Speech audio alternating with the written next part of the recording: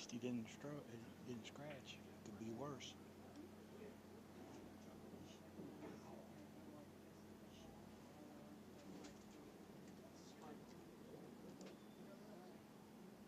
No, we smoked. Yeah, it's a jump on this thing. There's no gifted money that's allowed. It's a hell of a shot. I can't see it from here, but it is hooked. No, it's you can have a jump. About a fourth of the ball's hooked. I didn't even realize. Even if it wasn't, that's a hard shot. He's gonna have to foul here. Kick at it. Go in.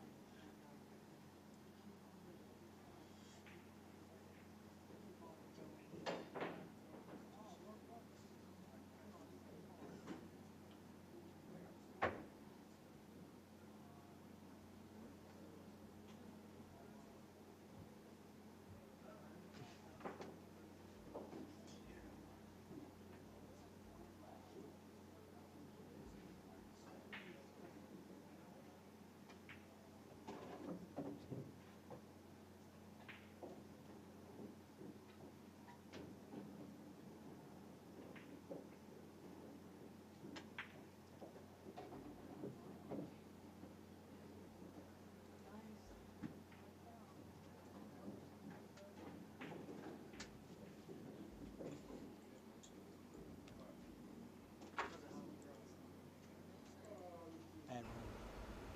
Bad roll, man. All right, guys, here's a new promo of the Let's Get Streaming TV LGS application.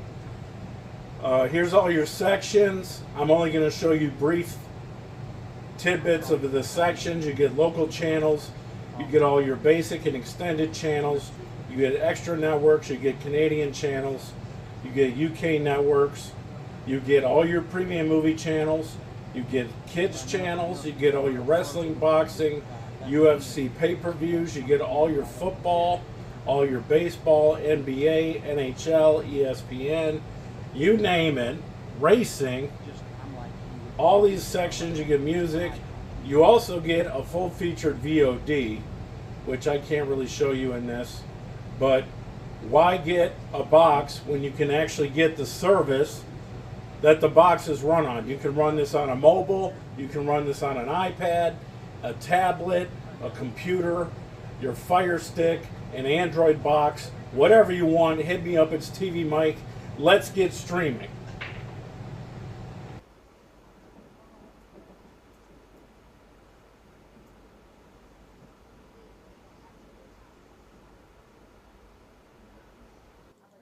Oh. Ready?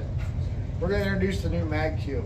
This is a magnetic part. Goes into your quick threads for where your either your bumper is or your weight. Stays in the cue. Has a little rubber bumper on the end. We pull it off, and it's like, honey, I need my extension. Honey, are you paying attention? Thank you, I got my extension.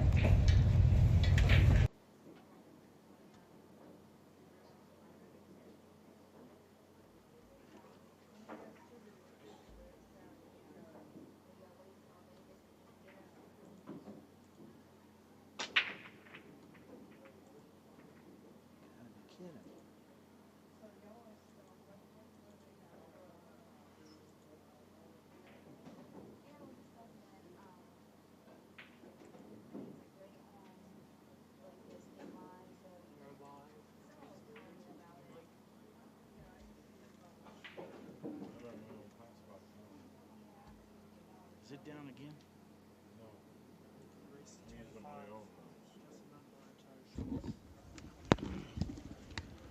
What's up, bud? I see you're back. We go from 170 viewers to like 30, so that kind of sucks, but his internet died here. So I ran out to the van and got the hotspot, so shouldn't have that problem in the future. Hey, Mike, it's Steve. I'd jump back on him. Yeah. I think his internet was overwhelmed or something, but that was a crazy stroke shot from Dunbar, and he ends up getting corner hooked and didn't scratch. Yeah, I saw it. He had the 14 down on the bottom left rail and got short. Went short side to it on purpose, and just overrolled it just ever so slightly, and I kind of looked down when he hit it, so I didn't get to see. I mean, obviously he went top with it and just avoided scratching, but yeah, completely cornhooked. It is a shame because he made a hell of a shot. It was bottom. He drew it. Oh, he went. So he went to the bottom rail and then came back up that far. Yeah. Oh wow. Okay. Yeah. You think he put wax on the balls? Yeah, for sure. That was a horrible leave.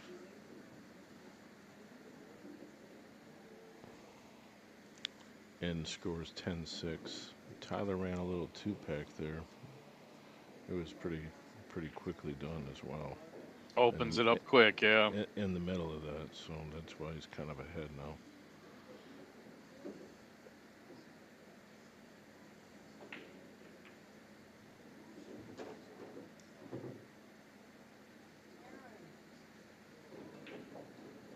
He's going to have to try to get in this 9-ball right now.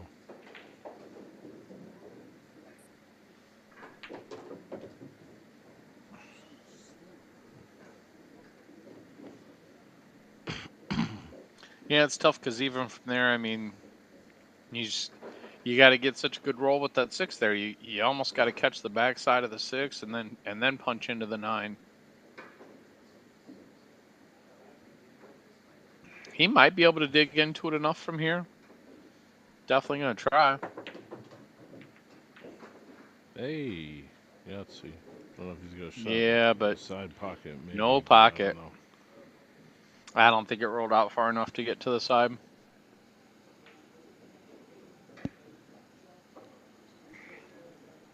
I mean, he might have this window. Does he have the window? I think he's got the window, Steve. Boy, if you do, he's a happy guy. Yeah. That's possible. Yeah, you might be right.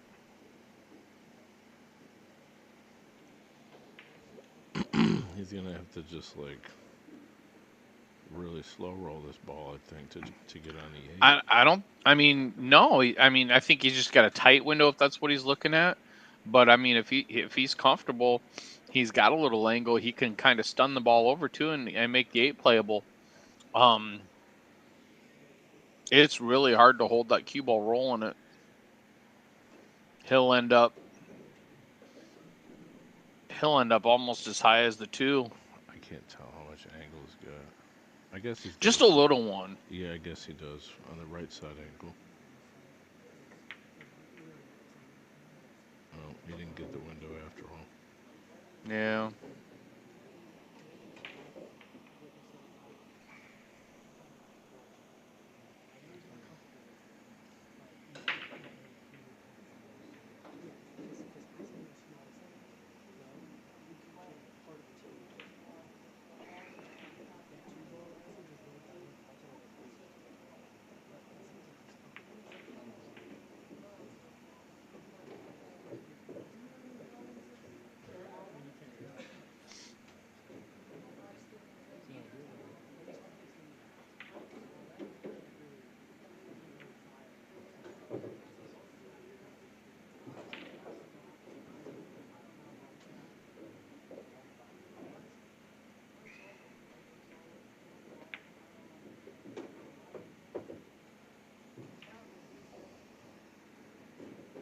I think you're supposed to play a 7 there instead of 6, but No, I don't, because I don't like that little touch shot.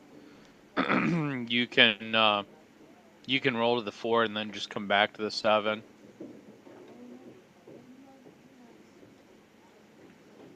You don't want to roll it like that, but you're too tight to the 7 to avoid the double kiss when you can. From here, I mean, basically, I'm just gonna load up with inside and just take my medicine and have a little tougher 7 ball. I'm not gonna shoot the 7 here. nice hit. Yeah, I like it. He played it real well. That's just where you go with what you know there. I mean, for me, I like taking the taking the harder shot for the 7 because the playable field for the 8 was bigger, but he was confident getting his cue ball back. He hit it really well, and then just, it was easy from there. Made a nice out. Good recovery.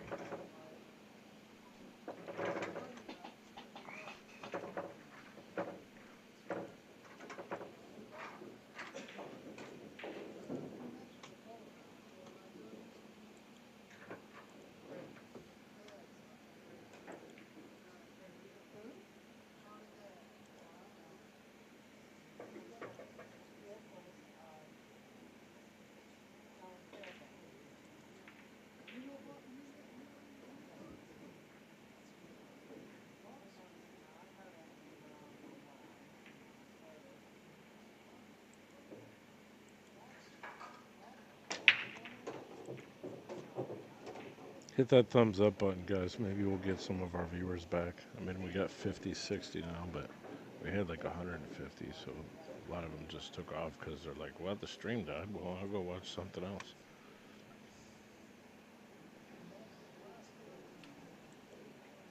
They'll work their way back to it, too. I mean,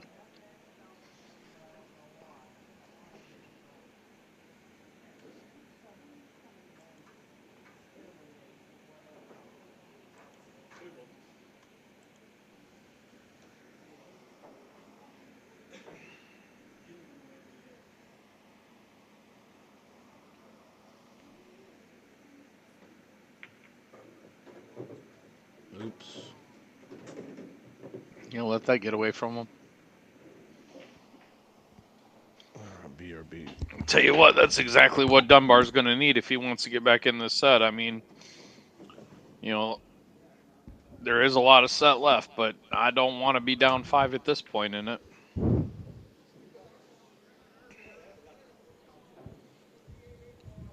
But he's got a real playable table here, ball in hand, and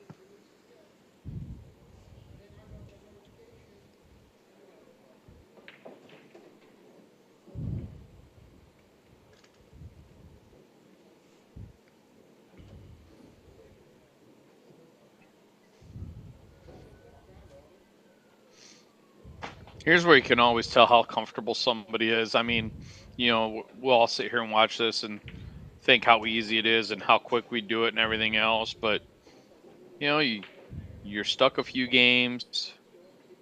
You want to make sure you're dead out through everything.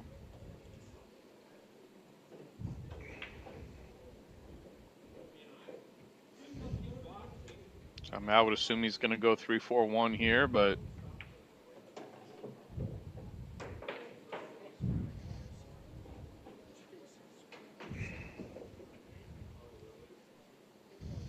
just focus on being on that side of the 4 ball. I mean, obviously we'll want to roll a little further, but now you play it whether or not you're going to come 2 rails back to the 1 or if you're just going to go back and forth. But here, two main objectives: first, make the ball, and second, don't get into the 1 with the cue ball. Missed it. You sure did.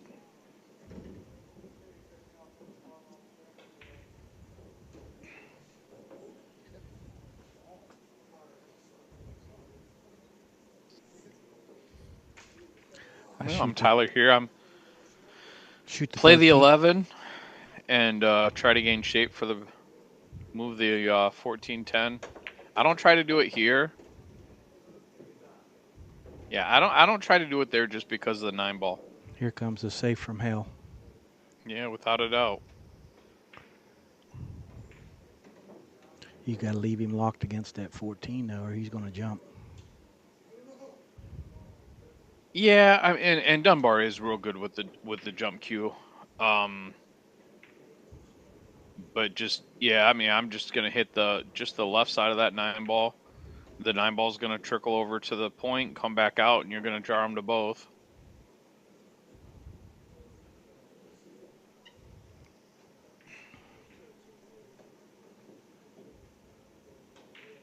Yeah, on that last shot, Tyler should have shot that ball, but you don't draw into those. You go high English and go 2 rails and come over.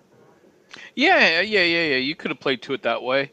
I don't mind that at all. That takes you into it the right way for sure. I think as I glanced at it, I think I would have played to the nine to. I'm okay with drawing into the two of them, but with the nine there, I'm not going to draw into three. But I like that. Go back and forth with high ball, and if you miss, you're still shooting the nine, or you got the 15. That's a good path. Yeah, it's pretty humid in here, and the balls aren't rolling as good. So that way, if you use the high, that's like the shot that Tyler missed the ball before the 8-ball. There was no reason to use all that low English because you catch any part of the rail with all that low, it's not going in on a predator or a Yeah, diamond down a absolutely. table. So you just roll the ball because it's really supposed to be 12-5. Yeah, just a little bit of left. It's real natural from there. You don't even have to. You don't have to go crazy with it. Yeah, you're right. Dunbar gonna try to kick the one in here. Made it. I mean, Ooh, the great kick's shot. open. Yeah, he hit it nice though. But it's real easy to have made that ball and gone to the end rail though, and find yourself working hard on the four again.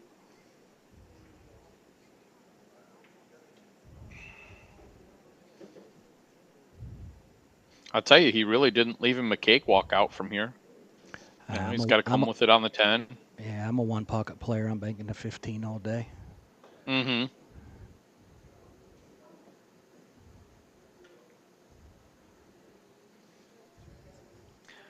I, uh, Nothing bad can happen here. He banks the 4 and makes it.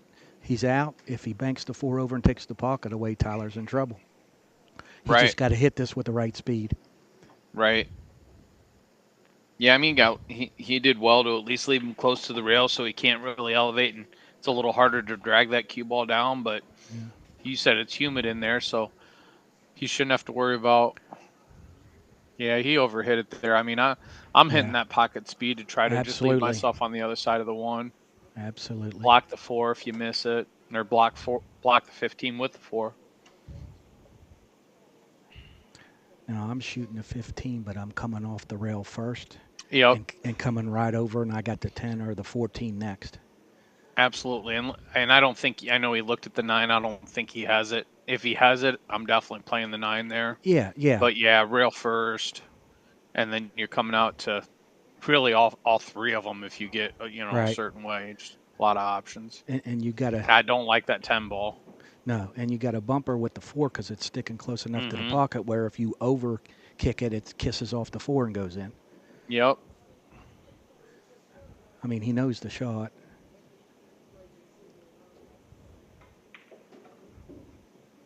He sees it now. Yeah, and like you said, I mean, you got a lot of possibilities there because you miss it, you hang it up. You're gonna hit it with enough pace, like you said. You wrap around the right side, it bumps into the 4. You undercut it, it bumps into the 4. You hit it pure, you're gold. Just a little Attaboy. above the second diamond with some right. Yeah.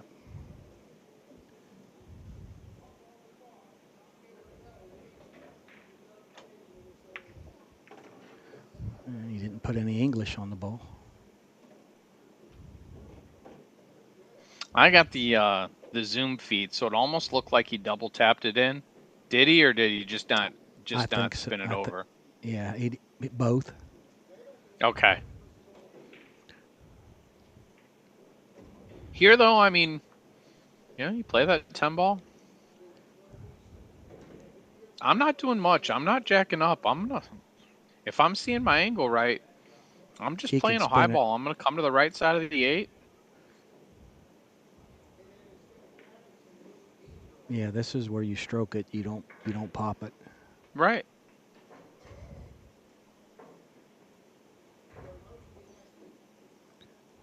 You got to shoot, Tyler. There's no safe here. Another big pocket to look at, though. I mean, you can catch the 9 going in, unless Yeah, you really hit it full. Yeah, you just stroke this ball. You don't pop it. He's going to I'm cut definitely not cut the elevating. 14. He's cutting a 14. Like a champ. Oh no. Oh, that's a tough roll. Yeah, I tell you what, and I mean, you and I same page. You got to play the 10 ball there. But I don't think either of us seen that cue ball kick down like that. But when you're going into a ball that close to a pocket, things can get funny. Well, he's probably 80% of the time low English too, and when that Right. low English hits a ball, it transfers to high. You know that. Mm-hmm. Mm-hmm.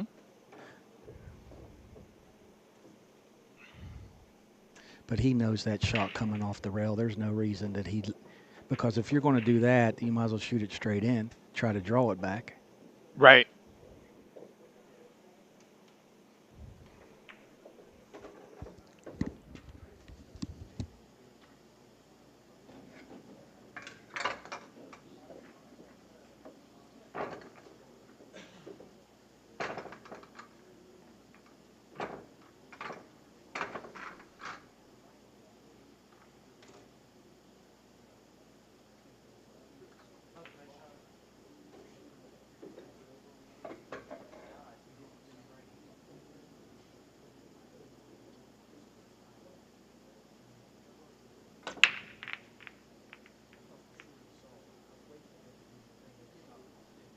Rattled the 15, rattled that 5 a little bit.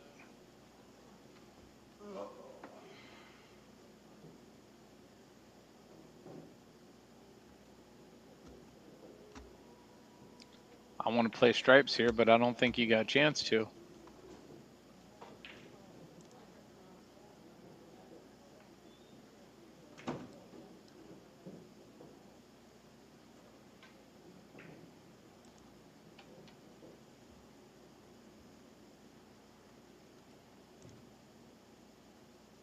I don't think it does, but I might take a look at cutting the 3 on the side to see if I can move the cue ball over to the 7.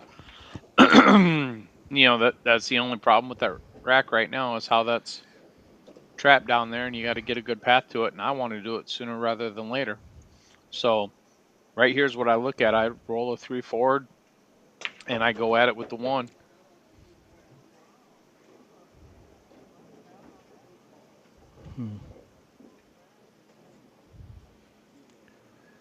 No, well, it could go. It goes.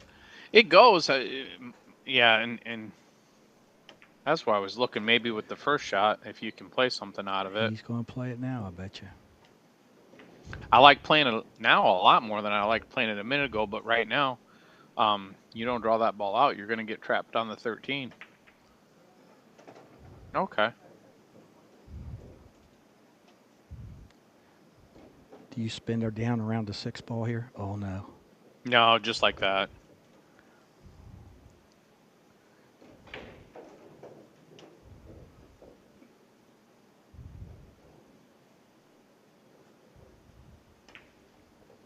Got fucked. Got fucked. Mm-hmm.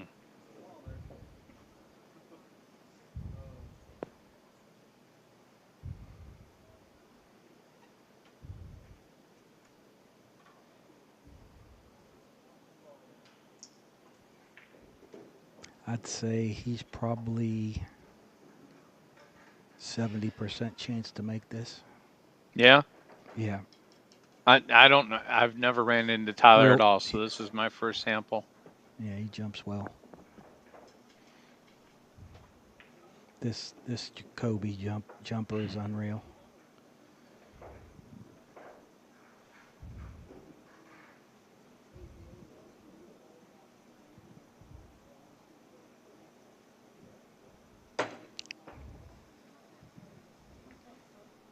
Yeah, I'll tell you though, if he's 70% to get there from that one, he does have a good jump game, no doubt. Yeah, he does.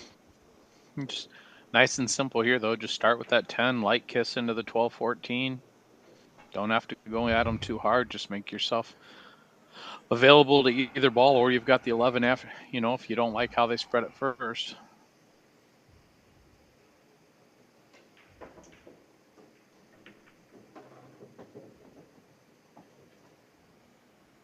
He controlled it all right. That's why I said you don't want to go into it too hard. You don't want him to back out into the 8.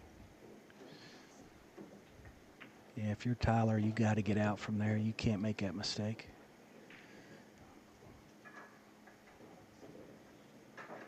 Yeah, and he got in trouble just not rolling quite enough for the 6, and I think you had to shoot the 6 there. I didn't like the path for the 4 to come back to it, but you got to make that hit.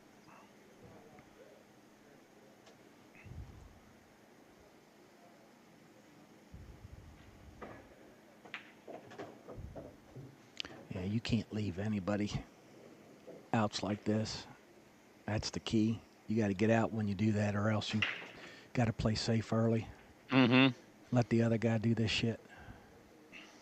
And not the match that was on last night with Mackie. and what was the kid, Noah. Yeah. And I commentated on it for about an hour. Not to pile on Noah at all, because I just don't do that. But I think if Noah goes back and watches that today, that's the one thing that he's going to find. He tried to outrun the table a little too much, where 3-4 balls earlier he had a lot of opportunities to play safe with a low probability of getting out, and I think that would have made it a little closer.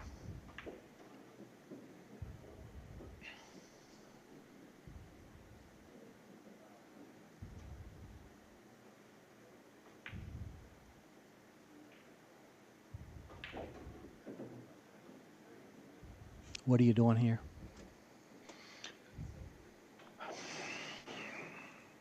I'm going to cut the 12. I don't think he can. The combo's off angle enough to where the 15's going to get into the 8 a little bit. I'm not getting the jump cue out, but Dunbar's better with it than I am. I'm not getting the jump cue out because I'm I'm a favorite to make the ball. I'm not a favorite to get shape, and where I know if I cut the 12 in, I don't think he could cut the especially- 12. I think the Pardon me? 15 had him. He couldn't cut the 12. oh, I don't think so. I think, and I could be wrong, but I thought he had to play. It was just steep. No, I'm sitting right here. I don't think he could hit. I don't think he could cut it. All right, what- then what- then I what- would have jumped it before playing that combo with the way the angle sat. I would have probably kicked the cue ball down to the 12 and called it. And then if you don't make it, you got a chance of leaving him behind the 15, or Yep. he can't cut it in the corner because he'd scratch. Now I'm trying to get him behind the 8. I'll either come behind the 8 or I'll just put the Yeah. 12 back out in front of it. Either one. Yeah, but either way, if he keeps it down on the bottom of the table, Tyler Yep. can't go to the corner because he's going to scratch. Right, and if he happens to miss with the 8, he still might get him with the 12. Yeah. Yeah, that's a good thought. I wouldn't be surprised if he tries to bank it. Yep. Wow, that's a great shot. Nice shot. And he hit it with a good speed. If he 'cause catches if the 4, it's not going to shoot down too far. I mean, makes it a little more playable. But and I mean, don't get me wrong. Looking back at it, it definitely was a little bit on the wired side, but you still got to make it, and he did. Yeah, and if he doesn't hit at the right speed, if he leaves it in the pocket, then Tyler can cut that ball Right. without scratching. So neither players broke the balls really well. Dunbar will be the first to tell you he doesn't have a No, break that you. That's his weakness. Yeah. And that's where Tyler ought to be, getting a separation, and he's not.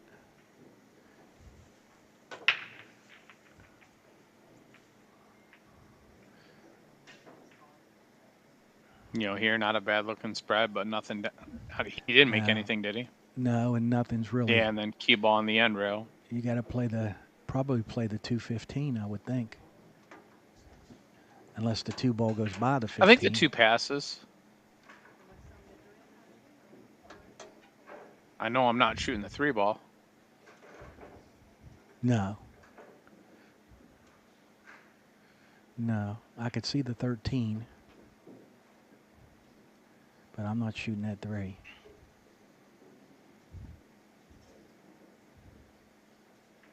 If you're going to shoot the 3, you might as well shoot the 2. Might spin into the 6. Yeah, that's what he's doing. Yeah.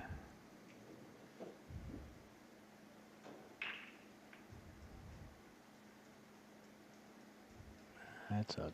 Unless he can spin back into the 6-1.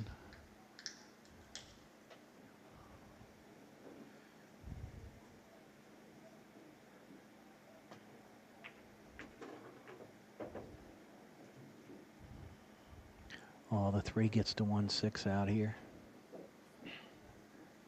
3 playable. I mean, he's down on it like it is. Yeah, it is.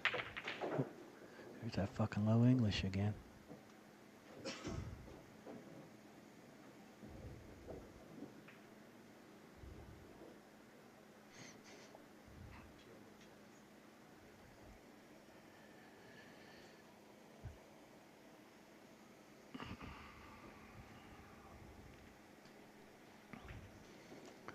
It's just connect the dots.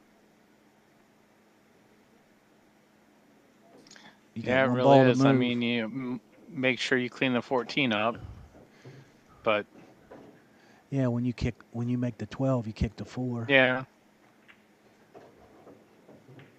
and you just don't save it till the end.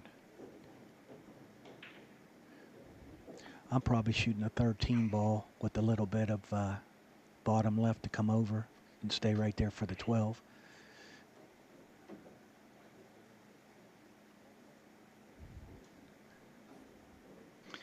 Yeah, I just would have went even, and it's not too late. I just would have went after it just a little bit early. You got those 2 balls in the bottom left; they weren't any threat to you, and now you're moving from one side to the other. Not that it's the tightest window ever, but the 7 and the 8 mess with you a little bit. So Yeah. you're right, but you don't have. I mean, even if he stops it right there, he's still perfect. Well, that's the thing. He's got that little bit of angle that's drifting in towards the side rail. Nah, he's playing. I wouldn't have shot that. I wouldn't have either. He gets out of the way. We'll see how he did. Not good if he's shaking his head and still standing there. I think he can make the 12 from here. I think. I can't tell yet. If he can, he's in trouble. The only other prayer he's got is to play rail off the 3 with the 14. It's in that big cooler over there,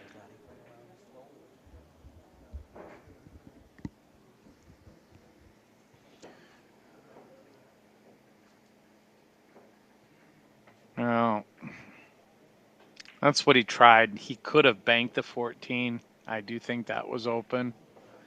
I would have tried the safety portion of that, where I would have taken the 14 to the rail and bumped the 3 up, but I'd have tried to leave the cue ball behind the 12. Okay. Just a little bit of inside on the cue ball and let it spin the end rail and hopefully kill it, but it was a tough hold.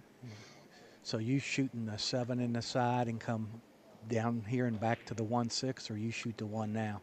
I'm going to play the 1 now. Yeah, I'll play the 1 now. I just don't want to, but you still got to contend with the 4. So you're going to play the 1 now. You're going to get into the 6 a little bit.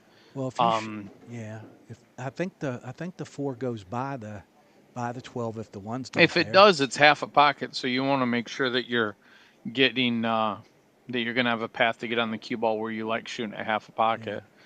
But yeah, I mean it's 1-6. You bump the 6 up table a little bit.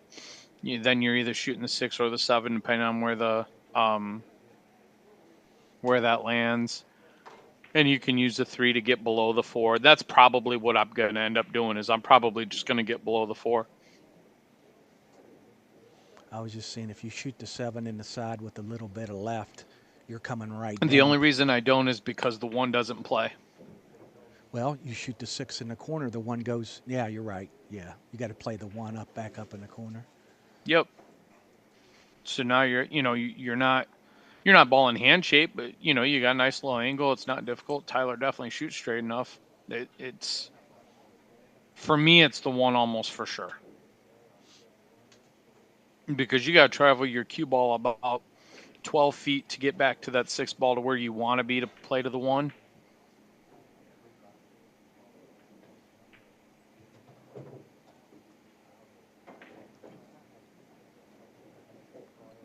And he definitely did fine with it, and he can get there. He can come into the 1 and bump it over, and then play it in the bottom left, or he can go below it right now. He miscued. Wow. Yeah, and I mean you can't fault that. I mean things are going to happen. He played shape to the 6 well. His cue ball's better than mine, so I'm gonna play the 1.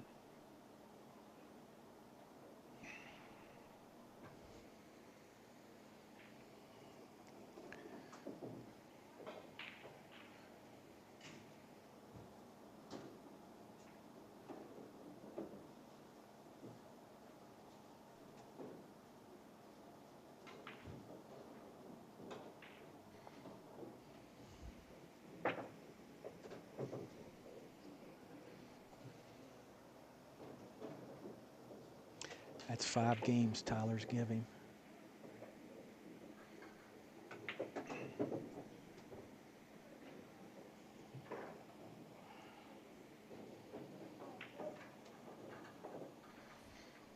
Yeah, but that tracks both ways a bunch too. I mean, you go back and Dunbar got into it.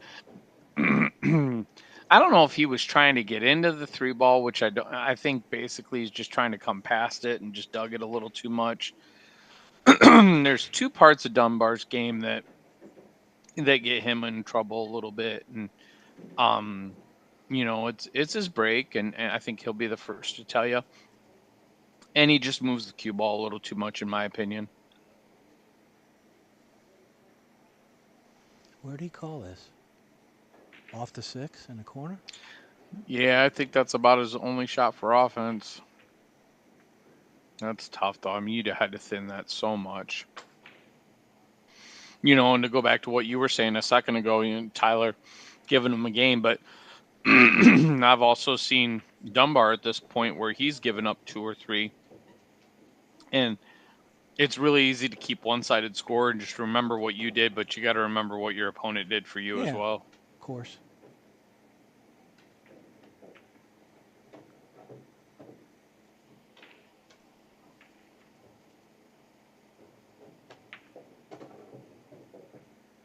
That could have been better.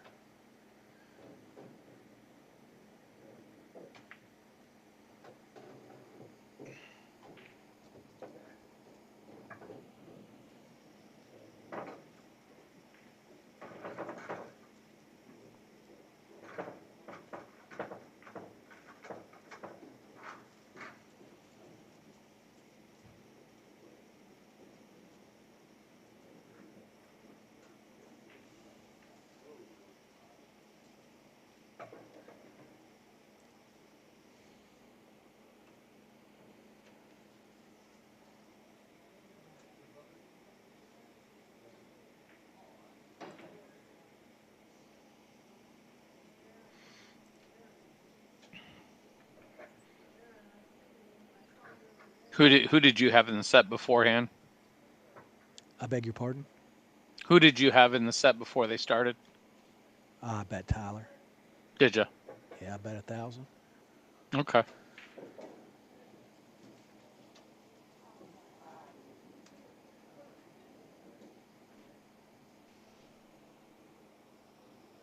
Tyler and I play on the same league team. Okay.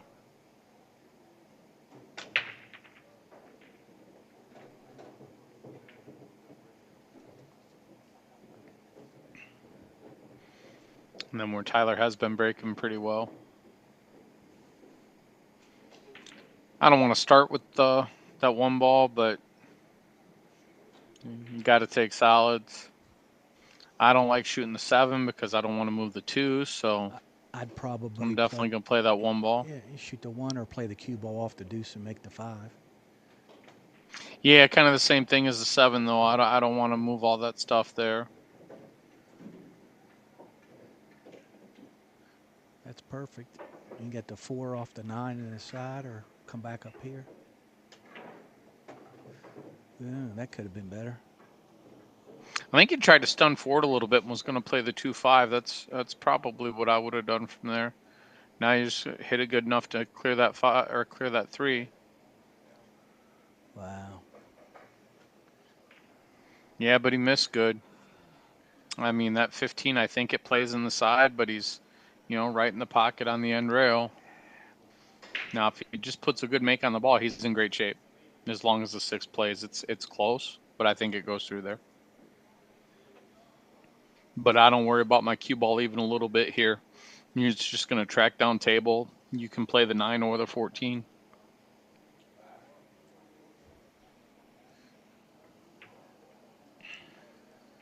Get out of there. Got to make the ball. Yeah.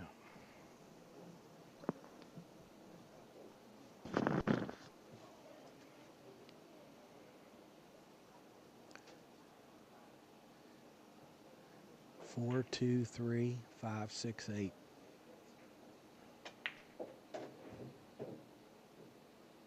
Right? You mean the 2-5 5. I play the Yeah. 2-5 and then probably the 3 next. I don't think the 2's going to sit there in the pocket and shoot that next. Oh, you hit it nice. I still play the 3 next. If I can. He might be hooked, though. He might not be able to. See, I'm going Just forward. enough. I'm going forward for the 6 ball next. But he must not.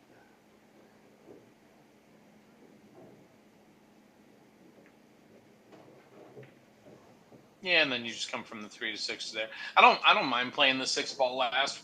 Usually I try to stay away from, being close to the 8 ball kind of rule of thumb, but from that ball to that ball with the 8 ball going and, 5 of the 6 pockets, I'm not too worried about it at all.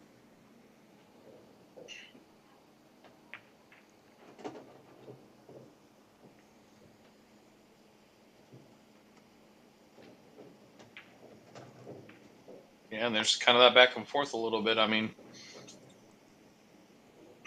the miss from Tyler, and then he misses good, leaves Justin tough. But Dunbar wasn't able to close out, 13-8.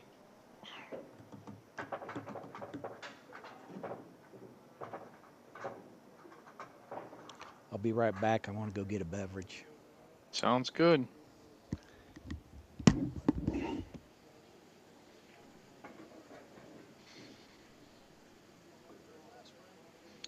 Got a little Monday night action.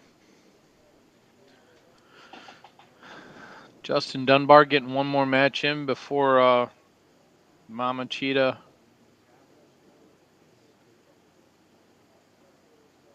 pops out little cheetahs.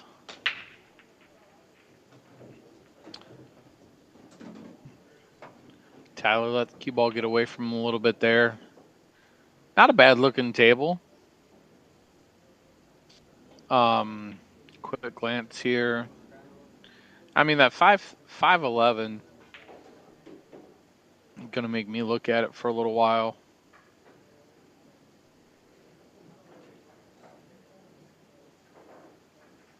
I want to be stripes if I can shoot at something first. He should be. I mean, they're playing Valley, so play the 5-11 combo. But what I think you got to do here is just kind of roll that 5. I'm trying to get a good look at the angle, but what I want to do is I want to play the 5 ball on the low side of the 11 so it tracks to the side rail. That's fine too. Yeah, kind of the same result there. I wanted to be able to put the cue ball into where it was real playable. If he can play our left side of the pocket with the 10, yeah, I still don't think he can hold that.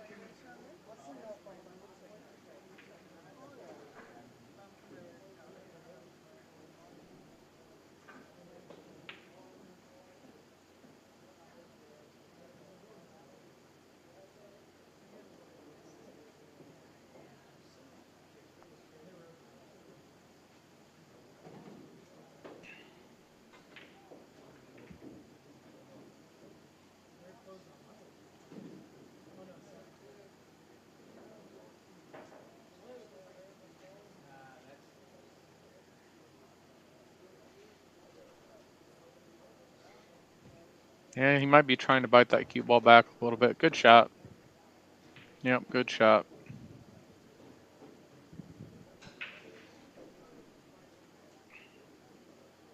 Love to see the 8 ball out in the middle of the table a little bit, but everything's real playable from here.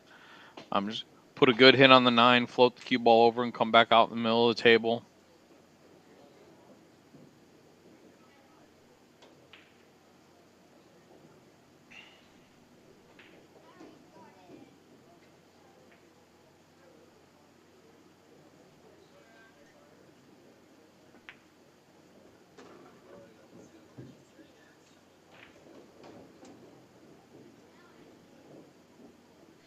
Fortunate in that 13 goes through that window? I don't think so. The 12's playable down on the top right, so yeah, I guess he can play the 12 in the top right.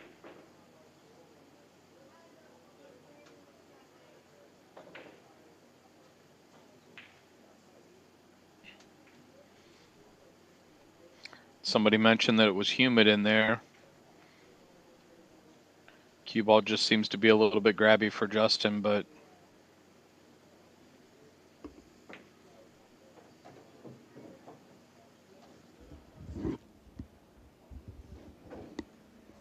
well, if the 13 plays in the top right, then you're just going to roll down for the 14 next.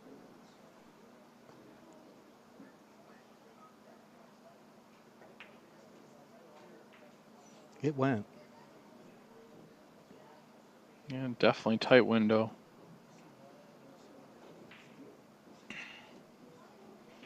Not a bad cue ball either. I mean, puts Tyler in a tough spot. Tyler's still got a lot of control over the game from here, but I think it's 4-5.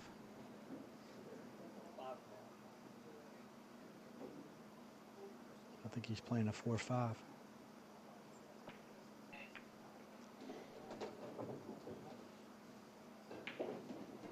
yeah, it's just still tough to get anything good from there. I mean, Play safe off real the 4. real playable bank. Play safe off, from safe here. off the 4.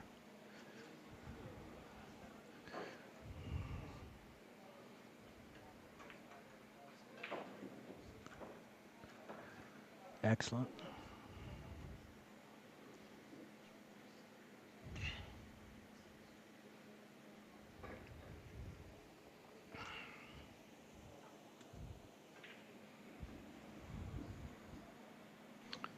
I'm selling out a little bit, but I'm just going to take that 15 to the side rail and take the cue ball down to the end rail.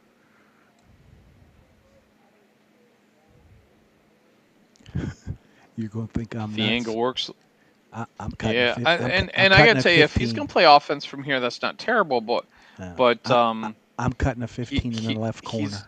I'm not playing it off the ball. yeah, he's playing it off though.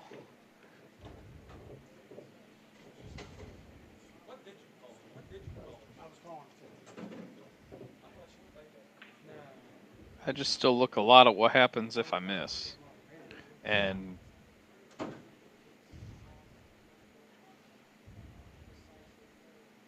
I mean, I do that before I'm shooting. That's not going through my head while I'm shooting, but I start with the 7.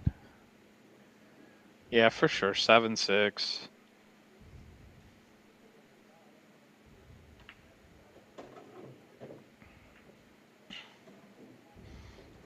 If he's got the angle, come out on top of the 2 now. I think I If just not, go just roll forward play and go the from the 3. 3 to the 2 Yeah. either way. Yeah, I think that's the easier thing. Low English has been hurting him. I would have liked to go a little farther. Nah, he's just going to go 3-4-2.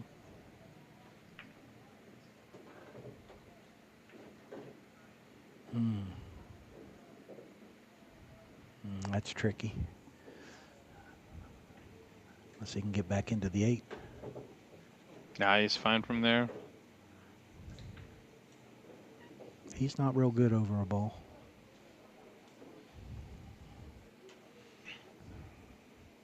You just can't make love to this ball. You got to hit it a little bit.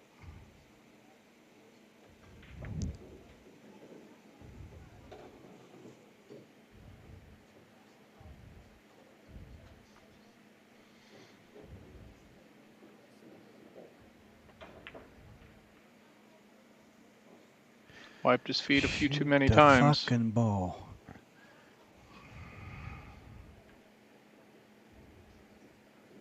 Yeah, and here, I mean, you just got to come with whatever your comfort stroke is. Doesn't matter. I don't care if it's popping on the ball a little bit, if it's rolling it in, He's gonna get whatever it lucky. is, He's you gonna get shoot your lucky. comfortable way. Wow. He could follow this in. Yeah, I don't curve into it. Ooh. Yeah, he did fine. He Yeah. did real well. All right, guys. Well, that's going to do it for me on the commentary side. I'm going to head out to the living room and sit back and watch it on TV a little bit. But All right, man. Have a good thanks night. for putting up with me. You guys have a good night.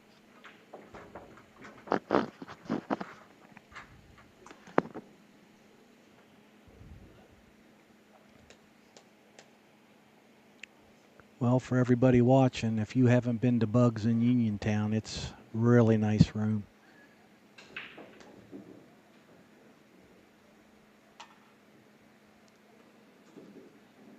Plenty of 7-foot diamond tables, 2 9-foot tables, open 24 hours.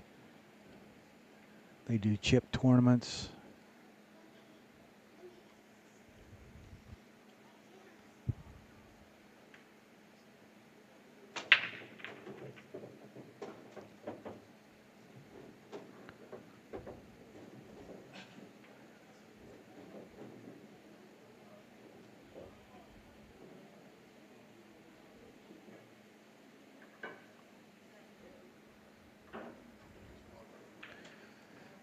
I'd say he's taking the stripes. That could have been better.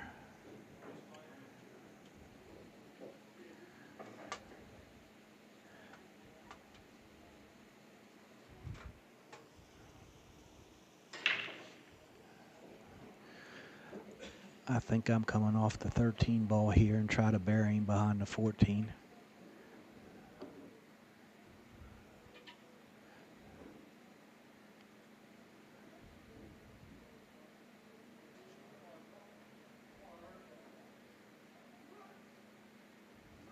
Or he could do it with the 15 ball better.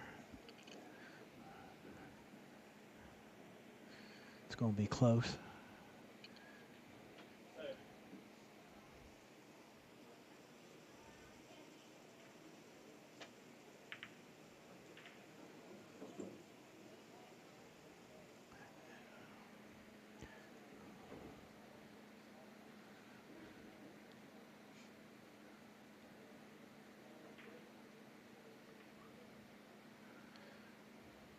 I think he's shooting a 5 on the side. I don't see anything else.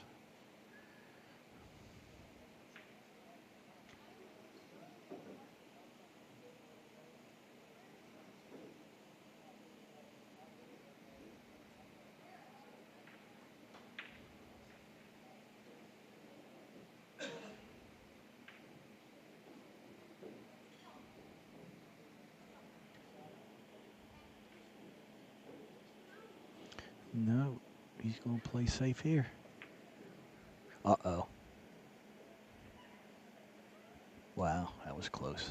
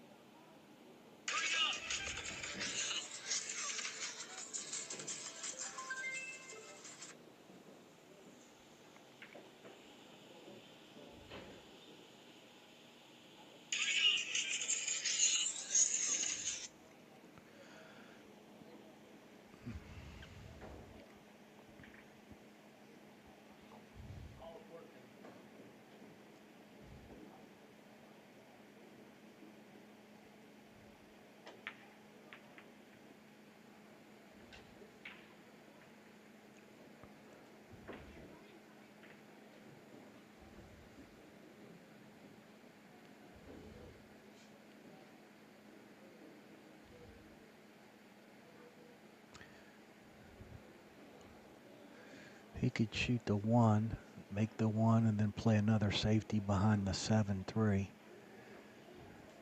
Hoping to get ball in hand.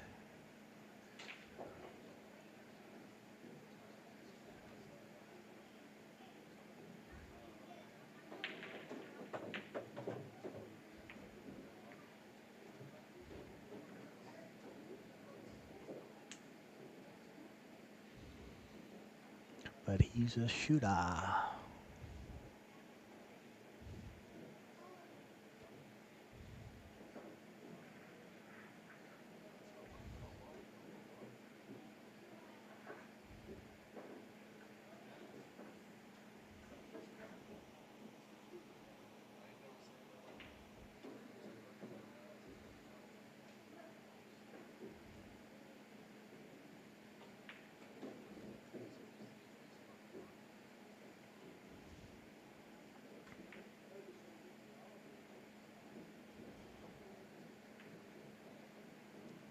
This is just a matter of getting the right angle for the 6 to break the 5 out.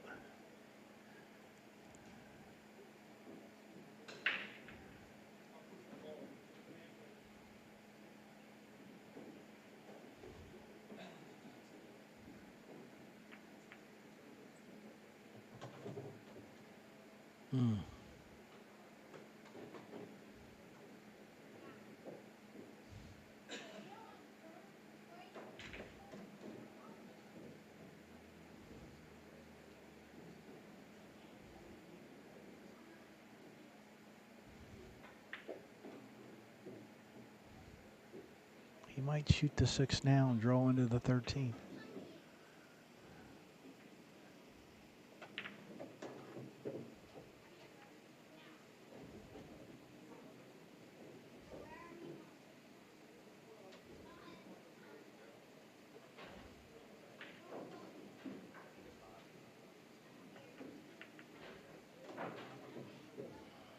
Now you got to come with a shot.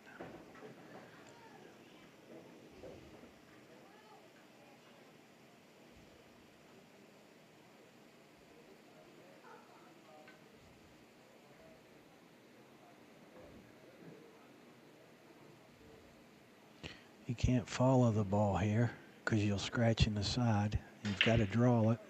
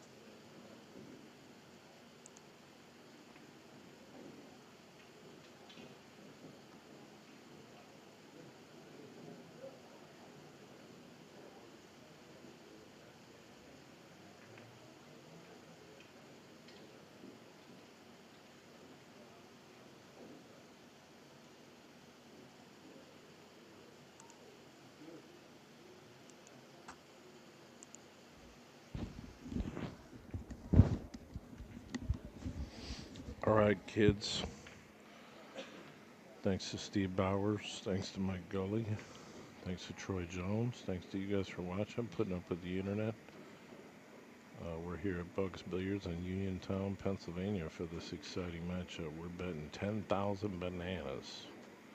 Someone says, they're like, what? They bet no 10,000? Yeah, we are. The money is all posted.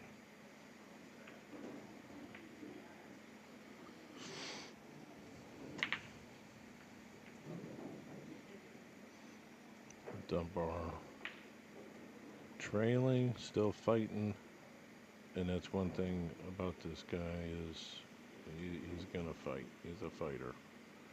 He'll fight you to the last. To the last. I mean, he'll be like, if you're gonna miss this ball, I'm gonna get you. You know, he's capable of hitting the gear and run a 3-pack. And you know, he played a match the other day. Obviously, he'll be the first to tell you that he played horrible. He ended up winning the match. He's on a little more of a standardized diamond. He's more comfortable with the equipment. He's played here before. He's put some wins under his belt here at Bugs on this exact table. And he's playing, you know, twice in 1 week. So the more you play, the more you get that gear back. Although Tyler showed a nice little 2-pack gear earlier, that was pretty effortless. And so we're at 14-10.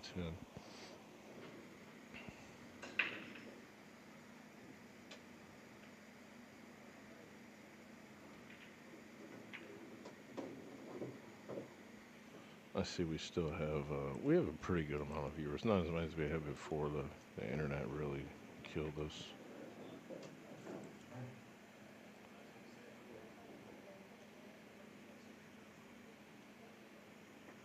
Hit that like button on the YouTube, please, and the subscribe button if you're not already a subscriber. We're getting close to 7,000. We'll be doing lots of pro stuff coming up. And who doesn't like the actual reality show, TvMike and John Mackey's Adventures, with special guests.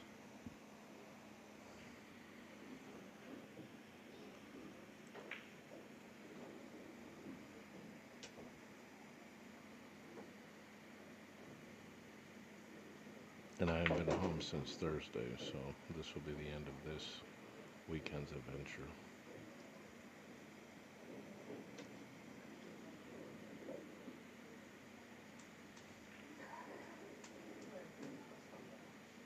Obviously the key shot here is to do something with the 7 or just get on the 11, but he's going to make the 15, probably use some right hand spin, nice and easy,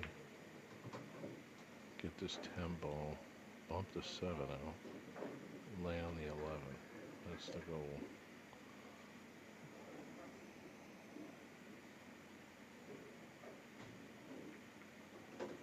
Very nice.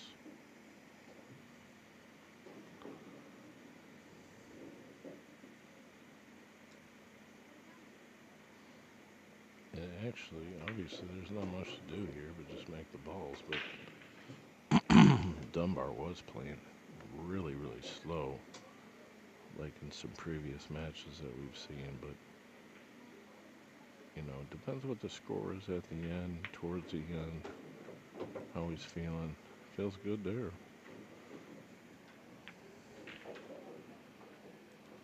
$14-11. Dunbar just gave me a look.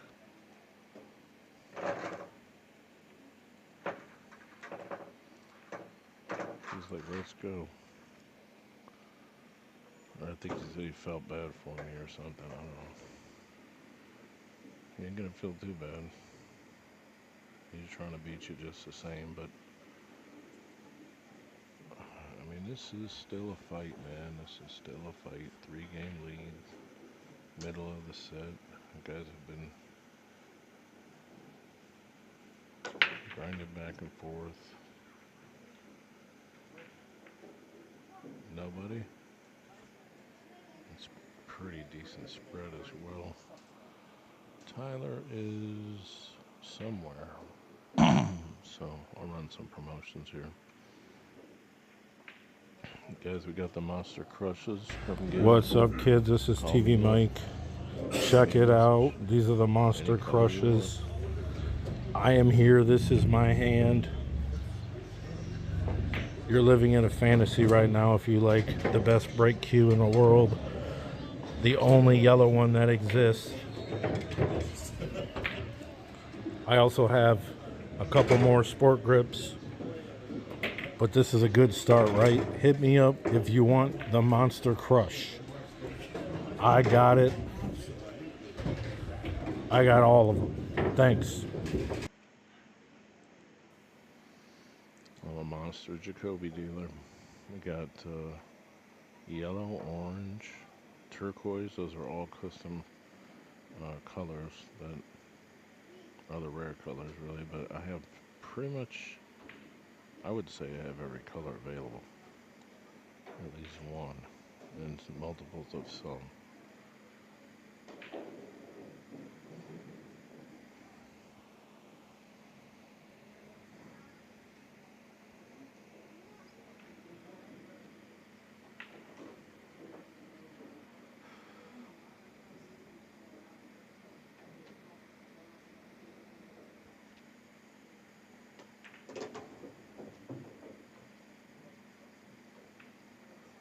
Well, I think he's trying to come higher side for the 13, but at least he's got the 12 as a backup ball.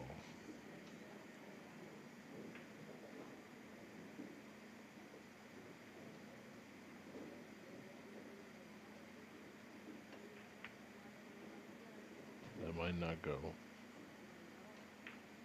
Just a little too much pocket.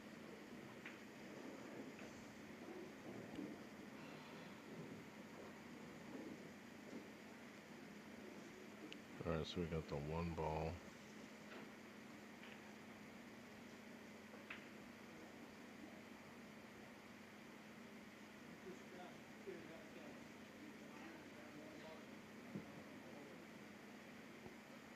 I mean, I think he has to start with the 2.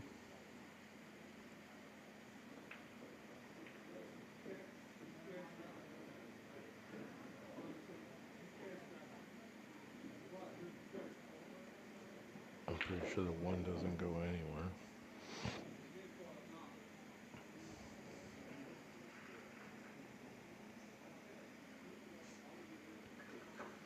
Not where it's laying.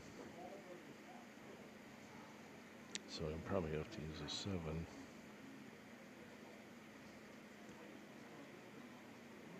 To create a shot for it.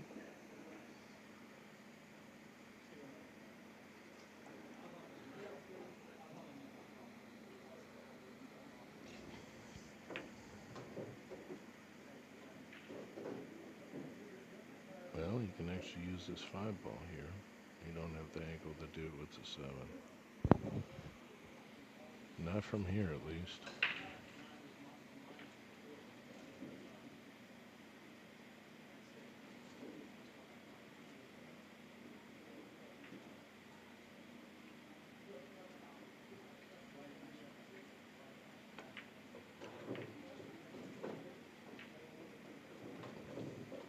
Wow. Well, I mean, if that ball stops by that side pocket, he would have had something on it. Now he's got nothing. He's on the back side of the 11. He can't even see the 3. He can see to kick it. So that's what we're going to do here. Attempt to kick it inside. Can watch the hit, really. It could be close. I mean, I would think it's obvious, really, but good hit. Ooh. Just a little bit outside. These balls are pretty open here from Tyler.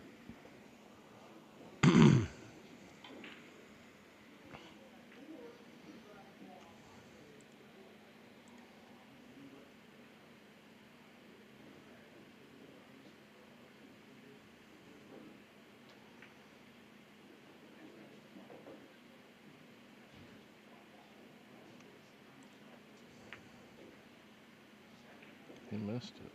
He missed it. He's like, man, Dunbar's like, hey, he wants to give me a shot. He wants to give me a chance. I'll take it.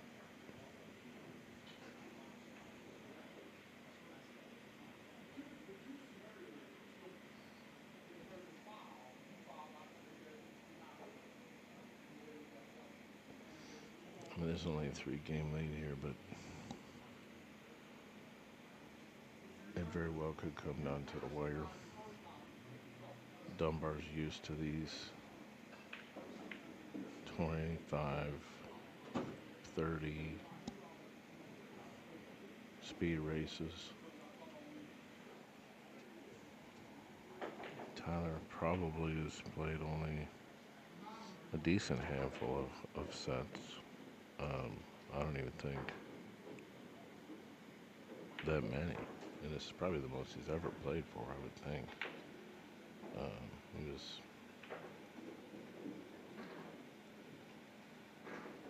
put up to this match, and they said, hey, I'm going to put you in, kid.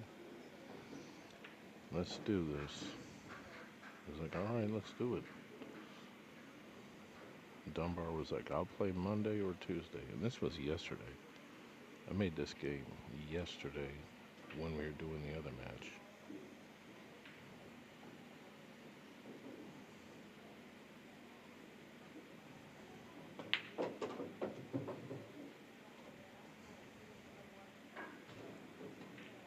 I mean, he's got some swinging to do in this 3-ball.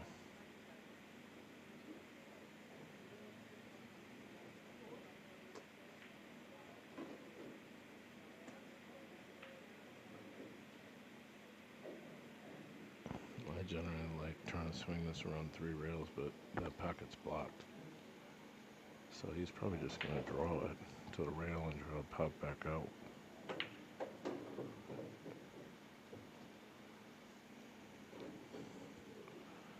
I mean, he did, but definitely got a shot to make.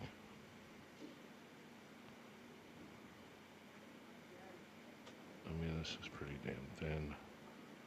He goes up and down table, though. Man, he hit it pretty good. Decent enough lead. If he can make that, he can make this one.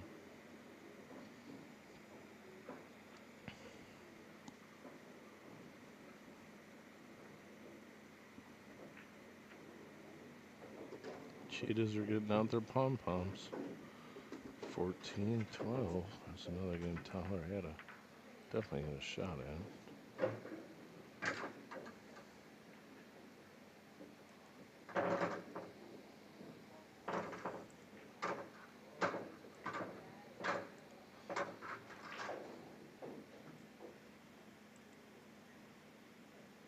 This game's so mental, like, you don't want a player getting a sudden boost of confidence if you're on that other end of it.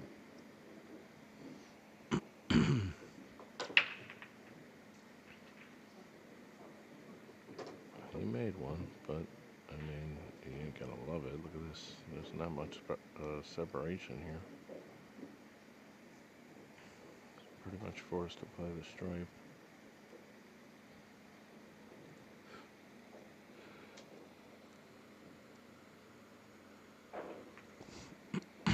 Mike Cease is in the house.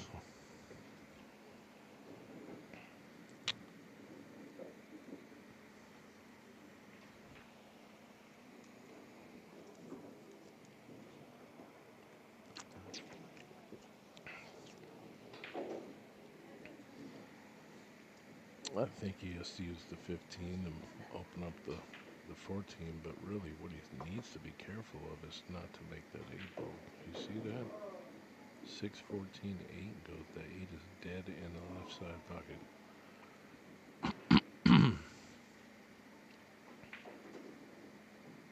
It looks like it to me. He's getting on this 14 right here. He might have gotten on it.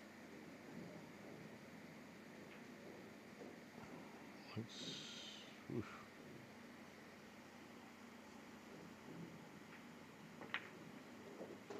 Very clean. Very clean.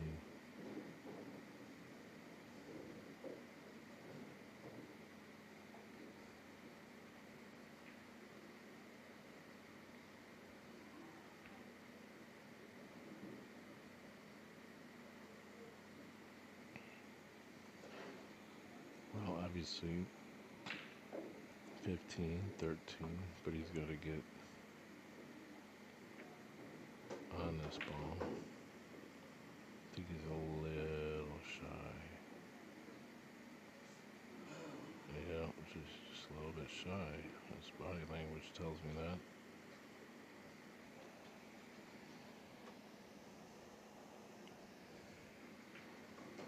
I think he wanted, he wants like an eighth of an inch more.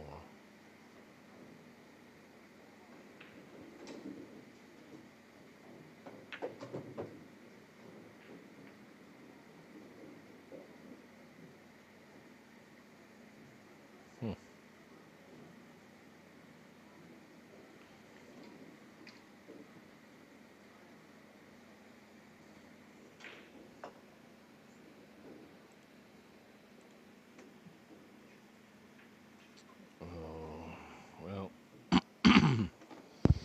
I might be able to talk a little bit louder, that's for sure. Closer to the mic, but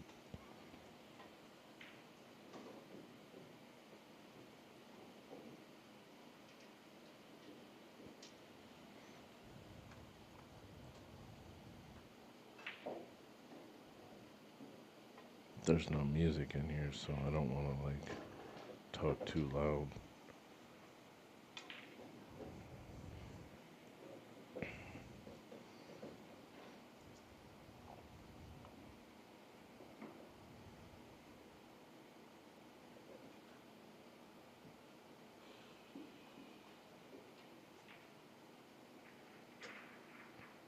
I think you just draw it here, but I think he's going to play in the side.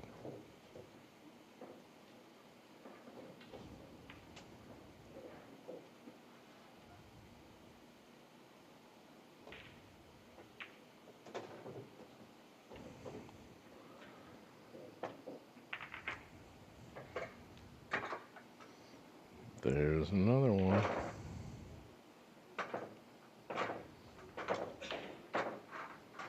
I should play some Foreigner for Dunbar because he's got Tyler sitting here cold as ice in this chair.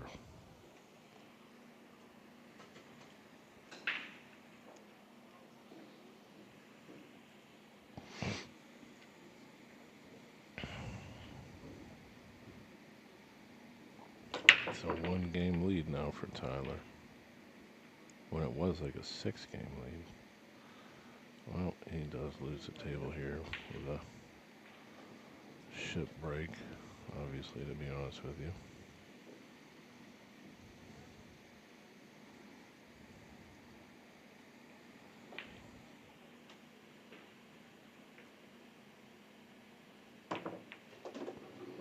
Alright, Tyler is solids. Does a 7 go? Maybe. You don't want to jack up on it though. But, I mean, hell, he doesn't have much to work with. One ball.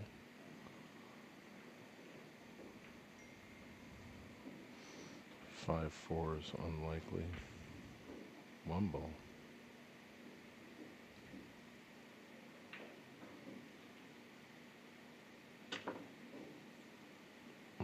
Miscue.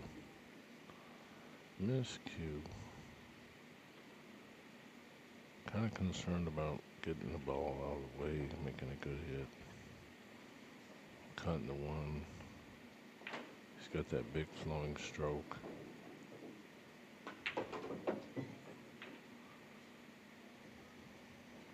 Dunbar's getting a little fortunate. He's about perfect right side angle on the 9 to break this small cluster. I guess maybe I can eat the microphone. It could be better. It's it's a little bit closer now.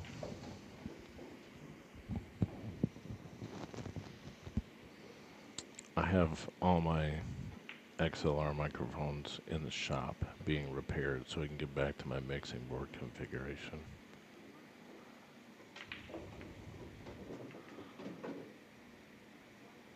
Alright, well that doesn't yield too much, but a safety in my mind.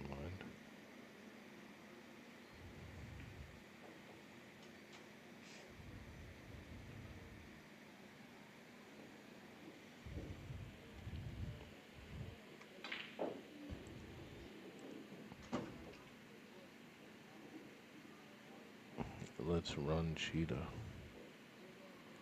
It says Badass.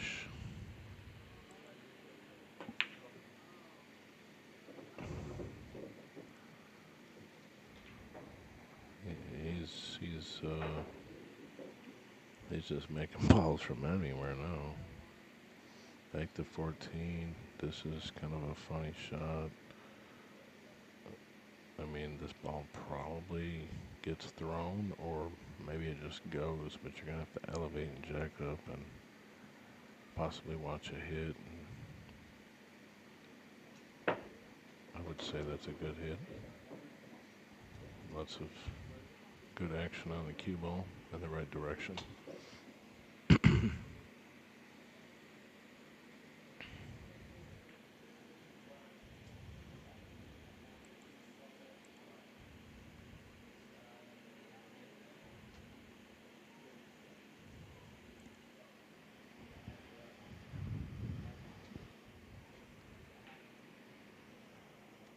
Yeah, I don't think I have any way to jack this volume up.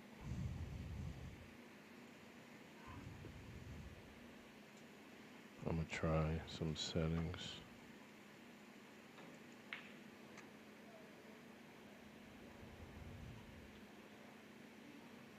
Yeah, the input volume's 100%.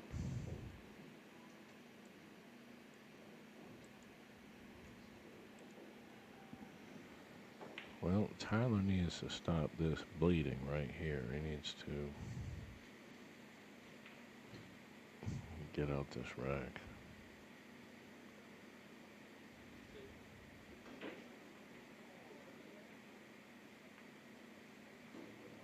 Good hit.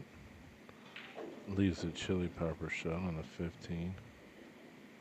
Or any such jump cue that you're comfortable with. But in this case, I know Dunbar is using a chili popper.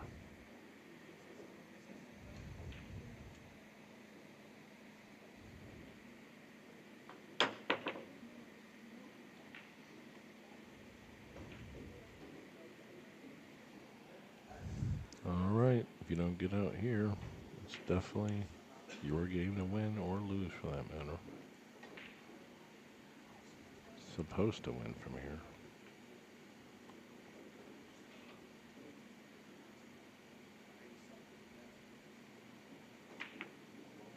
Wants to get the 7 out of the way.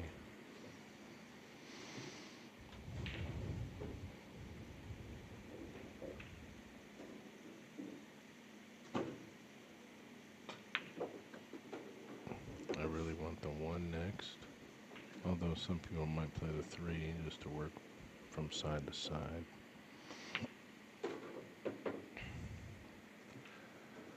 Whew, he's kind of fortunate. Running into things.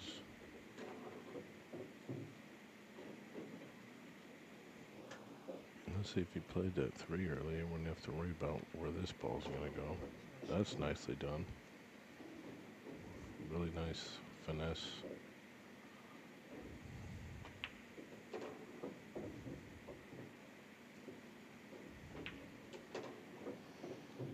I mean, I would spend a little more time than half a pre-stroke on the 8-ball, but... Hey there. Alright, he has stopped the bleeding. They want to start up that Scott Douglas discussion. I mean, can't you see him working?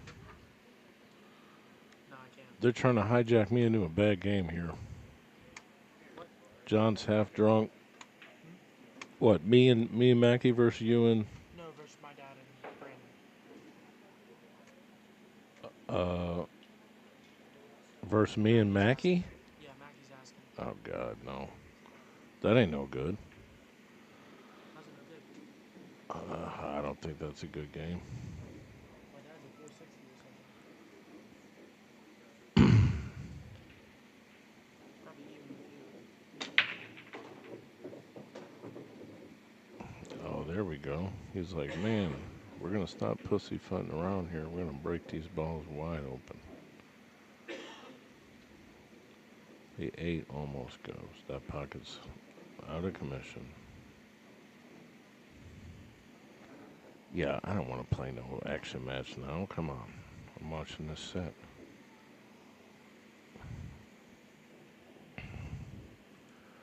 Me and Mackie versus Tiny and Brandon Roberts. Yeah, it's, I don't know.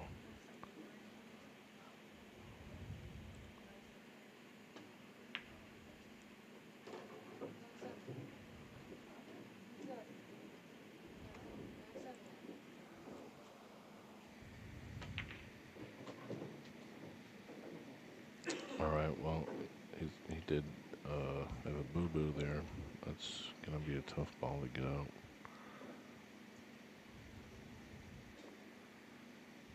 He's going to find a breakout shot for it. He's got Smalley on the 3, but I think he's going to try to do something, which he's got a good 6. You can see it. He's got to spin this ball. Wow, he did. That's an. Oh, unfortunately for him, he made the 8.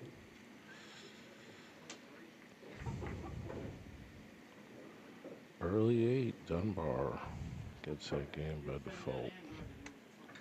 He spun that ball and got the breakout.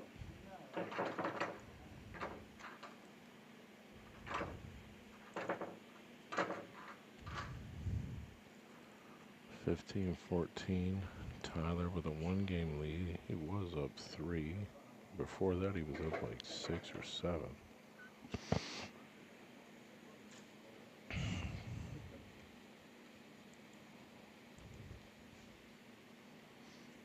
Maggie said, well, I think this is going to be 25-17.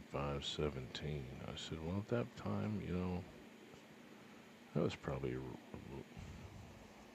reasonable observation, but with Dunbar coming back, getting a couple gears engaged, this might go down to the wire.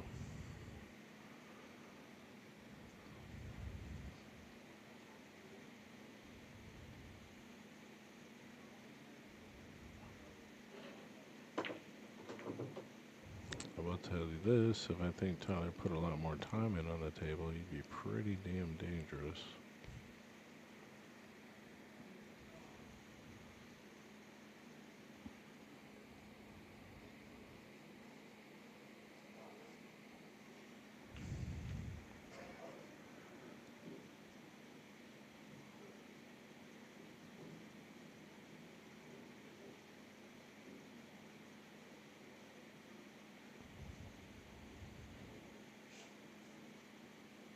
That ball by the side is probably not going to be played in the side. It'll be rolled up in the corner.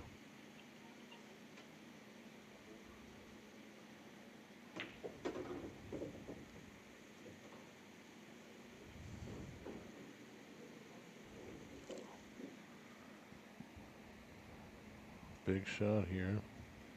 If he shoots it, if he chooses to shoot it. I mean, he was trying to get better on it, but you got to play where the ball was. Okay, he says, I'll get back to it later.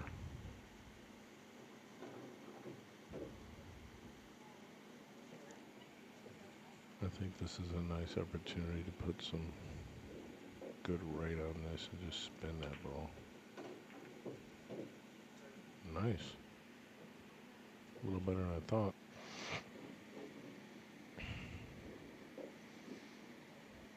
You better take a look at that 10 ball, because if you're on it, you shoot it now. Barely. He's barely on that ball.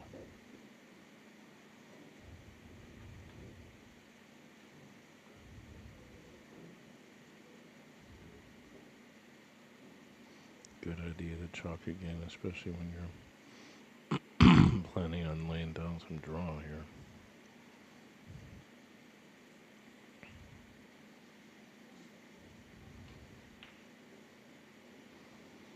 I mean, I don't really think it's a horrible idea to cut the 12 and put straight left on it.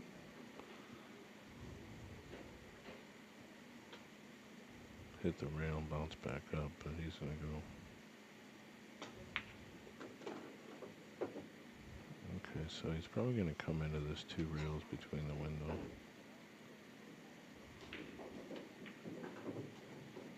It's all about speed. Look at this. I mean, I thought he was going to come between the 2 and the 4. He came a little dangerously close to getting hooked on a 4. Alright, good for Tyler's mental acuity there. Get the run out. Hit some good stroke shots.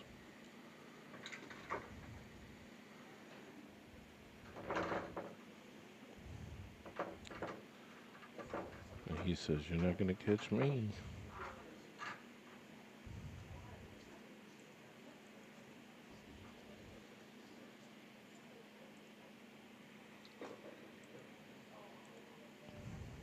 Derek Reynolds, what's up? Thanks for watching.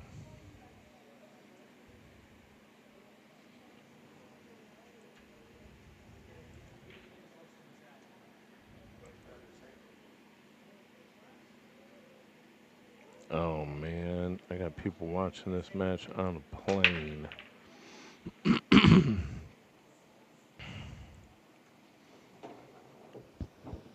Are you going out for APA?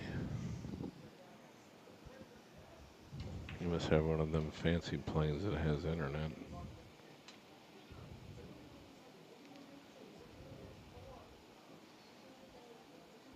I have to just basically move the mic closer. I'm literally almost whispering. Because there's no music in the room, and I'm just trying to stay chill away from the players.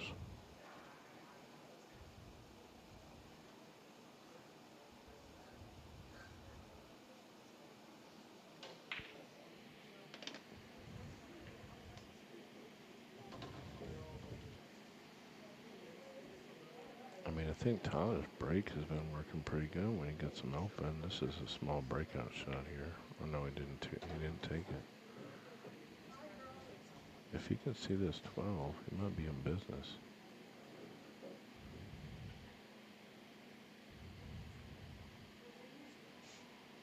I thought he was going to run that cue ball into that cluster. He has to thin cut the 9, the 14, to make the 9 in the side. This is where the pattern play comes in.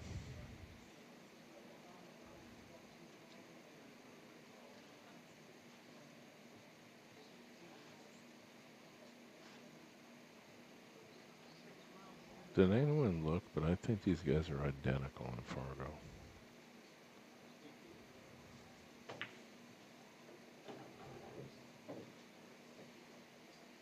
This is that shot where you're pretty much committing to running out if you shoot at it.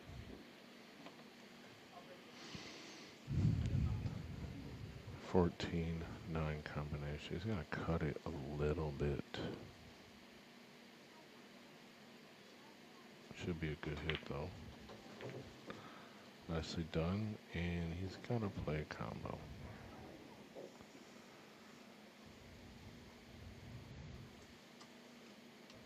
Or he plays row first, but I think it's combo.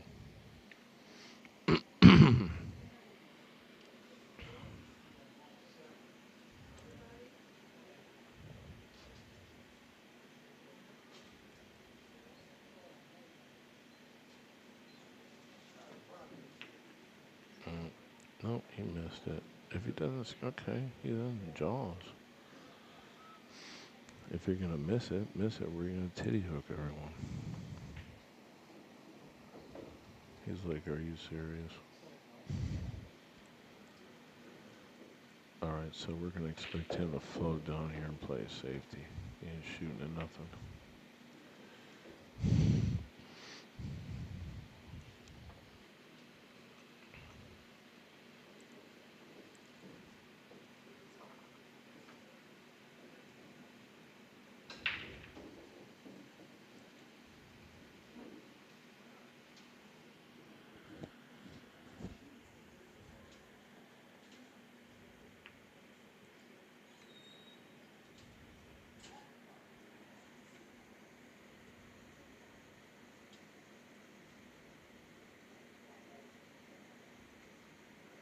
Yep.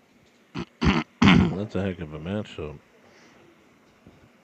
Both are 607s. Arguably is probably a little bit low at times.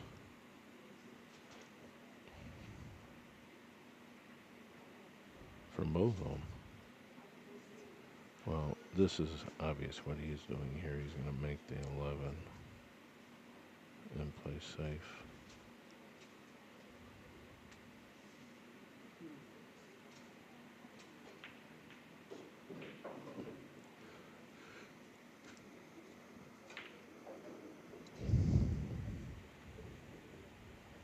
No. I mean, he can try to break this out with the 3 ball if he chooses to do so. Drawing to the 5, you're at risk of moving the 8 and possibly early 8ing.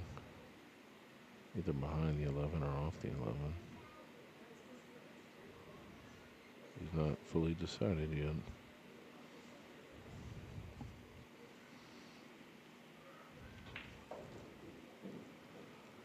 I think you can use a 7 to do the same thing that's less dangerous.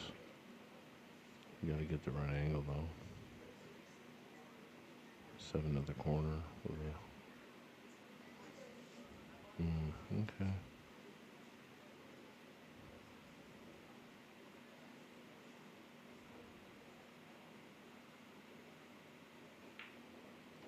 Like I said, you just don't want to hope this 5 makes the 8 in the corner.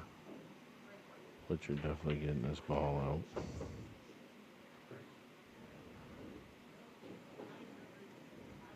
It's obviously a little bit more available.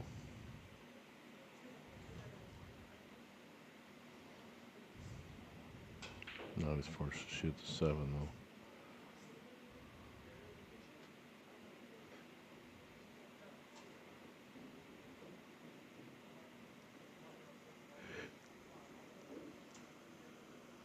I think if you play the 7 in the corner, he can get back to the 5.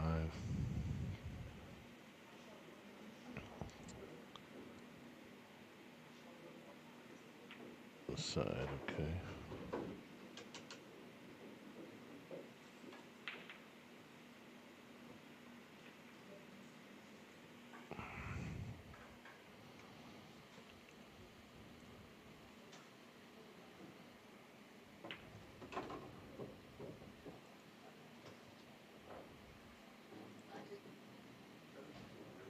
Pretty good viewer numbers, guys. Appreciate it. Hit the thumbs up button on the part 2 video on YouTube. Please subscribe to the channel if you have not done so already. We're also on Facebook. You can follow the page, Billiardnet. That's the newer Billiardnet page. The old one got deleted about 1.5 years ago. With like 27,000 followers on it. Firing.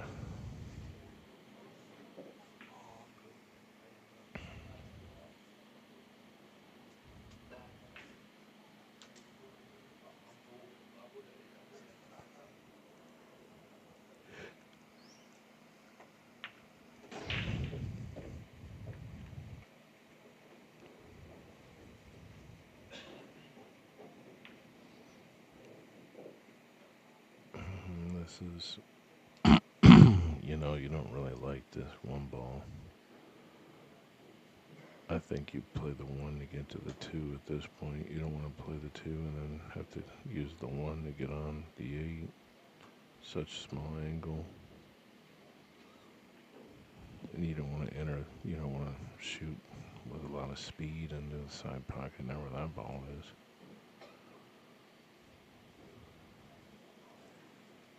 I mean, really, I would shoot the 1.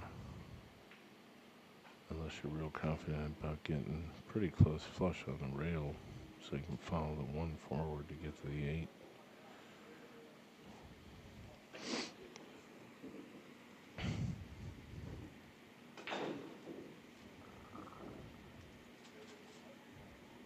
It's just, I mean, whatever you really like.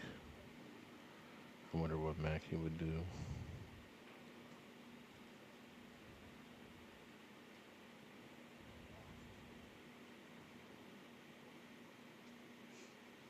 Instead of, asking Jesus, what would Jesus do? What would John Mackey do?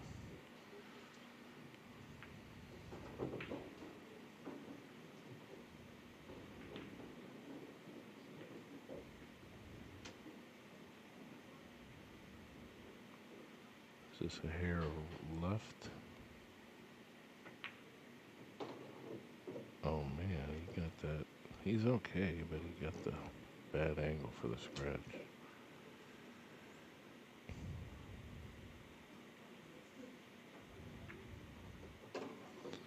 Cheetah's grinding.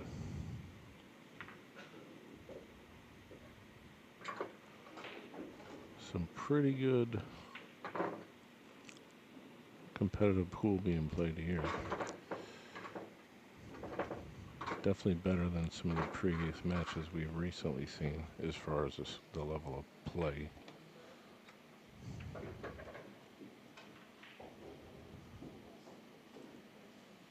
And Tyler leads by only 1 yet again. Cheetah won't stop coming.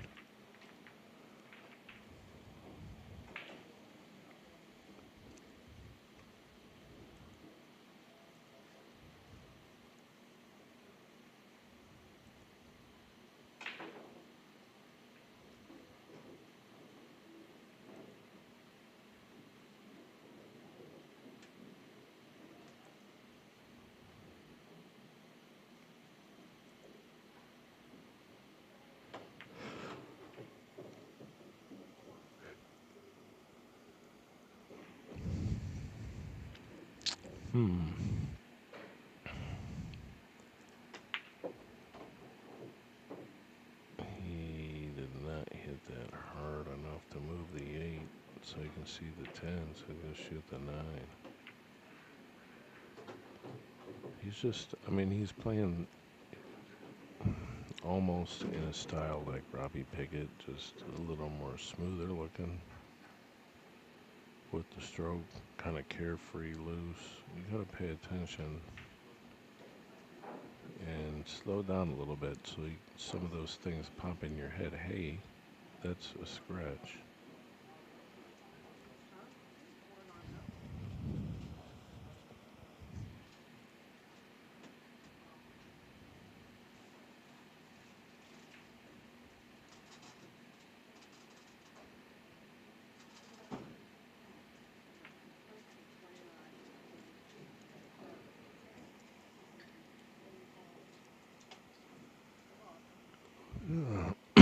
BRB.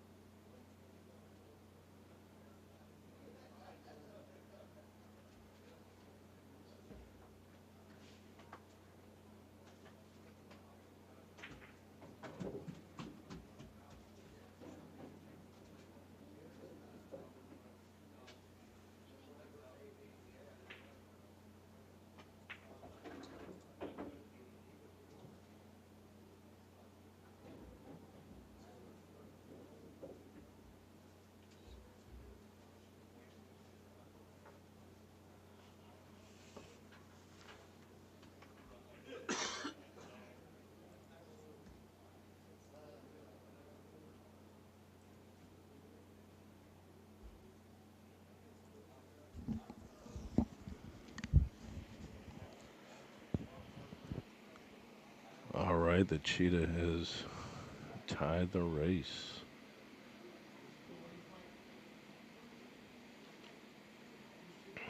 After being trailing something like 6 games, something like that.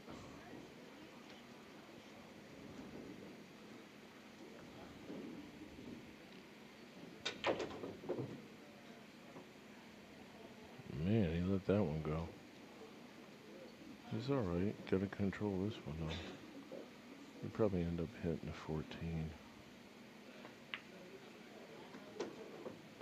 That's good.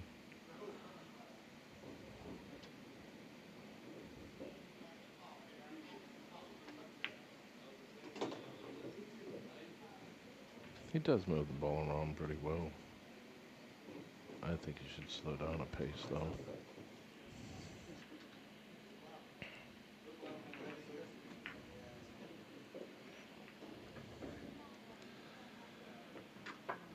This is the point in the match where you really need to win all the games that you're supposed to win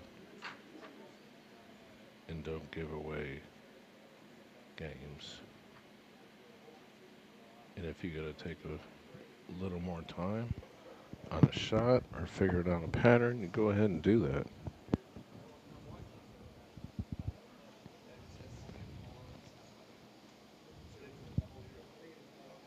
Coming in at 20 is a big number in this race. I mean, hell, if you even got a 2-game lead when you hit 20, then it's a 7-5 race. Man, this 8-ball. 8-ball's been in this pocket a couple times.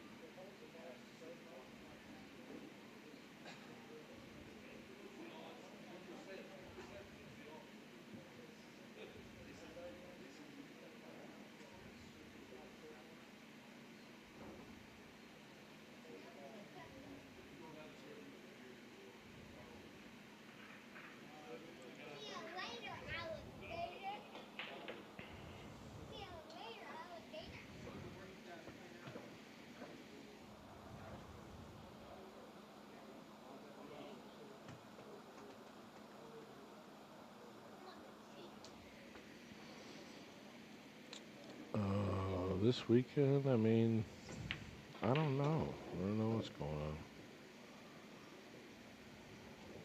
I would do that. I mean, there's some monsters that get in that tournament.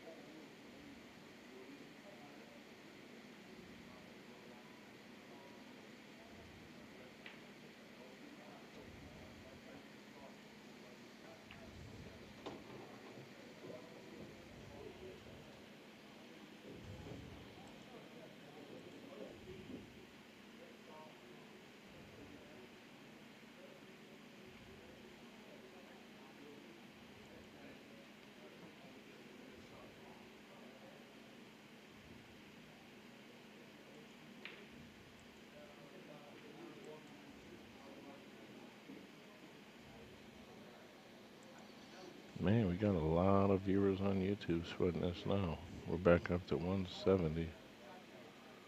Make sure you hit that thumbs up button, hit the subscribe.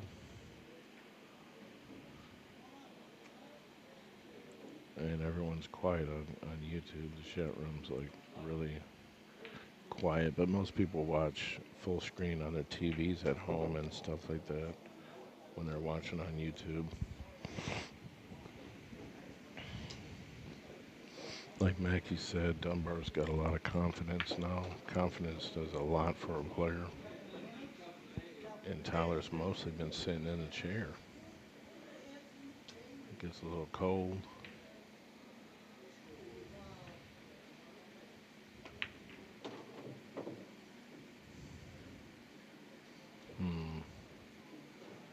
Well, I don't fault them for trying to break out. He just didn't get the lead. Maybe this ball cuts to the corner? I would think so, but maybe it's all he's got. It's sitting in front of the 10, so if he cuts it, it should be clean. And he's gonna get a leave on the 3 ball.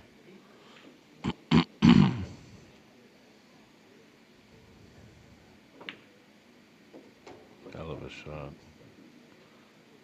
He ain't shot or pull a trigger playing a ball like that.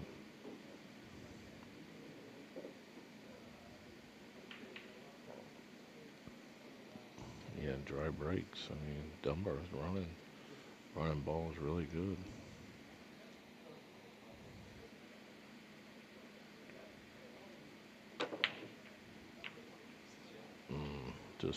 I mean, obviously, battle axe. Hit it with a hockey stick. That one was not smooth. Now, if he can take advantage here, he can get this job done here in this rack. He's still mentally in the set.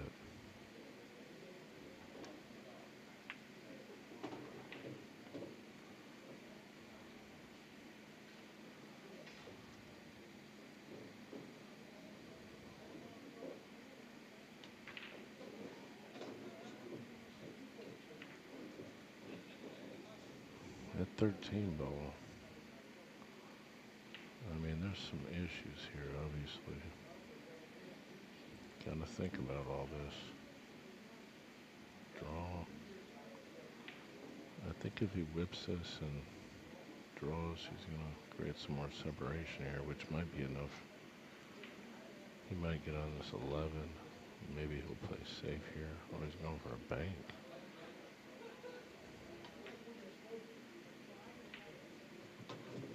Kind of a two-way shot because the 3 doesn't have a hole, but hey, what the hell has got a hole here? 0. Nothing's got a hole. Back cut the 14. That's wild.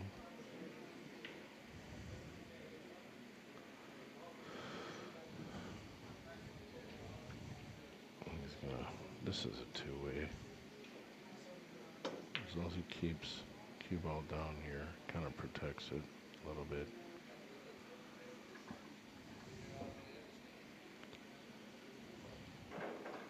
I thought he was making a 14, but ball's moved around a little bit. Dunbar's got, 3 rails maybe? The 12 ball I think is in the way. I don't know about 1 rail.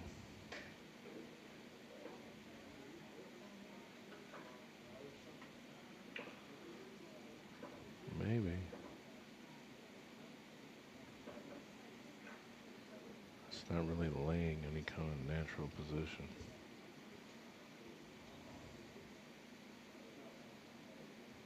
And then again, if you let something rip like this, you might even make the 8.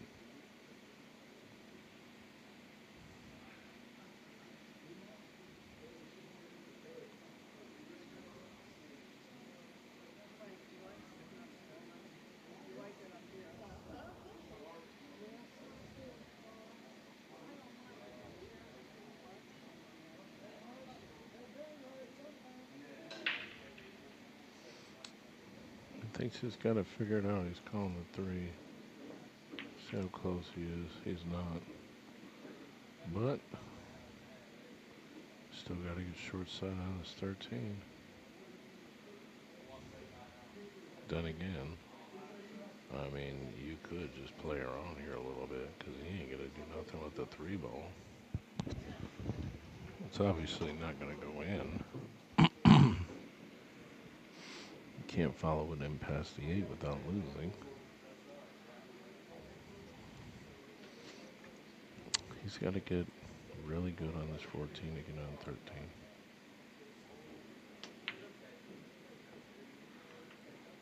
Don't let him see a bank. Well, I still don't think he's got enough on this. This 13's in the way. You don't want to attempt. I don't think this is a trap or nothing.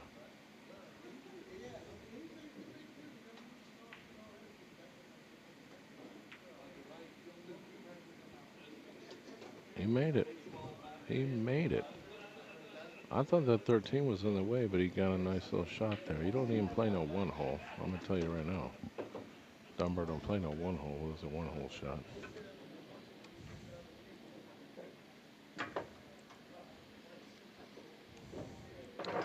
Are you sweating yet, sir? No? I'm asking.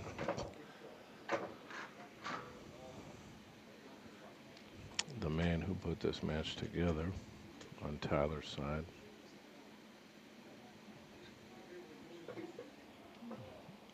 I said Tyler was 10 games better than him, and if he don't miscue twice, he gave him 2 games. Interesting. And then times he scratched making a ball, it was a fluke. I mean, he's still in it, but this at this position, I think it favors Dunbar because he's just got the experience. I mean, he might just win all my money. He's like, man, I'm trying to get it all. He's like, I'm not playing this match unless you're betting against me because I like it when you bet against me.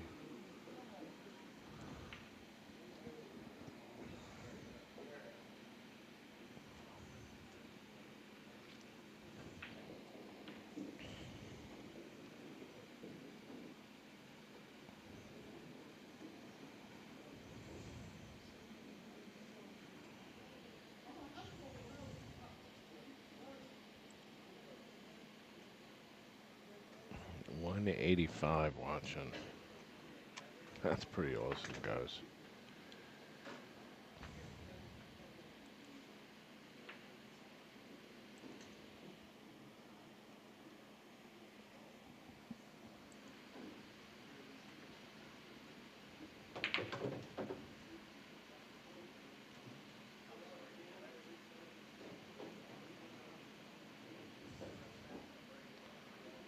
Bam, bam. Jacob Bach. Rob Odom. Jay Davis is watching. Josh Stasky. There's almost 200 watching on YouTube.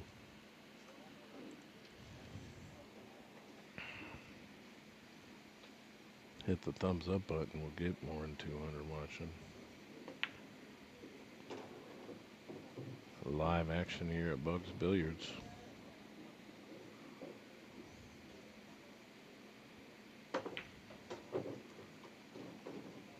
Oh man, I don't. He's okay. He's gonna make Dunbar stripe and take the pocket. It's not horrible.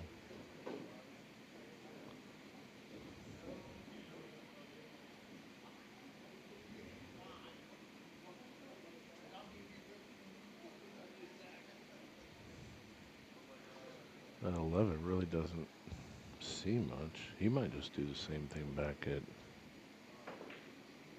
Tyler here with this 3-ball, but that one's not as obvious. You'd have to cut that ball, combinate it.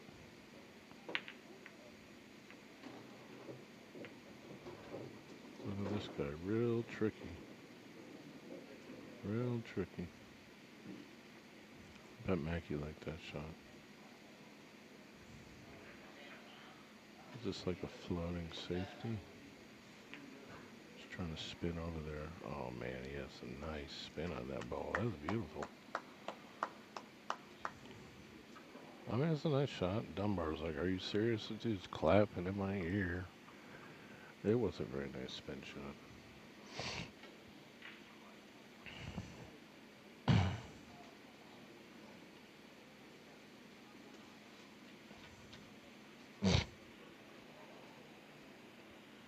Yeah, the spin definitely took on that shot. He's going to just bump this and freeze it. That's Renee's shot. Renee likes that shot a lot. She's not going to run out on you, but she'll sure duck you up.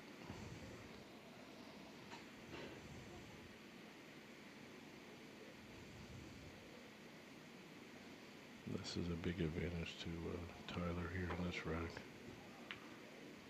Got a good hit. Can you see the three? I see it. Not so much.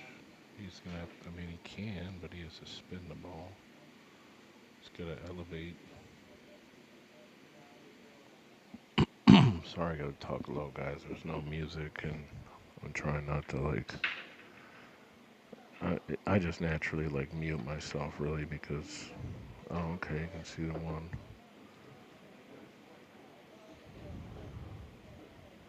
Some people might choose to bank the three, but this is probably the right shot. Especially where it is. It's in that tough spot on the rail.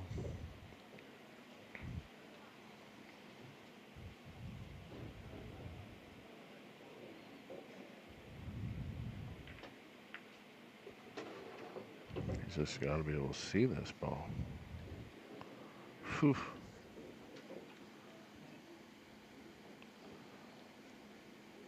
Man, he uses a lot of, like, spin. Look at this. A lot of spin. He ain't afraid to put that spin in that extreme English bottom.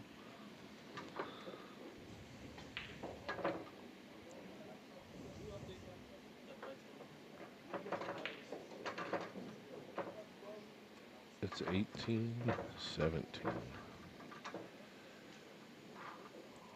This is probably closer than what certain people thought it would be.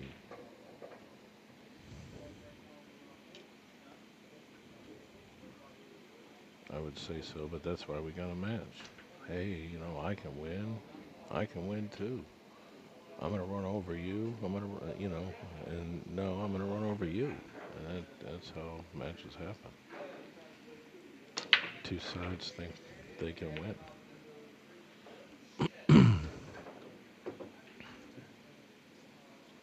Tyler did make them all on the break there.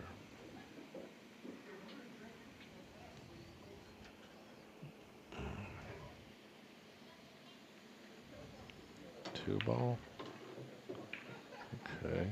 He's got to break this. He can't do it on this angle.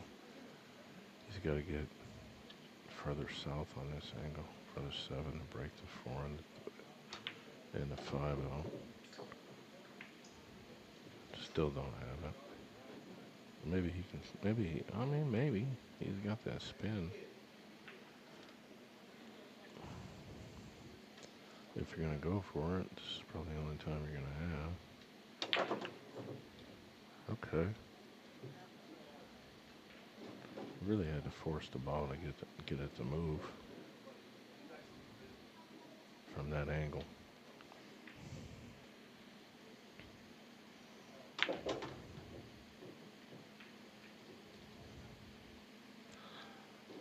I'd really like him to just take a little bit more time, but he's spinning everything. Spin to win. Kurt England's probably like, man, that guy knows how to spin.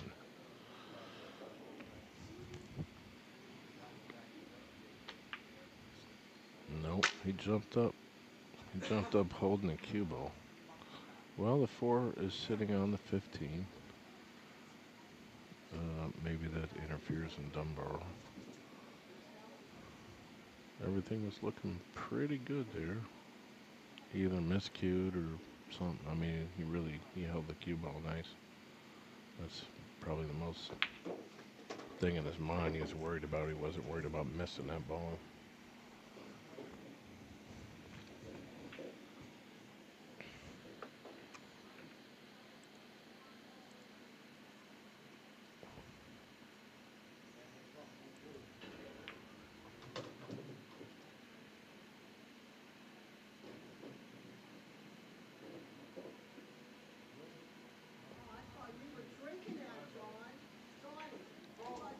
I don't think the flyer says win by 2 at all.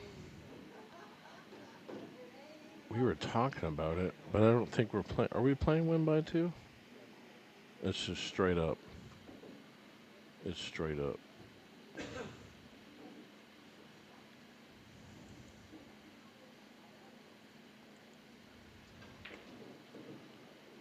If you don't know, this is a bar table. 7-footer. We're approaching 200 viewers. Hit that thumbs up button, please.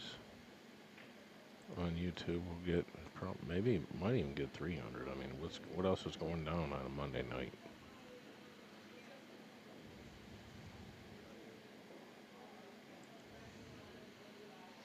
Let me rack up them nickels on them YouTube ads. That's about what it is too. It's not nearly enough for anyone to actually do anything substantial with.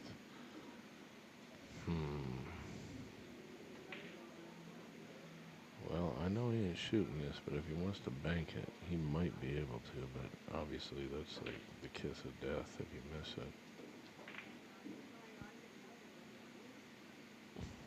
Playing safe. Is he? Yeah.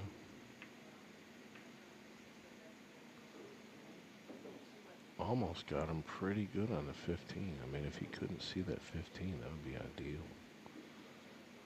Pretty sure he lets Dunbar out here. If he gets out. He's really focused. I think he will get out.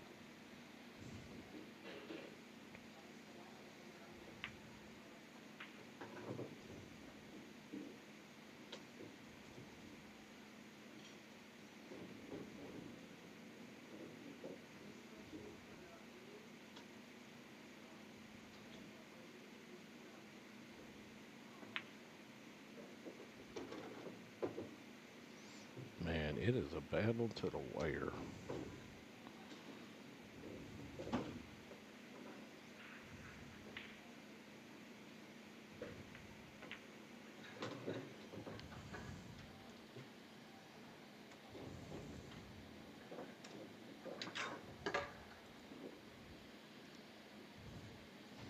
It is a battle to the wire. Check out my streaming service. Send me a message. Can barely run this promo, but I got enough time.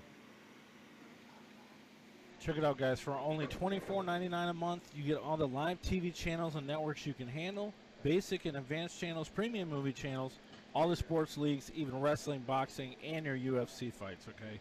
You got a Fire Stick, an Android box, an Apple device, another web platform. We can help you. Let's get streaming. Send me a message and check it out today. Off the break. Fucking computer locked up. Race to 7, dead even for 5,000.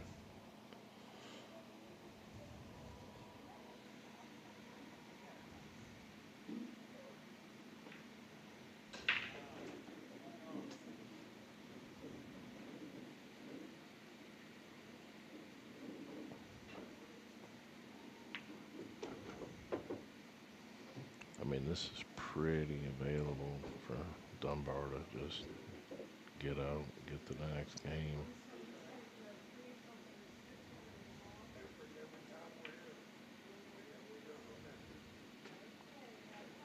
It looks like the 6 even goes.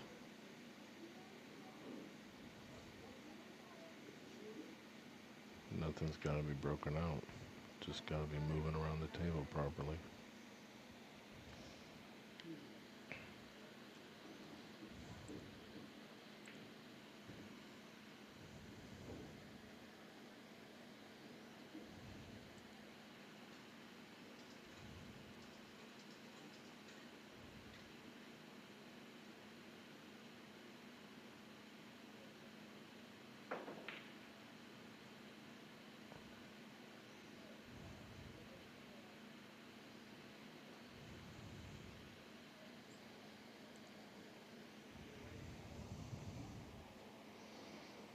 Mackey almost had a game. He just was like, I'm tired.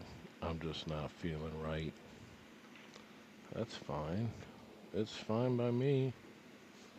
I was like, I already got a bunch wrapped up into this one.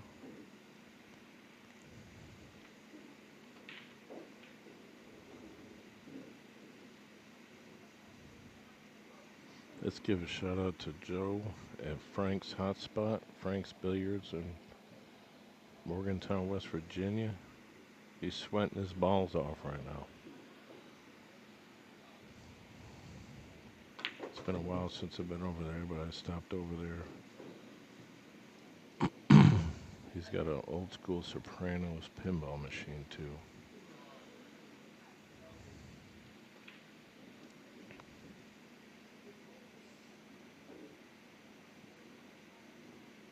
Are they watching at Frank's?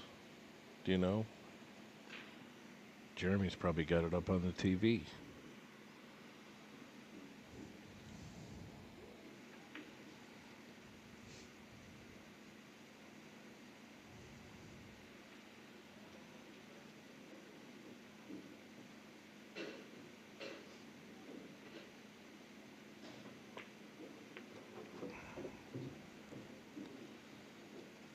Well, he did hit the 7, but he's all right.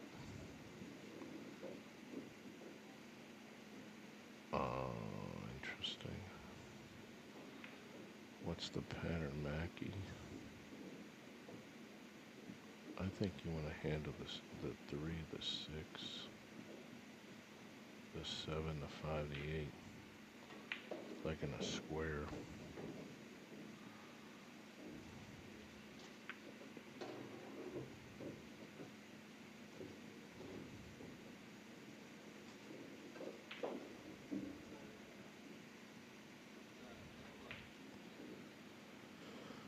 I suppose if you want to, you can snap this past the side pocket for the 7 instead of roll it past the 11, which is probably what I'll do.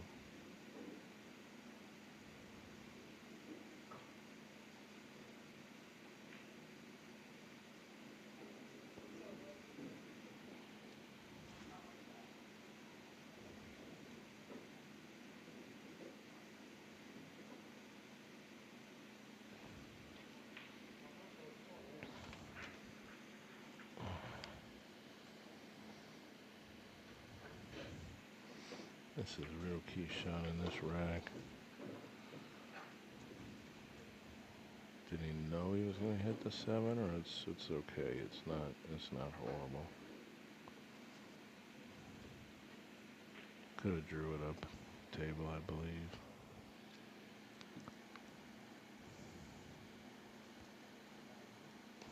I'm pretty sure you're playing 7 past a 9.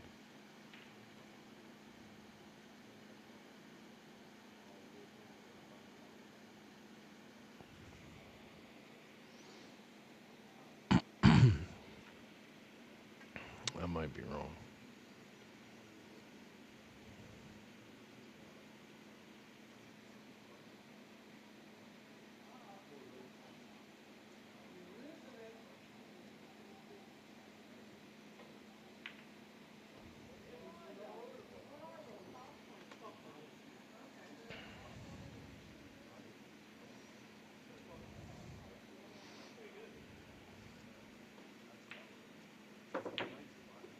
Really?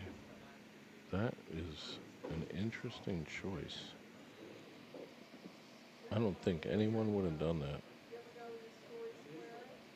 Do you? I'm talking to somebody.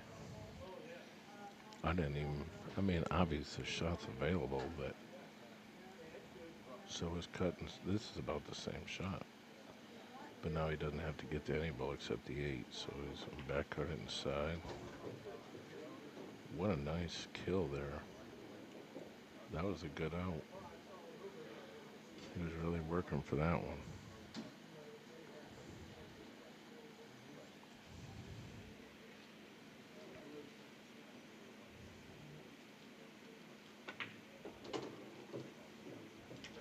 Nice out.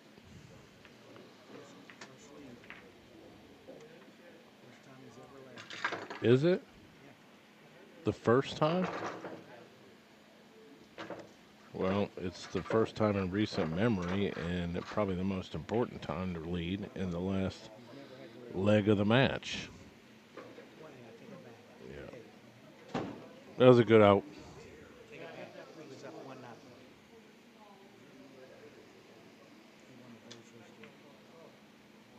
He chose to bank that ball and got rewarded for it.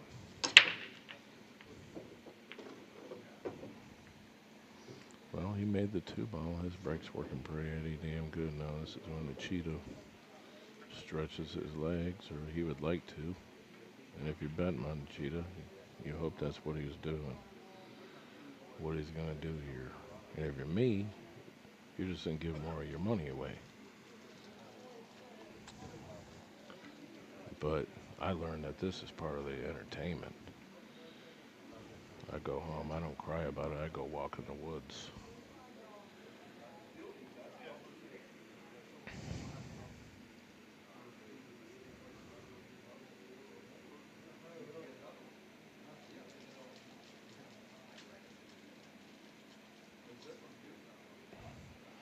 I go walk in the woods and say, hey little deer, hey little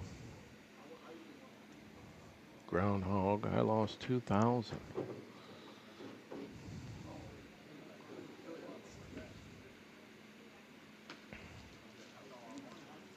Well, obviously he was not trying to go there, but that's where he is, so you gotta figure out what he's doing here.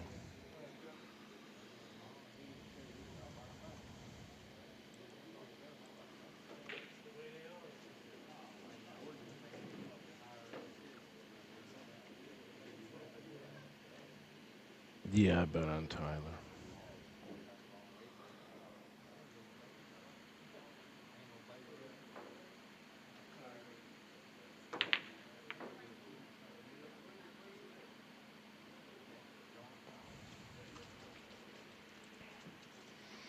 We've had some good matches lately, man. As we always do.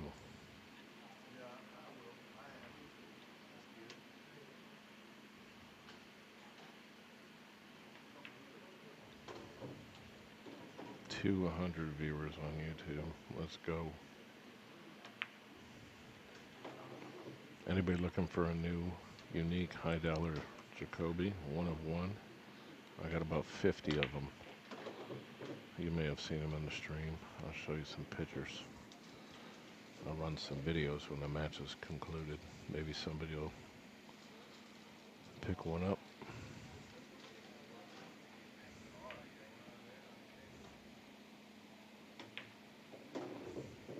The important thing for Tyler is to not have him lose his confidence, his edge, his eye of the tiger, which he's doing all right now. I think he plays a little fast, but I've said that about 20 times already.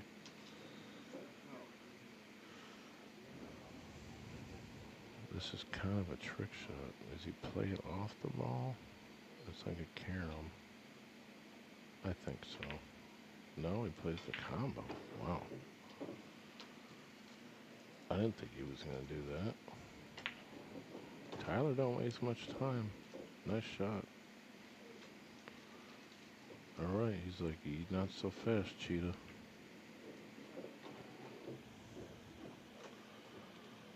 Not so fast. I'm gonna catch you back. I'm gonna catch you back. It's 19 all. With Tyler to break.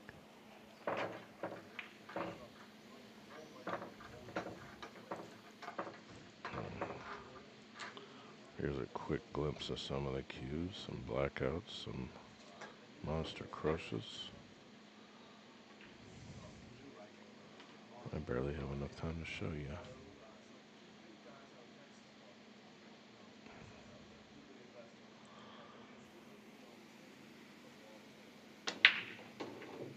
Well, at least the 8 don't go in a corner this time. He made a few, but there's a big cluster.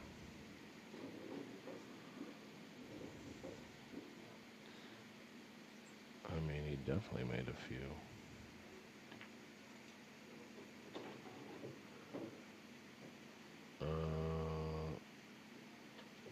I mean, he might have to spin this ball, or got a jack. He's got a Mercedes ball for jumping. Dunbar is going to be out of this seat. Fast as it can be if you don't make this shot. He's a very good jumper. It really is. Nope. Too much energy in the ball. It's tough. Even when you're good at it. We agreed that balls would stay up if they got thrown off the table. They would not get put down.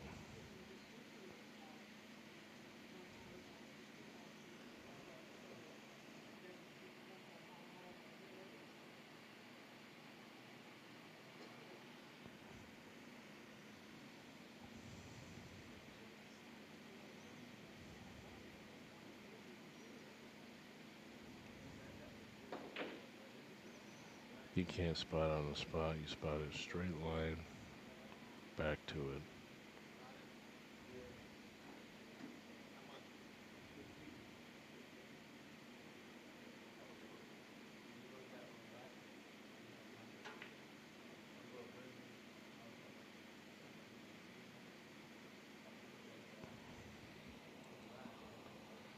I'm sort of a little confused right now, but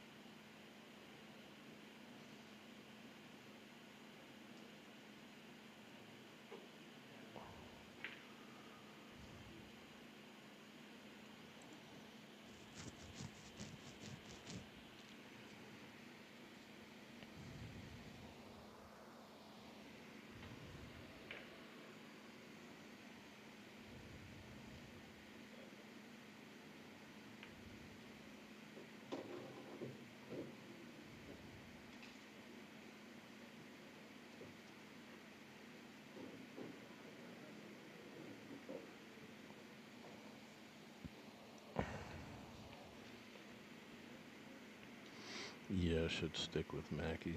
Well, I don't know, man. I mean, that's a pretty wise decision, but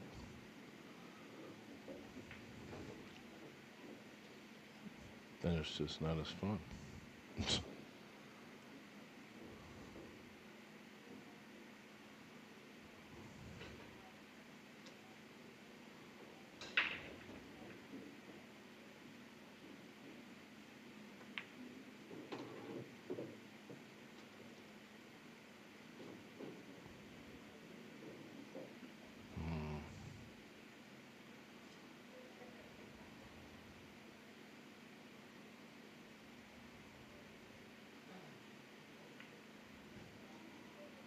I don't know if the 5 goes past the 12 on the left side, but he's going to play the 1 to get the 6 to get short side of the 5, I would think.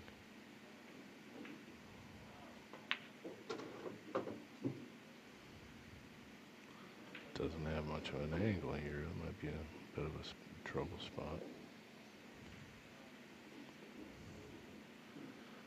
He's really going to put some energy in this cue ball.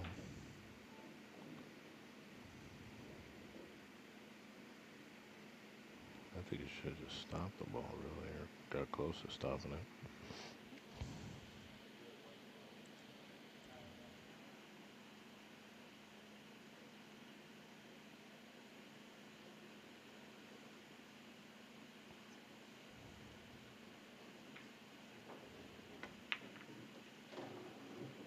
Yeah, it's a bit of a problem.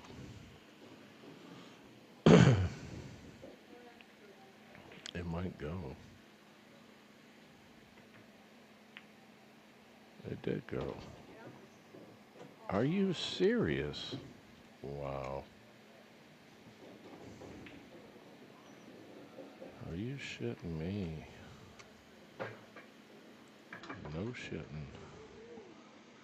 I mean, that could be a big game right there.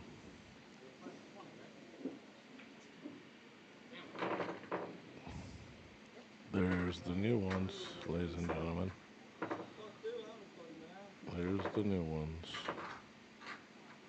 And there's the other new ones. One of those is sold.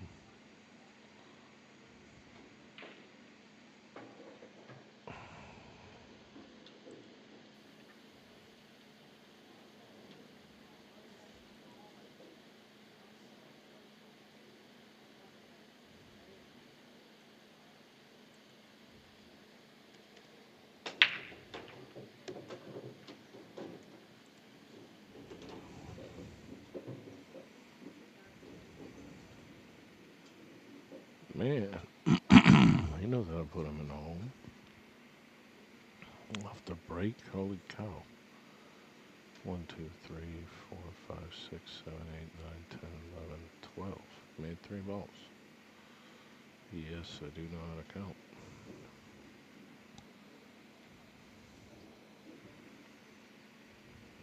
I mean, you want to play stripes, right?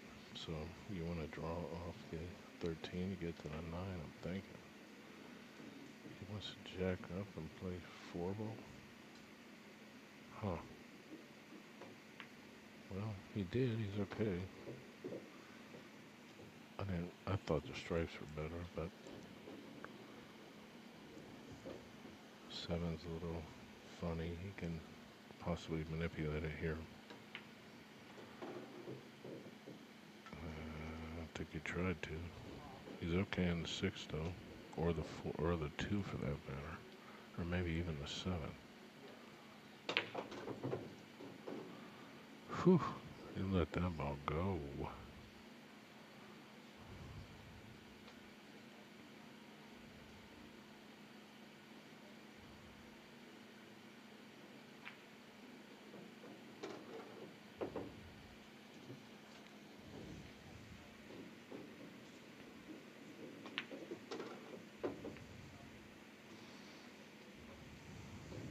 Collision alert! Collision alert!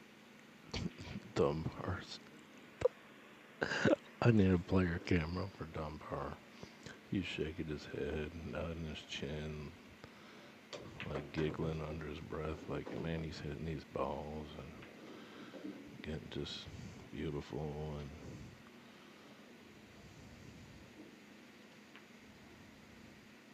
not bad, sir. Definitely what the doctor ordered when you're towards the end of the set. 21-19. All that grind.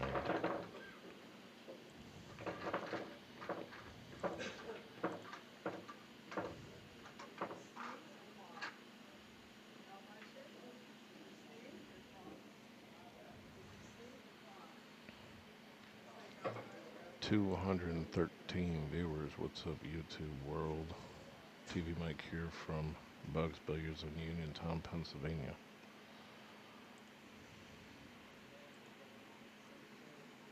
Did you see that look I gave you? A while ago? After you decided to choose the little balls. Yeah, I mean, I thought he should have played the stripe, really, but... Oh, you are? Where at? On YouTube. In your earphones? Oh, I got you.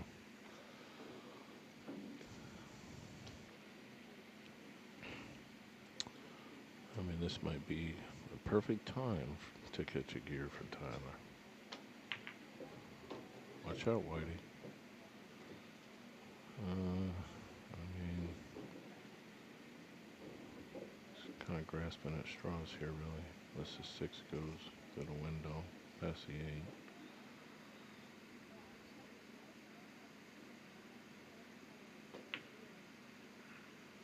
Close. I didn't think it was that easy.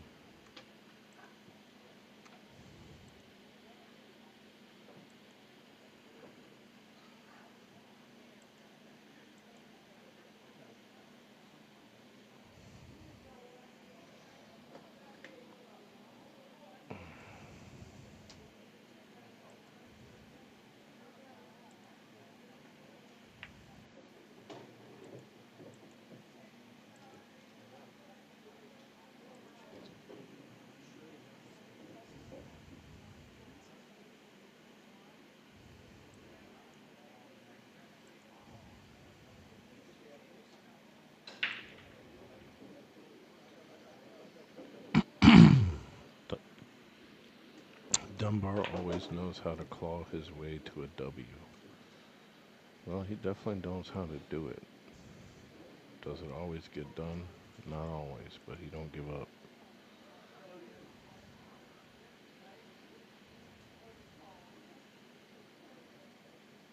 I guarantee it definitely likes to be only 2 games down than when he was like 6. Especially towards the end, because you run out of games, you run out of room.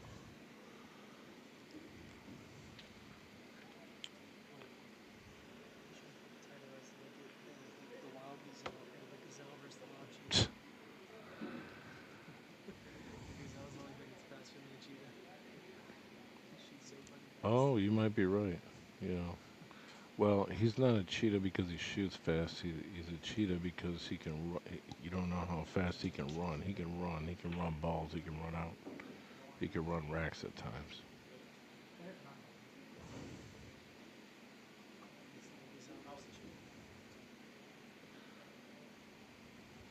The gazelle versus the cheetah. I think the cheetah eats the gazelle, actually.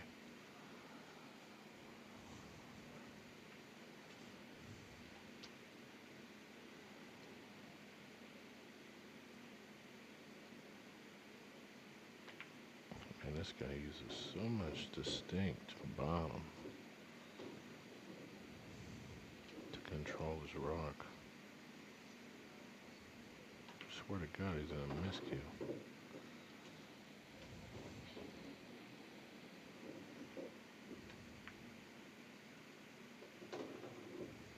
Nice little flowing shot. I mean, he's got a pretty good gear himself.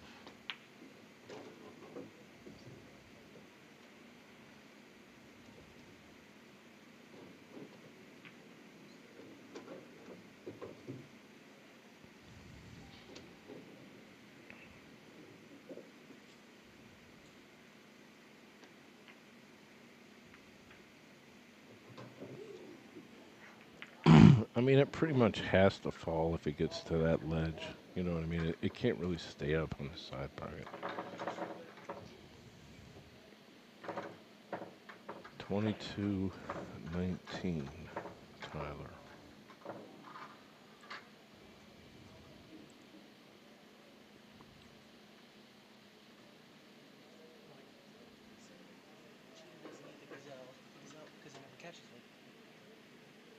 It eats it, don't it? Oh, it never does? Okay. Yeah, I get it. I'll have to look that up on the Planet Earth documentaries. Those are interesting.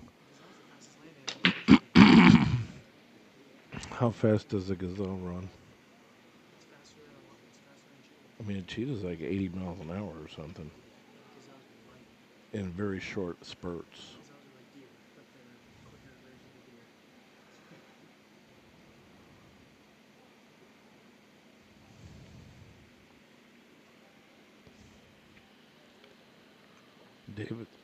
David Attenborough presents Billiardnet.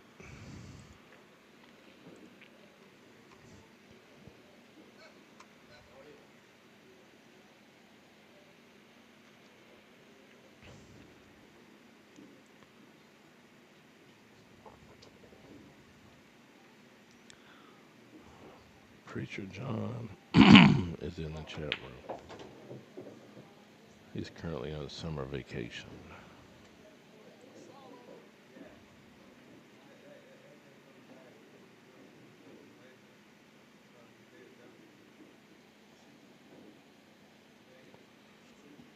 I helped set the game up, and Dunbar told me he wouldn't even play unless I bet against him. So I was like, all right, well, I guess I bet against you then. He's like, it makes me, I like it. I like it when you bet against me. At this point, I'm betting against the money. Because Dunbar was like, I'll bet whatever you want. So we got another $10,000 middle game yesterday. It was like 8, 9. Then we had a lot on the Dunbar Robbie Piggott game as well. I bet 2,000 on that game.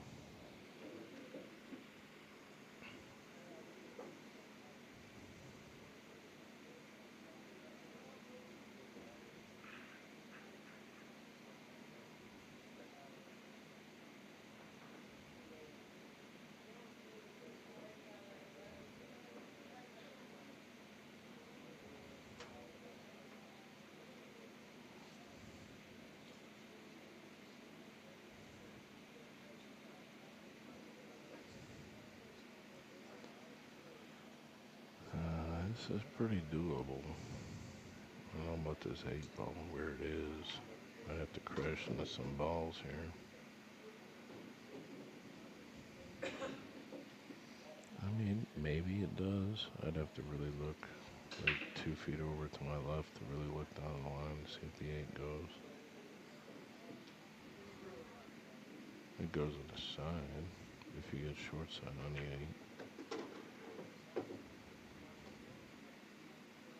It must just go.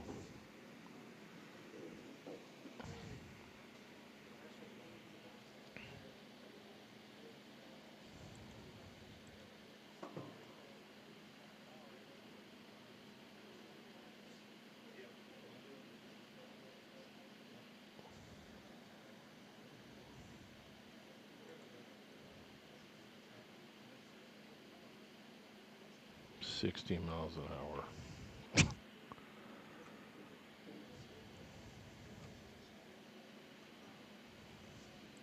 I thought the cheetah could run pretty damn fast.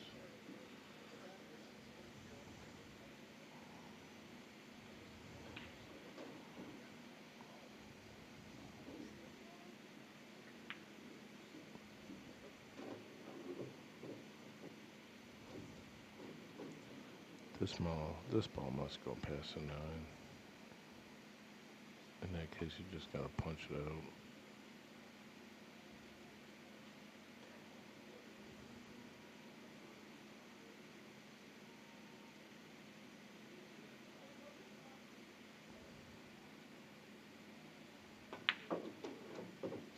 Juiced it too much. Too much adrenaline for a cheetah.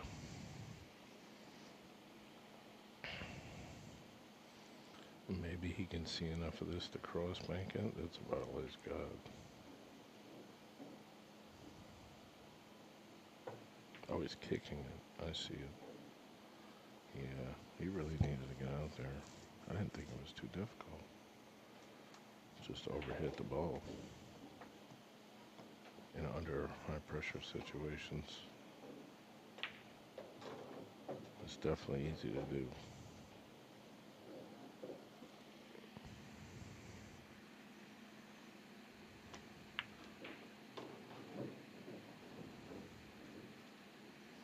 He's a little too carefree for my taste.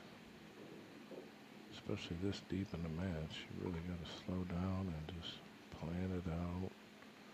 Get your Google Maps on. How do I get out? I mean, this is a... Where do you hide it, really?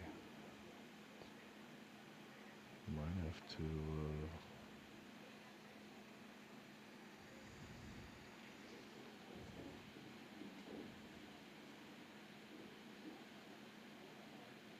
I mean, you might have to just try to address the combination. I suppose it's not bad, but you don't want to have to shoot it. Okay, I'd say it's not bad. He did all right. He's not going to get yelled at by nobody. Dunbar's going to give this his best shot. I mean, he's probably about 40%, 30% to make this ball. It's pretty straight. Definitely getting over it. It's close.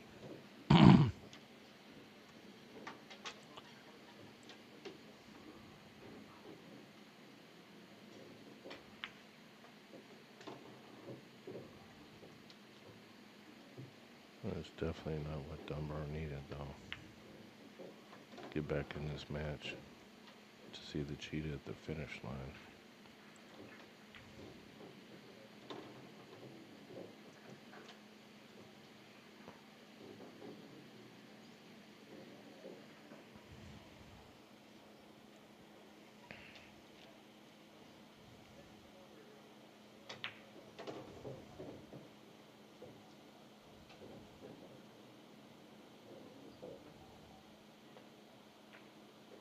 That's a big 8-ball.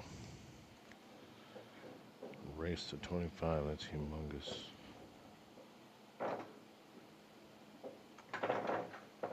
It's going to take some mistakes and another gear from the cheetah to get back in this 6-2 race.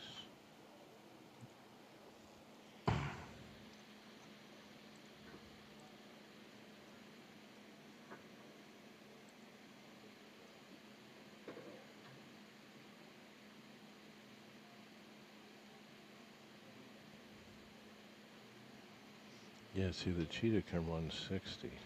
The cheetah's the fastest.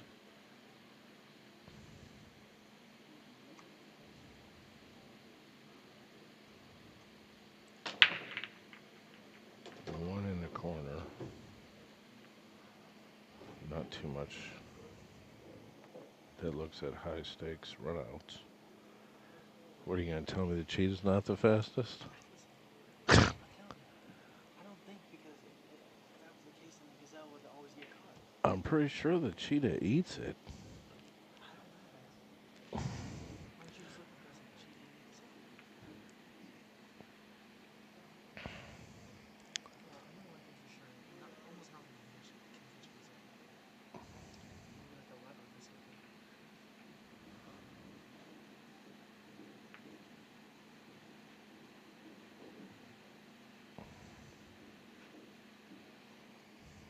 Regardless, it's a good race. It's a close race, just like I said. Gazelle and cheetah.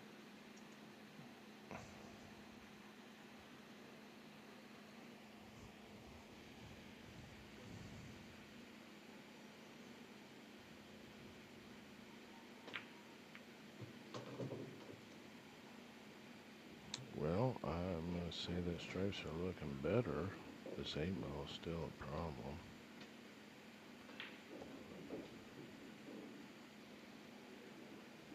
Something's got to bump it.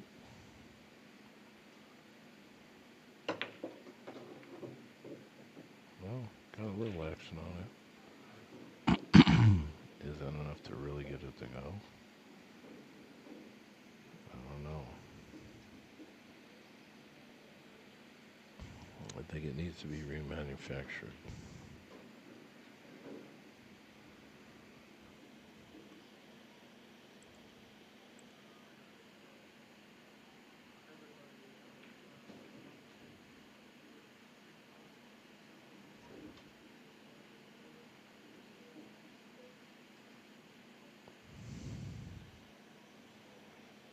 Well, I will tell you, Dunbar is going into paternity retirement shortly.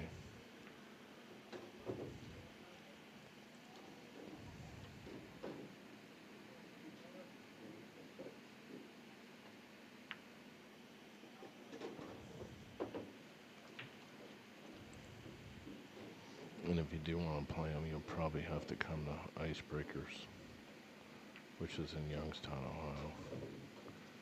Man, I just don't know about this 8-ball.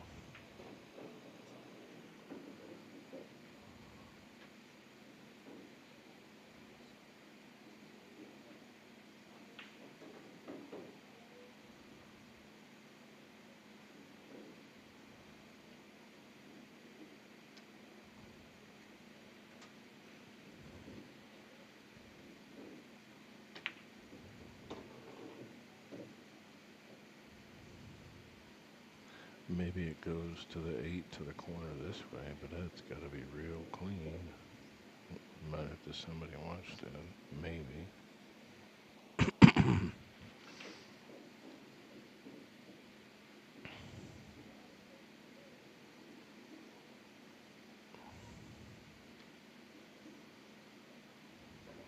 Or he's going to let it rip with a bottom stroke.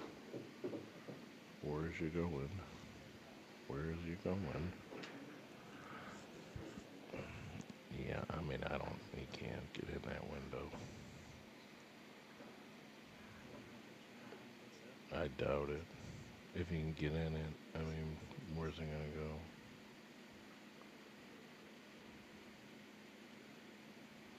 Really?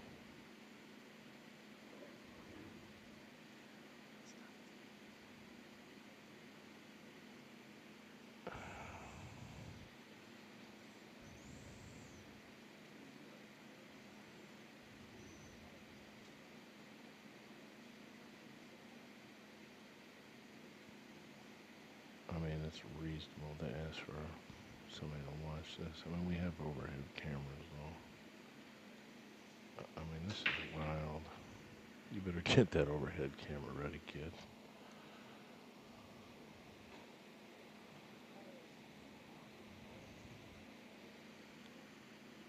Jumping this ball? This is like a regular Roberto Gomez trick shot.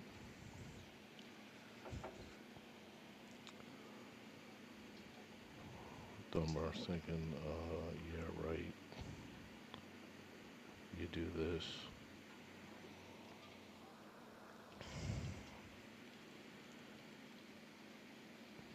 I mean, he's got to essentially land on the ball.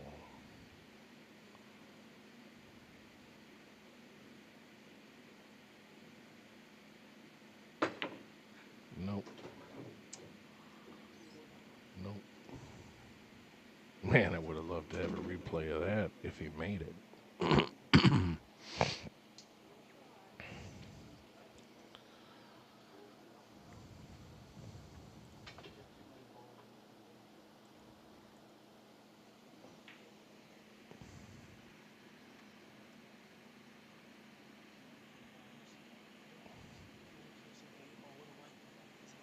Cue ball like right where he was, like right when he shot that ball in the corner. He hit the cue ball right there. The 8 goes in. Yeah, there's Fargo right all over the place.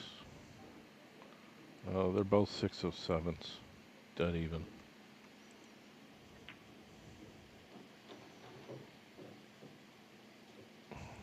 Dunbar's from Ohio, Tyler's from Pennsylvania. But we are within 2.5 hours of each other. I live 3 hours away.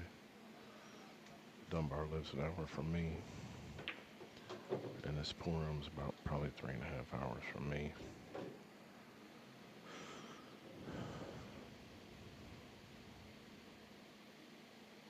Tyler probably lives, I don't know, 45 minutes to an hour from here.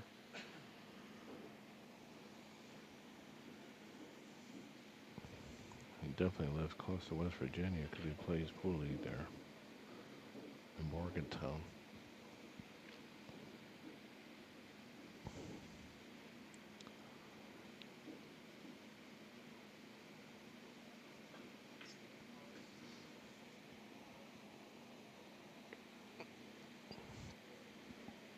Anybody currently watching ever catch my streams at the Blue Diamond in Detroit for the original Monday Night Action show about 14, 15 years ago? Somebody might have. Real important out here because you don't want to give this away to get him on the hill when you need 4 or 5 to contend. Gotta grind them out one by one.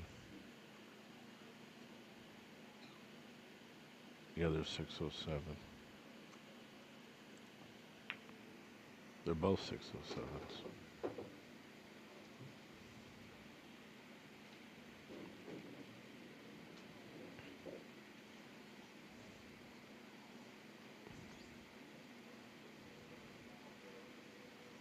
Look it up for yourself. FargoRate.com. I don't know why he let this cue ball get so far away from this object ball, but it is what it is at this point. I mean, yeah, you want to roll forward a little bit, but you don't want to push it forward that much.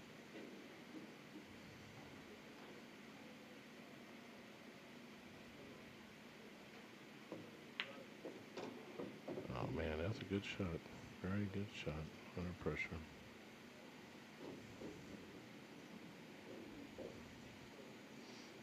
I think you just hit this with some draw and go in the corner.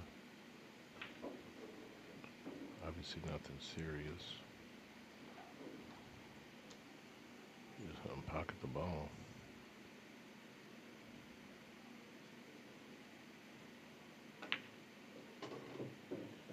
Very confident strike by Justin Dunbar.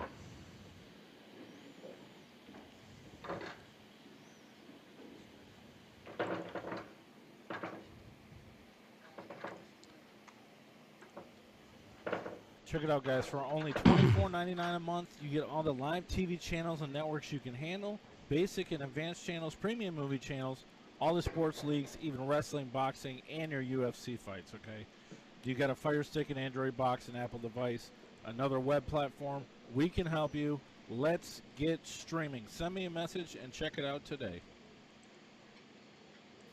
Hit me up to check out the streaming service. There's actually a lot of people that have it, especially in this area and in general on the stream. He made some balls, ladies and gentlemen. He made some balls.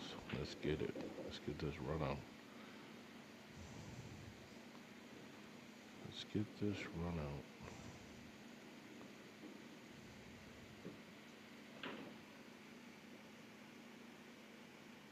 How many balls did he make? I mean, I'm just rooting for him, man. If people rob me, I'm glad. If they win, I'm happy they win my money.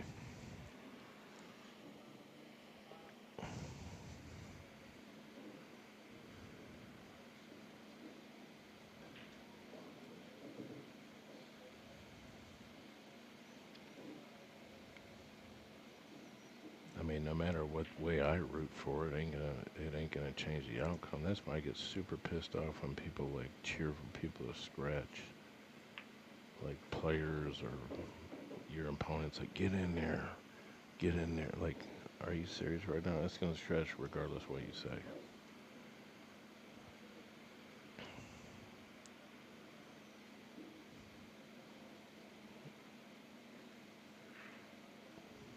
Pool gods know who's going to win this match ahead of time.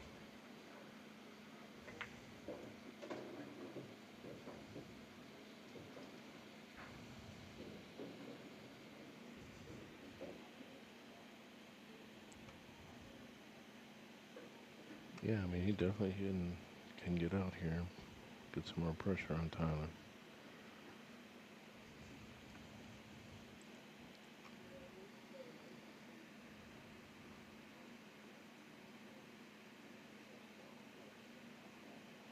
My man from Michigan, Jamie. Yeah, isn't Jamie Scott Gooseman?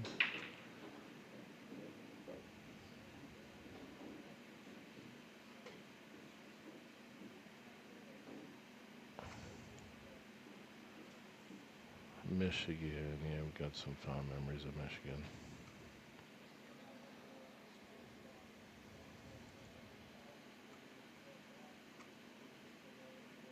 We're playing VNEA rules, actually.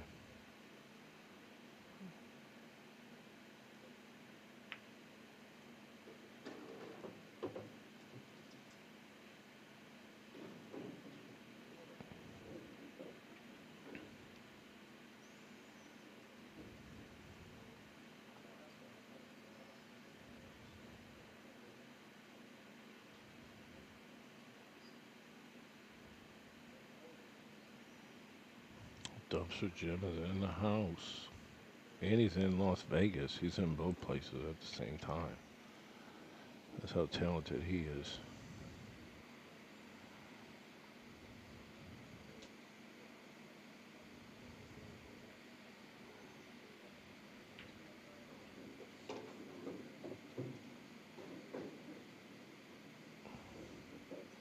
You need to stay out of the poker room and stay in the pool room. You want to get that grind on.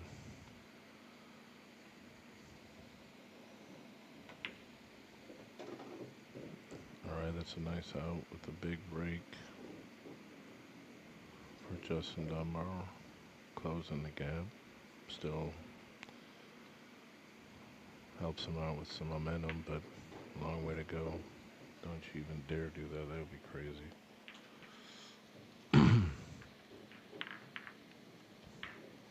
Dude's like, who the hell are you rooting for? I'm like, I'm rooting for a good match. I hope I win, but I'm not going to cry if I don't.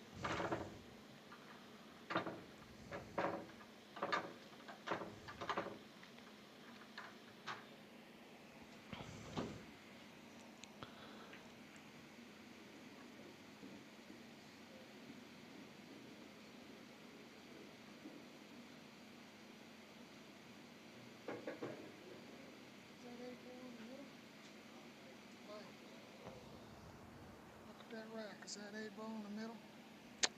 It is not. Cheetah went blind. Yeah, he caught it. He caught it.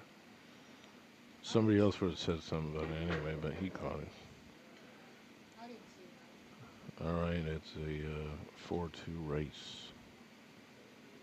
Dunbar with the break, with a nice break and run.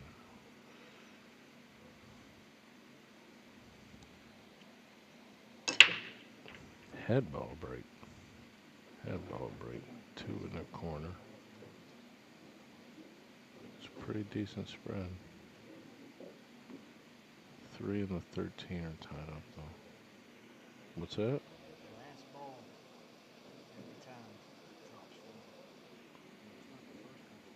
forward. Oh.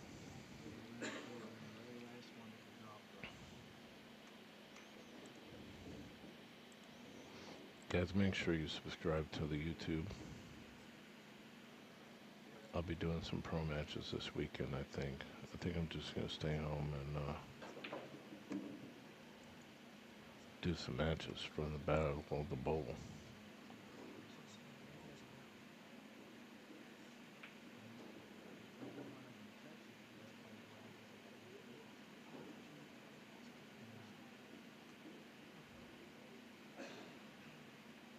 Oh man, I know everyone in Oklahoma. This may sound strange, but I do. Even the people that you might not know.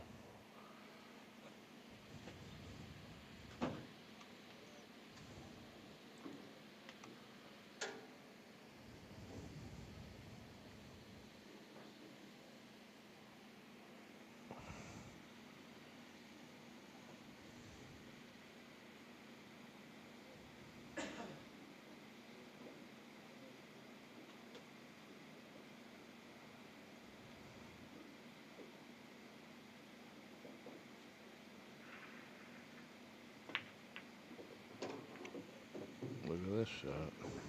Wow.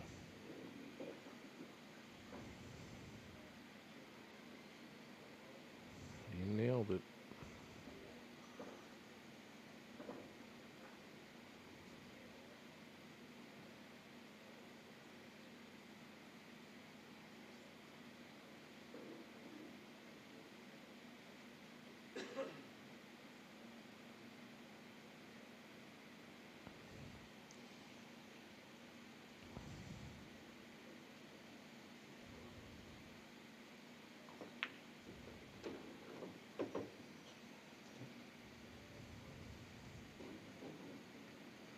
I mean, I would say he's looking pretty good here.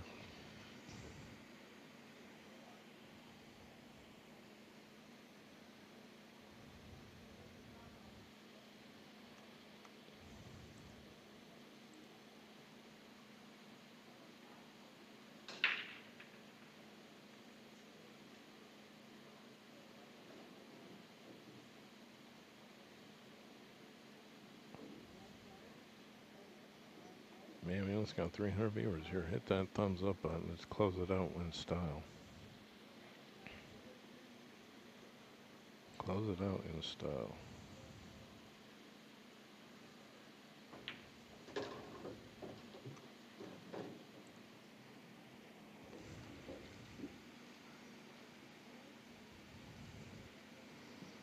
I prefer to leave that 15 ball in case you got to get to it, but you may have to play it now.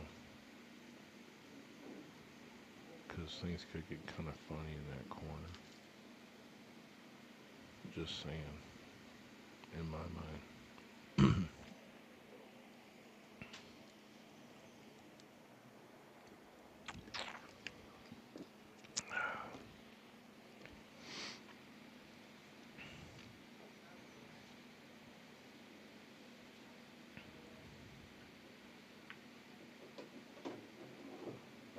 Well, they got pretty funny right now. Unless he can jam this 12 up in the corner. Probably.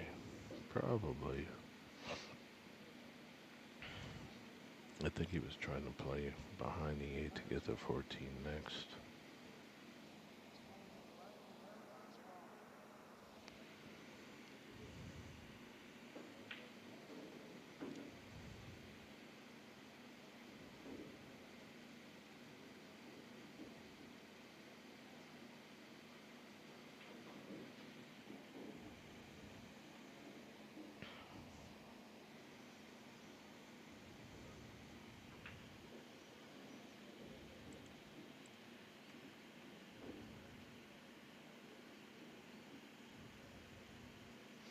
Dan D'Angelo is in the house. What's up? Say hello to my friends, new friends in Kentucky. Some of us are tuning in. Look at this guy. I mean,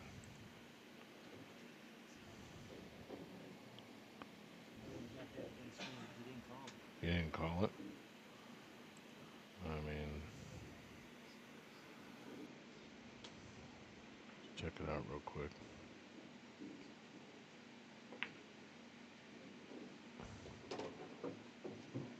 I mean, maybe he didn't, but it's about obvious what he's doing. I mean, that's a great shot, but he doth not protest, so, you know, it's not my fight to fight.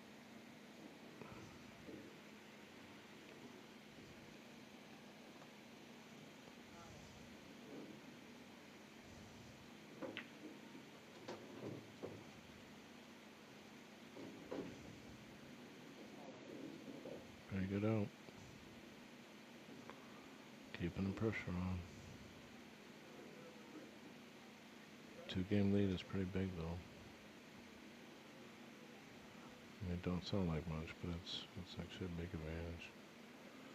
Unless your guy's not letting you to the table.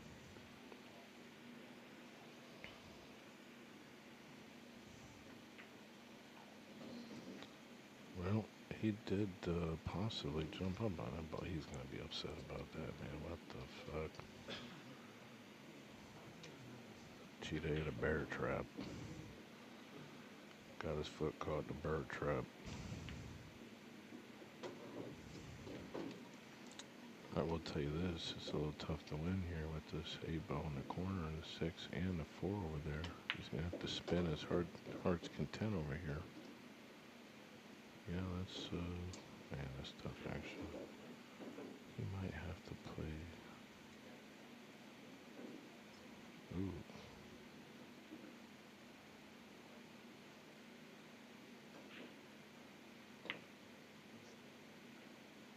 Went for the fences.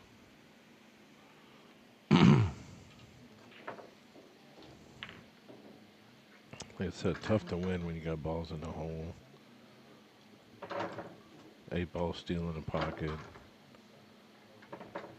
Got to get over there, get those balls in the other pockets. 23-22. I'm going to let Mike Gully take over for a minute. Yeah,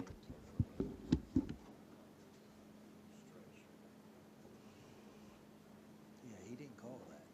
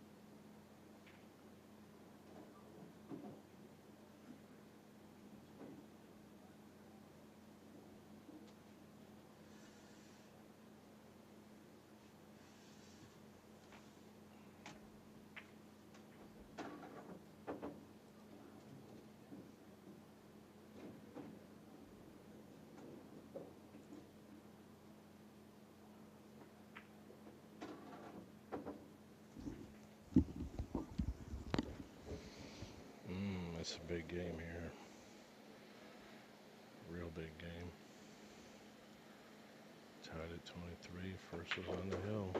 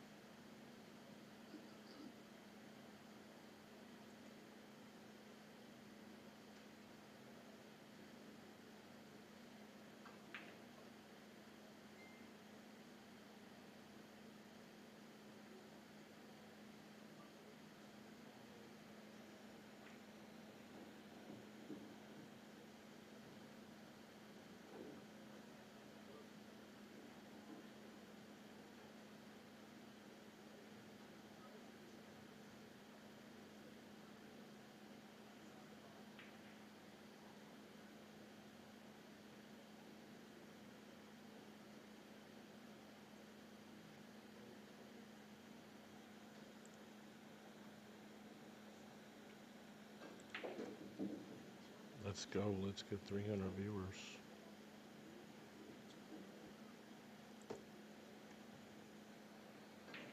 Can he see? Ah, man, he can't see this ball. Wow.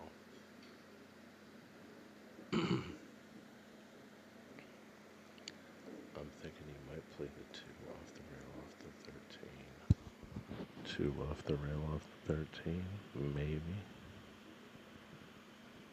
He's really trying to see a 3 is what he's trying to see. But he's still got to shoot with the 7 regardless.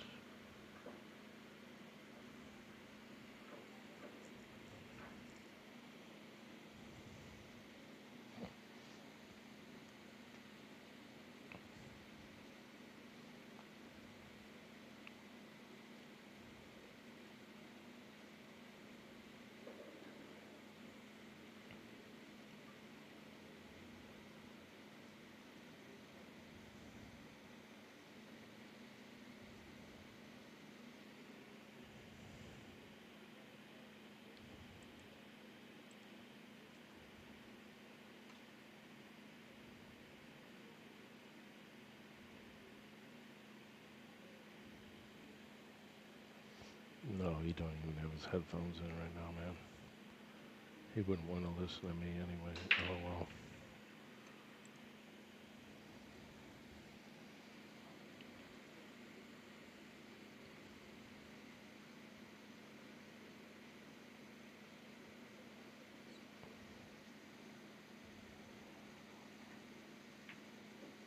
Oh, he could see it.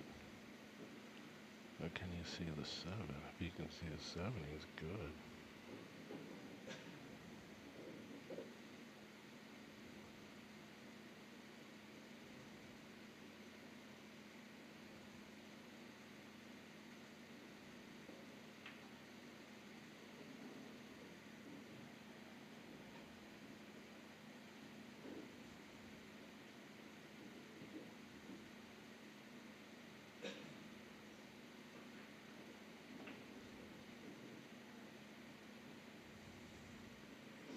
Gotta give these guys a lot of credit for playing for this big money in this set with like 1 day's notice. He could see it just fine.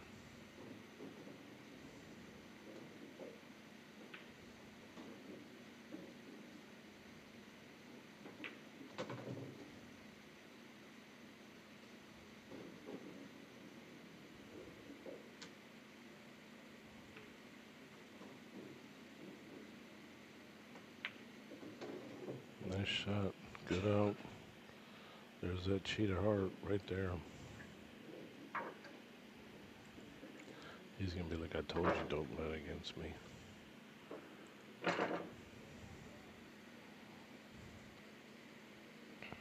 Humongous break here. Humongous break. Let's see what happens.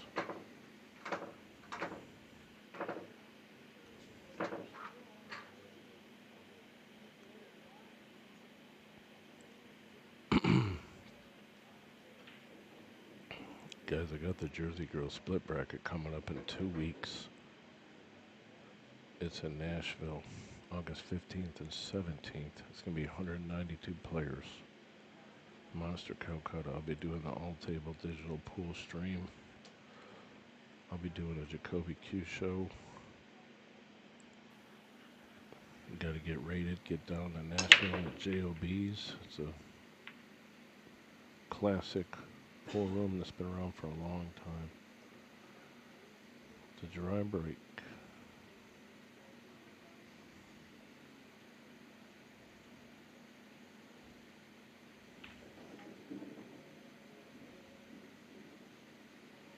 Just so you know, we said this set will be decided by 1 game to 25. Whoever gets to 25 first.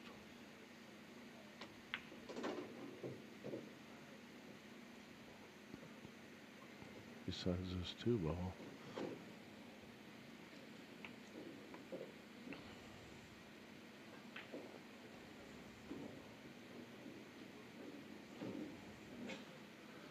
He could, and he probably will, use this side shot on the 1 to run in to break the 2. If he's going to do it, he's going to do it right now.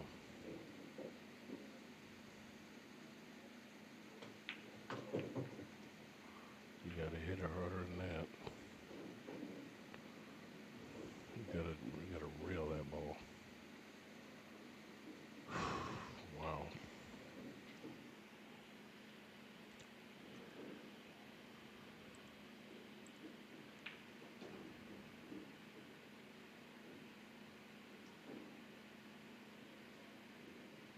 I know Shane McMahon, I know Chip Compton, I know Joey Gray, I know Greg Hogue, I know Sean the Nurse, I know Sean King, I know Billy Dyke, I know Jeff Mountain, rest in peace, I know Mark Dimmick.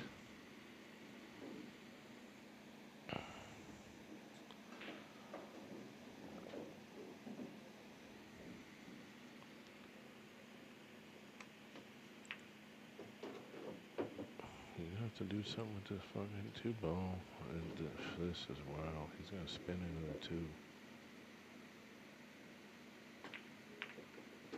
He did. What a great shot. My God.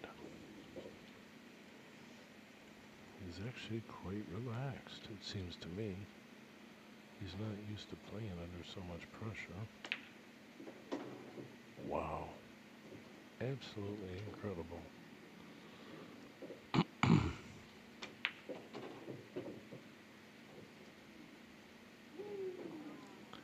Well, everyone and their mom knows that was pretty lucky not to scratch. What a match. What a match, guys. What a match.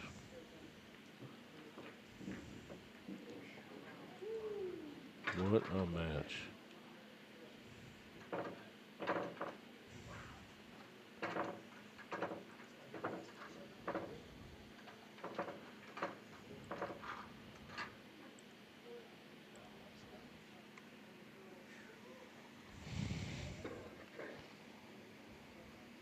Is it straight up or is it? It's straight up.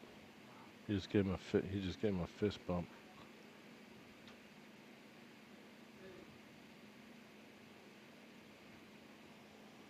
.300 viewers, ladies and gentlemen. Thanks so much for sharing. Please subscribe to the YouTube channel. You're going to see some great stuff probably this weekend.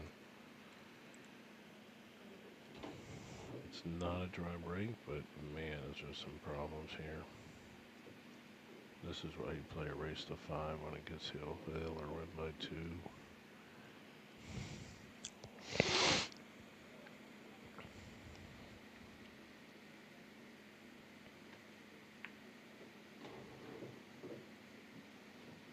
Actually, he's got that ball. He's got to get this ball out right now. Nope. But that's how he tried to get it. That's how he had to get it. Interesting. It's up to Dunbar. It's up to Dunbar. Mama Cheetah's biting her fingers off right now.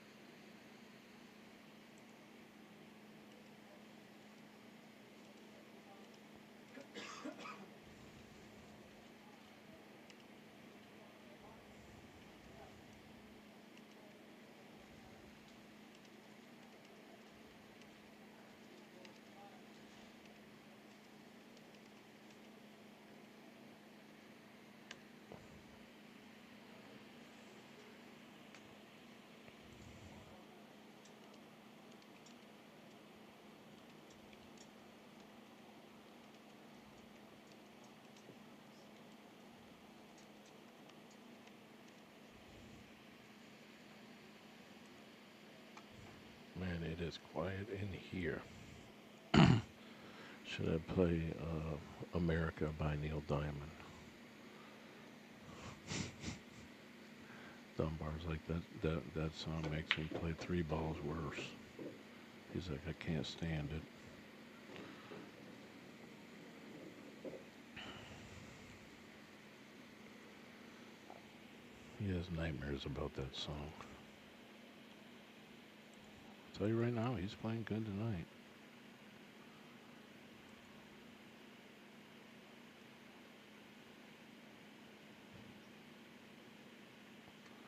Listen, you never know what you're getting into when you get into a match. I mean, sometimes you have an idea,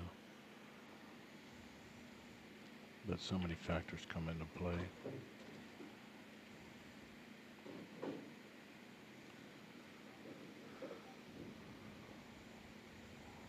All right, Dunbar lays up.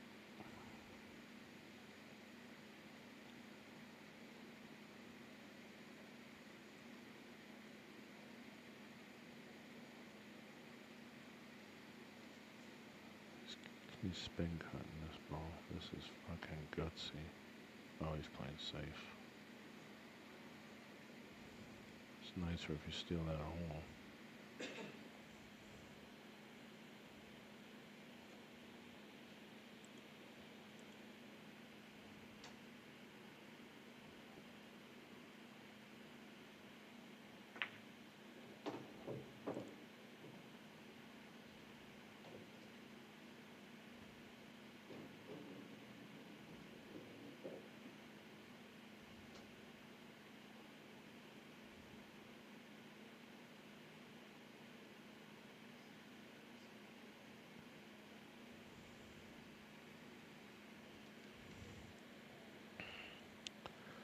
Flip the coin and bump the bet. I mean, I've got a little bit of money left in my pocket, but I'm not about to throw it on this match. Then Mackie won't be able to gamble no more. Dunbar takes the pocket. Almost scratches. Ooh, this is a real dangerous part of the game where players can run 5 balls pretty easily if they're out in the open.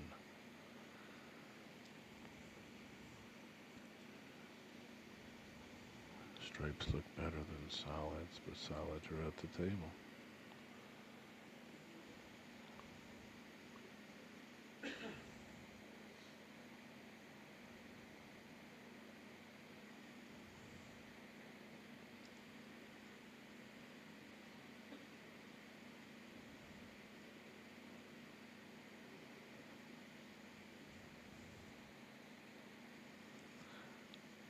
this is really wild, but dare I say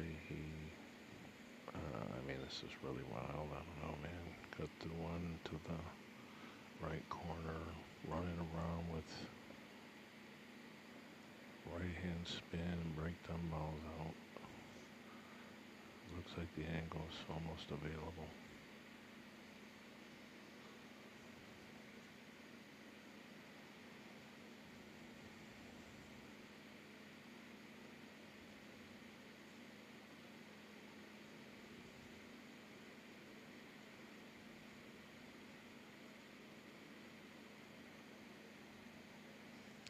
One game for $5,000.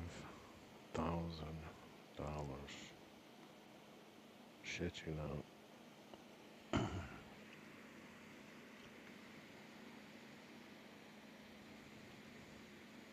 He's not doing that shot. He's gonna play safe, or he's gonna make the ball. What's he gonna do?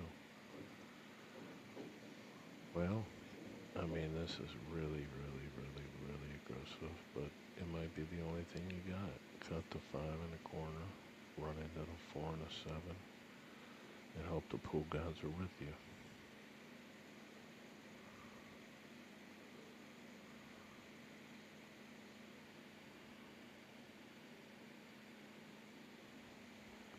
Takes a lot of art to pull the trigger on this ball, if that's what he's doing.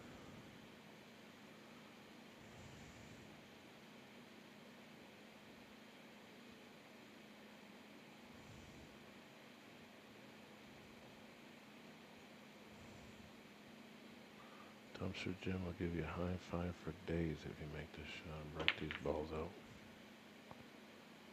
I mean, that's the hero shot. I mean, that's the winning shot, really. Wow. Hoo-wee.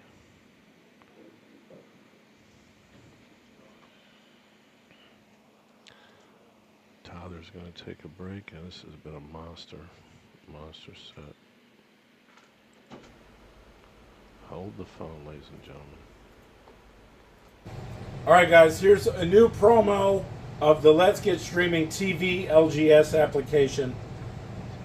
Here's all your sections. I'm only going to show you brief tidbits of the sections. You get local channels. You get all your basic and extended channels. You get extra networks. You get Canadian channels. You get UK networks. You get all your premium movie channels. You get kids channels. You get all your wrestling, boxing, UFC pay-per-views. You get all your football, all your baseball, NBA, NHL, ESPN, you name it, racing, all these sections. You get music. You also get a full-featured VOD, which I can't really show you in this, but why get a box when you can actually get the service that the box is run on? You can run this on a mobile, you can run this on an iPad, a tablet, a computer, your Fire Stick, an Android box, whatever you want. Hit me up, it's TvMike. Let's get streaming. Let's get streaming. Scan that code. Let's get into it. To quote Sean Paul Reyes, not to be confused with a pool player. Tyler's got everything here, man. Everything here. He's just not used to this pressure. This is pretty much a done deal. A done deal. Just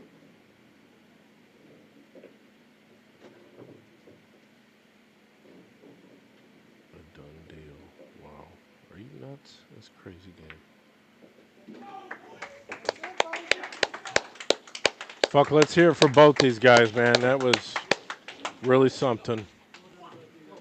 Dunbar had a great position where, I mean, he really could win the game there with a really big shot on that breakout. Congratulations, Tyler.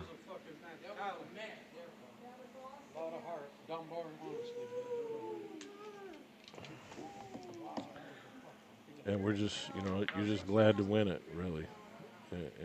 And if you lost, you just got to be happy for the other guy.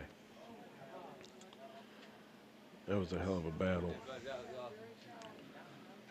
Definitely did not expect that.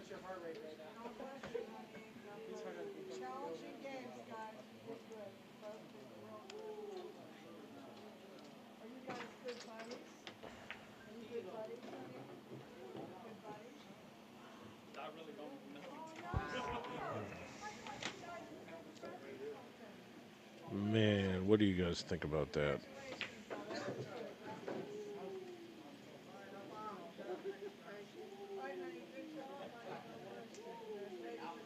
I'm going to show some cue videos. I'm going to show some stuff here. Hit me up if you got any questions.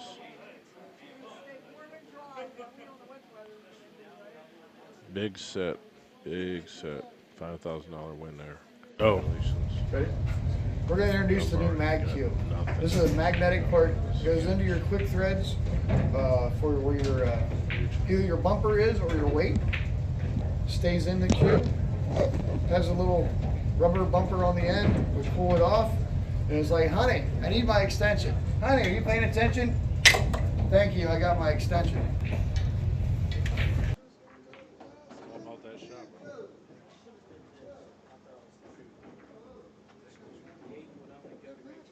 All you had to do is make the ball. You got the breakout. You just had to make it. Tough shot. That's what I was talking about. Fucking tough shot. With purple mixed in epoxy with blue and silver glitter, or maybe just blue glitter.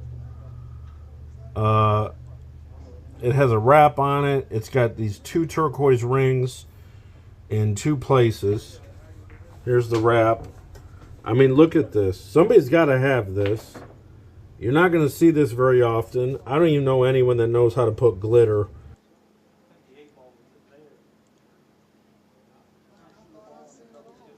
Alright guys, this is the first batch of cues that just came in. Check it out. Impregnated burl, red palm, and ebony. That's the ebony. This is all the red palm, but here's the impregnated burl. It's all dyed. It's got some really fancy patterns.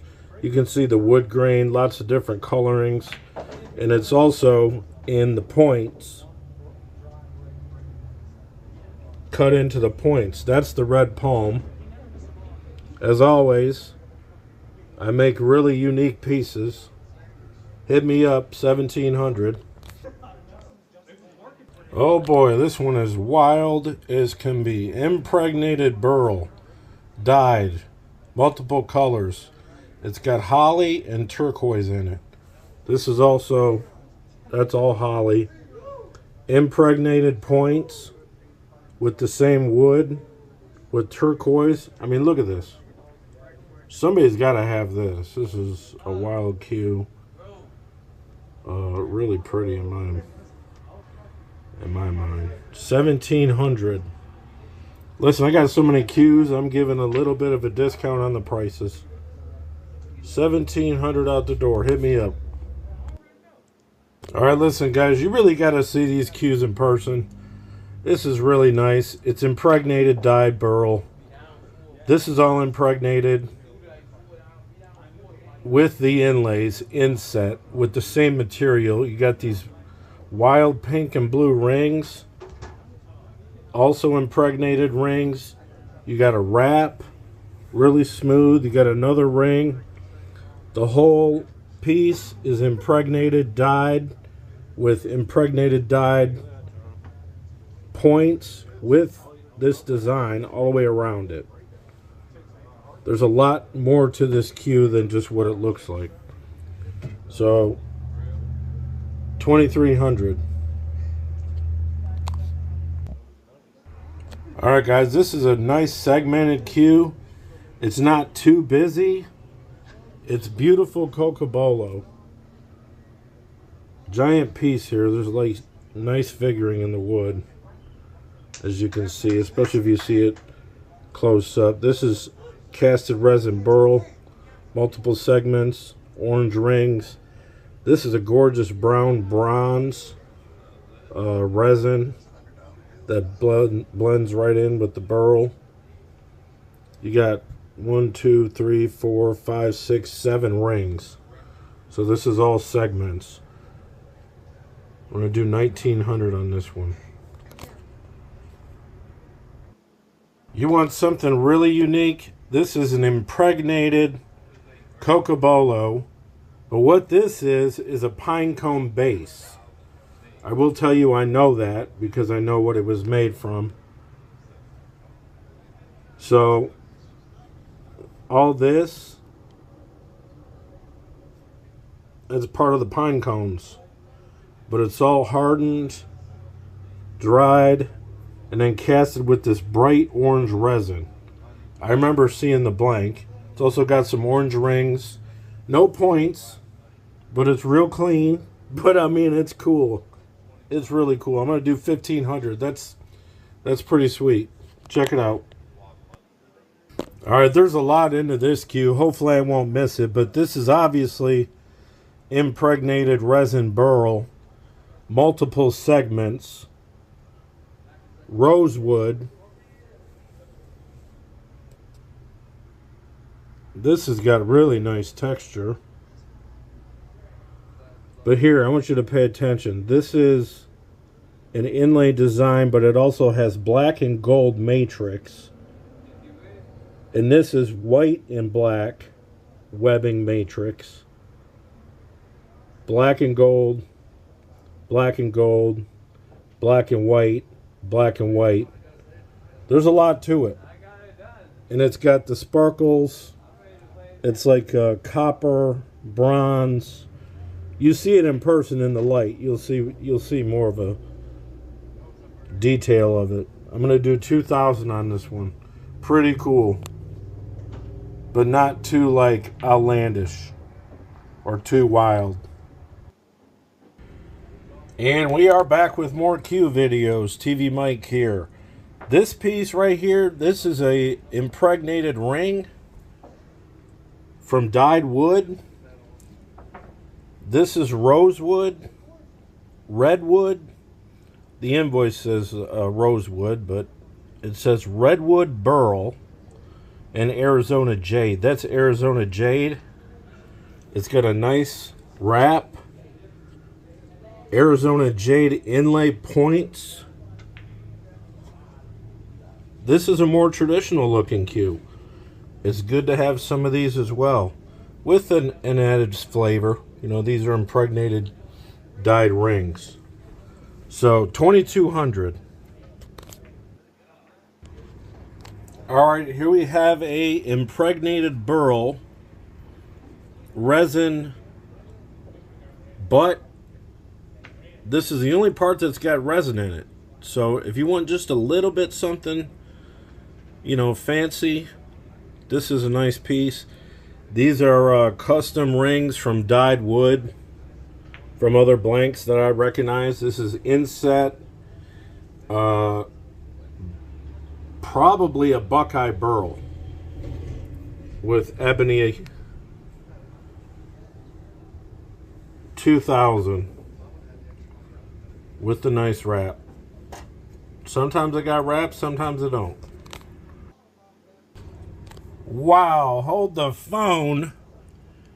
This is gonna take a minute because you gotta look at this whole thing, because you gotta rotate it. This is obviously a hybrid resin dyed blank. I pretty much remember this. This is Purple Heart. This is turquoise. This is a lot of turquoise in this. That's all Purple Heart. I mean, this is pretty wild. Impregnated burl, Purple Heart, turquoise.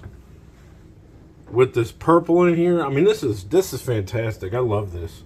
This is unique. This is one of one. 2,500 bucks. Take it home. All right, here we go. This is a little more simple, a little more refined. Lots of different woods. We got some green rings in here.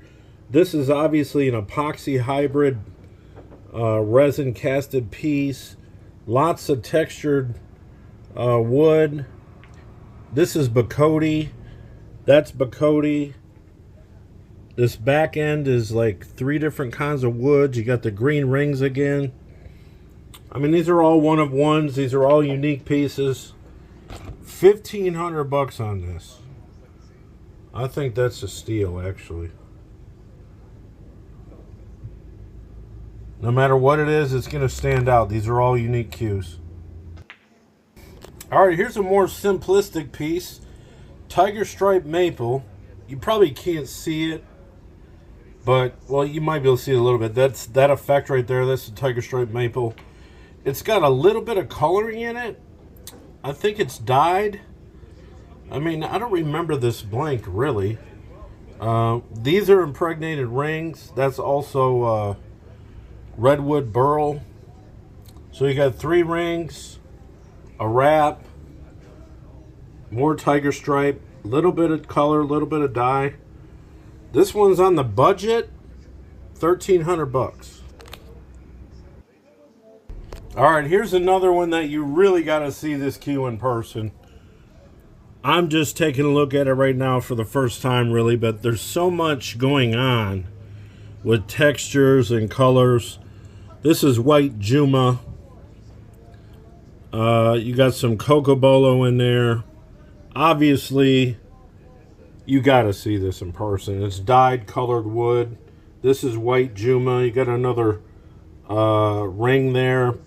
And then these inlays, I think these are really cool. They got a lot of color. They're impregnated with the dyed wood. Obviously, this is Cocobolo. It's just really, I mean, this is different. To me, it's not too, like, busy and too outlandish. I like the color scheme. Really got to come take a look at it in the case if you have the opportunity. It looks great in the light. $2,200. All right, here's another one. Probably with the same white Juma. That's what this is. And you got impregnated dyed points. I mean, these are unique. That's a white Juma. You got some green in the rings. 2 colors of green in the rings. But this piece right here, this is blazing. That's just awesome. There's so much texture and character in this dyed wood. Come take a look at it. $2,200. All right, here goes a little simplistic solid black piece into a casted resin dyed burl piece with more black ebony at the back. Not too busy, but this piece has got some gold sparkles in it. It's kind of a grayish. This kitchen light is probably not the most true color, but this is where I do like to do the videos. It's right under my kitchen sink, the light. So $1,500, come get it. All right, guys.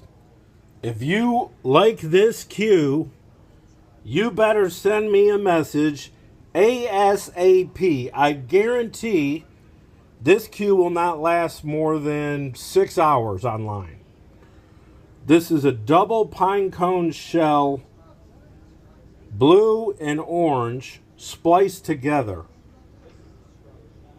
with epoxy resin. The orange one lasted about 10 minutes when I posted it.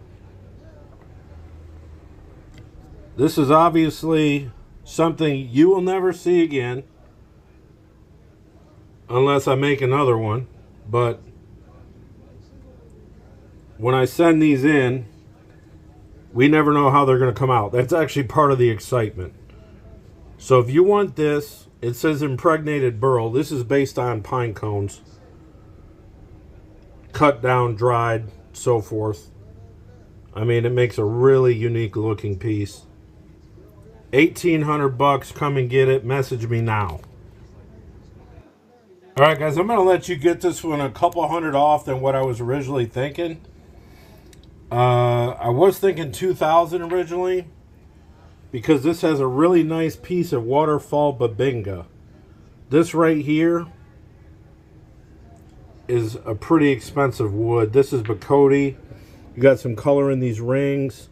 Obviously, this is impregnated, dyed. It's got this giant piece of epoxy, like it wraps around it. I mean, it's pretty. You got to see it in the light. All this texture, $1,800. Let me see if I can refocus this and scroll this around here.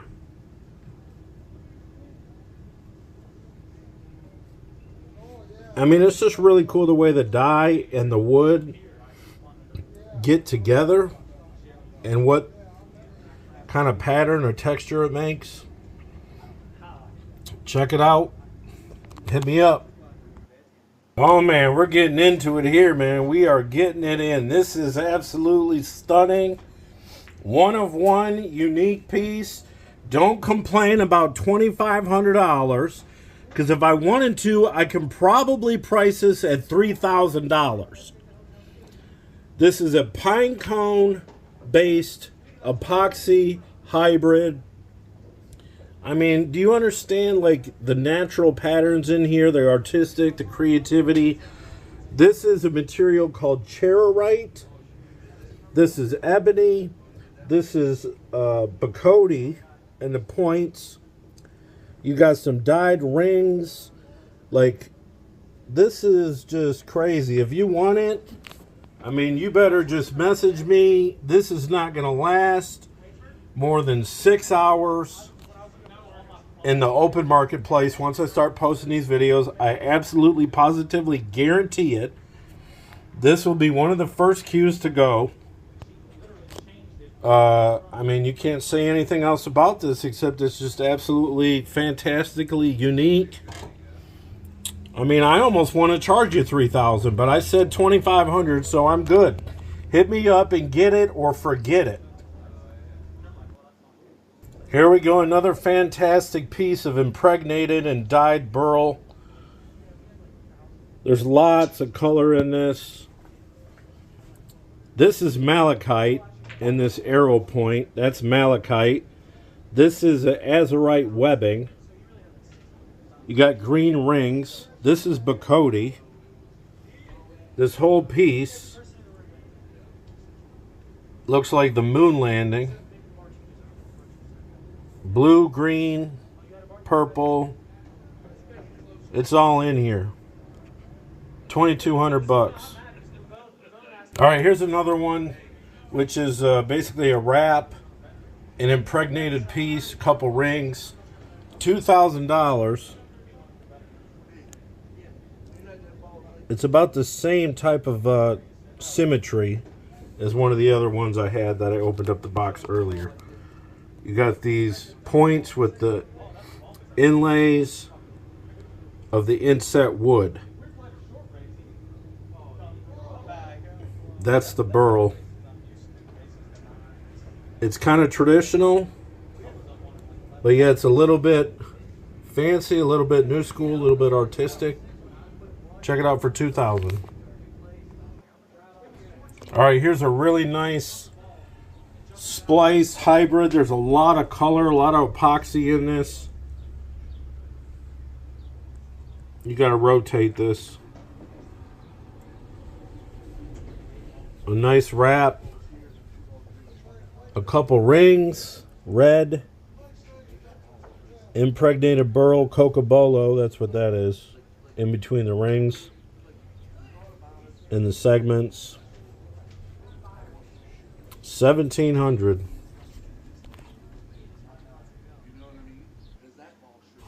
This one right here is Mike Cease's second, as we call it, the circle cue. It's $1,500, impregnated burl.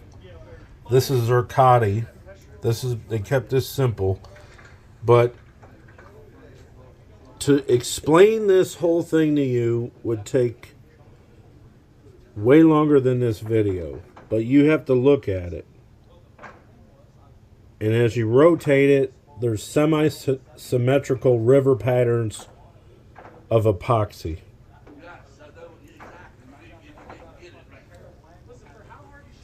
It's not very colorful, but when you look at it, you'll see what I mean. This goes like around these circles, and it's taken down on the lathe symmetrically. This is like a gray silver epoxy. Mike Cease definitely made this blank. 1500. All right, take a look at this. Somebody's got to have it, I promise you.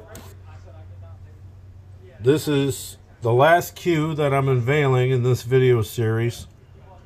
It even says no idea what this is. I know who made the blank. He would probably tell me. But it looks like some sort of pine cone or pine tree base with purple mixed in epoxy with blue and silver glitter, or maybe just blue glitter. It has a wrap on it. It's got these 2 turquoise rings in 2 places. Here's the wrap. I mean, look at this. Somebody's got to have this. You're not going to see this very often. I don't even know anyone that knows how to put glitter properly in a cue. A lot of people say that it's very difficult to do, but look at this. It's like these, it's wood or pine cones or something. I remember seeing the blank and I was amazed at it. I never seen what it was going to look like up front. Somebody's got to have it. That's for sure. $2,000. Hit me up. Thanks for watching. All right, take a look at this. Somebody's got to have it, I promise you. This is the last cue that I'm unveiling in this video series. It even says no idea what this is. I know who made the blank. He would probably tell me. But it looks like some sort of pine cone or pine tree base with purple mixed in epoxy with blue and silver glitter, or maybe just blue glitter. It has a wrap on it. It's got these 2 turquoise rings in 2 places. Here's the wrap. I mean, look at this. Somebody's got to have this. You're not going to see this very often. I don't even know anyone that knows how to put glitter properly in a cue. A lot of people say that it's very difficult to do, but look at this. It's like these, it's wood or pine cones or something. I remember seeing the blank and I was amazed at it.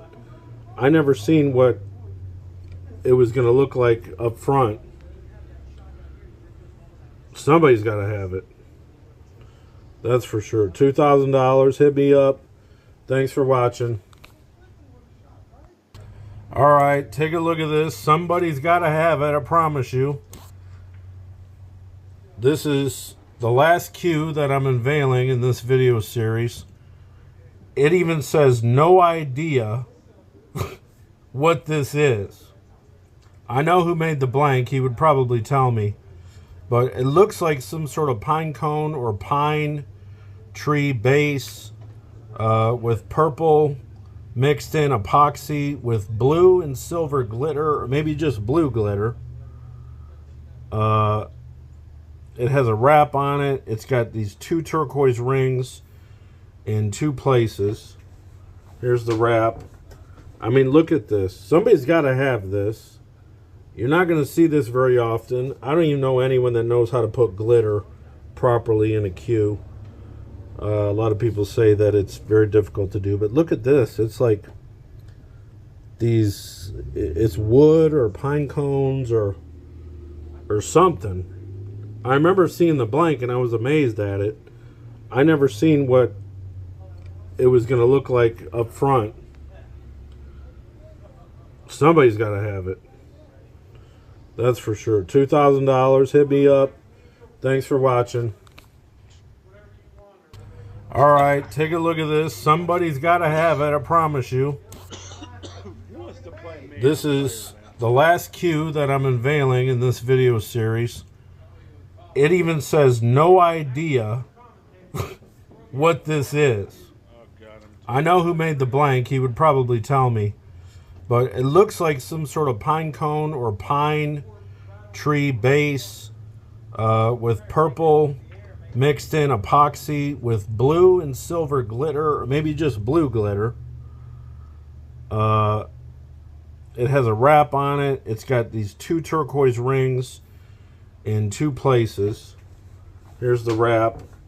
I mean, look at this. Somebody's got to have this.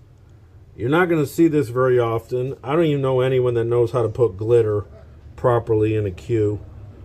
A lot of people say that it's very difficult to do, but look at this. It's like these, it's wood or pine cones or something. I remember seeing the blank and I was amazed at it. I never seen what it was going to look like up front. Hey, it's TvMike, and I'm dedicating this one to the Dave. And hopefully I get it right, because this is only about my 55th take on this commercial. Serious. At like 4 in the morning. Over 10 years ago, I joined the Jacoby Custom Cues family as a sponsored authorized dealer. Jacoby Custom Cues are made in America. Hit me up to get a great deal. Let's take a few minutes to go over some of our products. The Blackout Cue, it comes as a break jump or a straight breaker, available in a multitude of colors. Get the deluxe version with the sport grip for the added power and strength. Also, our featherweight and heavy hitter break cues are available. Check out the Element collection for a nice, colorful, entry-level experience. Sometimes I call those colored laminates. Move up to the HB series or the Heritage series of cues, or come down for the Mag 1 or the Mag 2. They're our standard line of cues. They come in all kinds of colors. Hit me up, ask me what you want, I'll tell you what I got.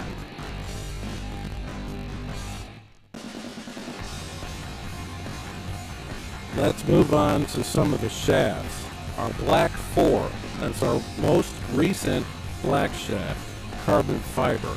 You can also get a keel wood and all kinds of pins and variants. You got an Ultra Pro, you got a maple shaft. You can check out our original jump cues, maybe the new Nano jump cue, maybe the Extreme Jumper. We got everything you want. Hit me up if you want an extension. I get those out all the time. This is TvMike. I'm an authorized dealer.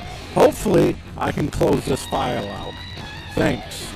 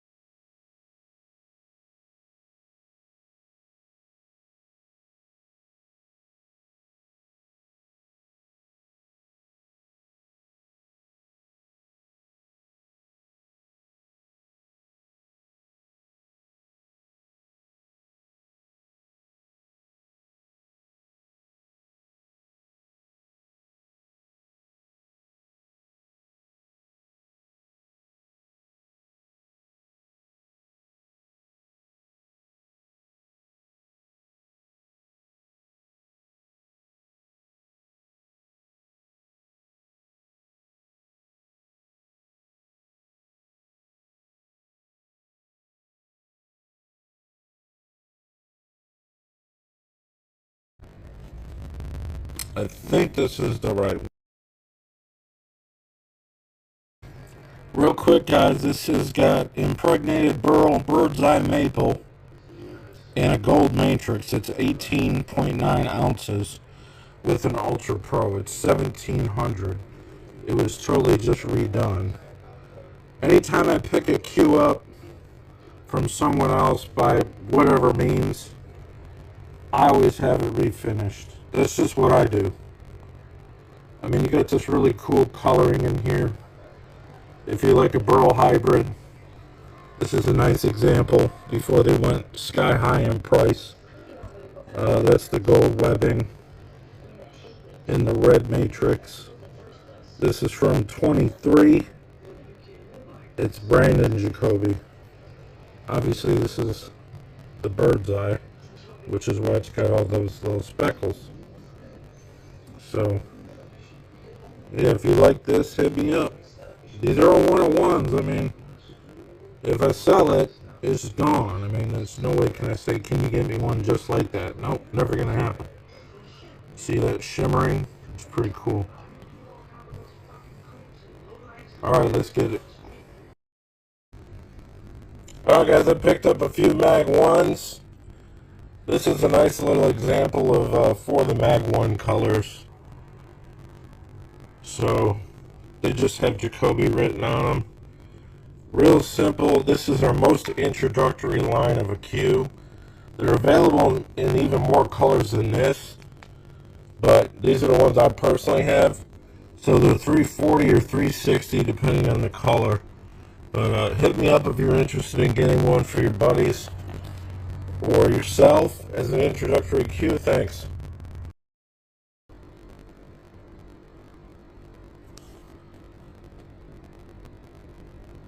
I'm taking these pictures in my kitchen on my stove oven because it has good light. I mean, this is all black through here, but this is just crazy. I mean, it's beautiful. I do not know. I remember seeing the blank. I do not know the process of that. I kind of have an idea, but even at that, it's like, I don't know how somebody would have the patience to do that. Yep. Alright, here we go with the other one.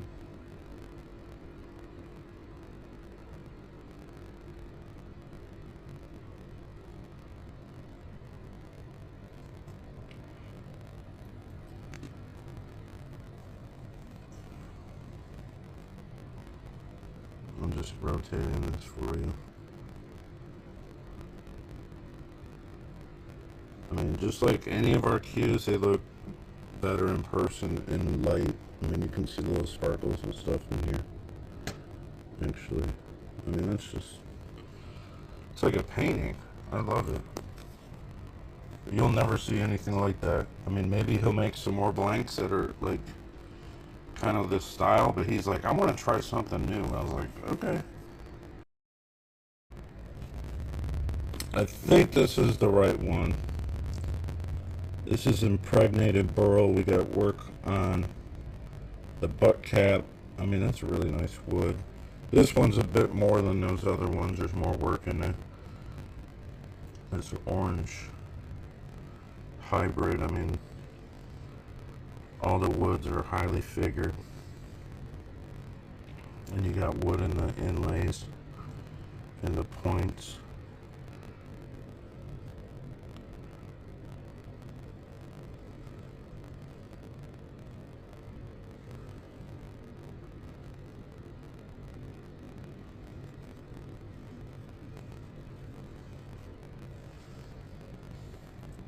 So this says impregnated burl cocobolo. I could actually ask the guy exactly what wood this is, but that's that one. Alright, everyone, we're outside in the natural sunlight taking a look at this cue that somebody wants to get some better pictures of. Obviously, I don't need to say anything. This thing is pretty incredibly unique.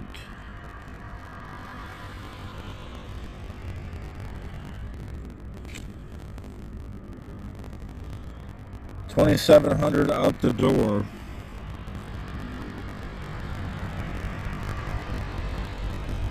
And this will not last long, I promise you that. Alright, here's another one. This would be like the sister to that cue, pretty much. I mean, this is incredible. Hybrid blank.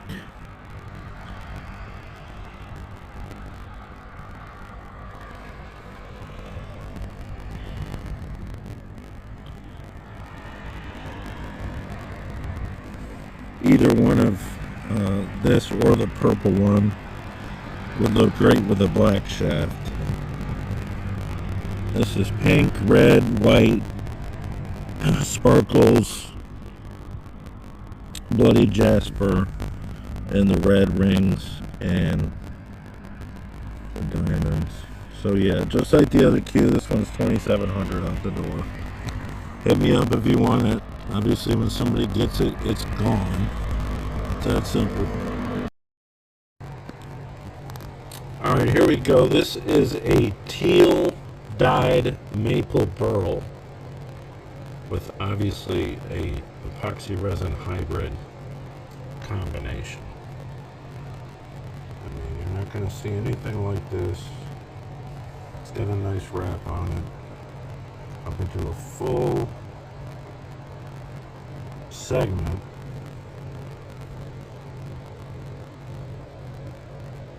With little dashes of color.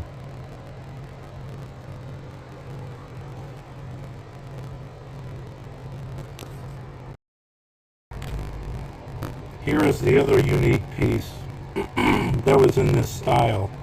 I think this was the first one that the builder experimented on with this process. So we have a full section on the butt, a couple colored rings here, a textured wrap, and then we have the whole forearm casted in the resin.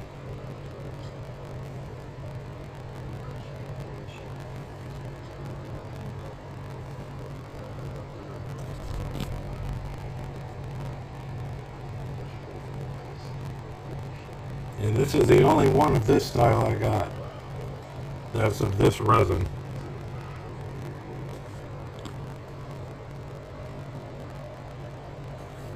People will talk about this cue, I'll tell you that.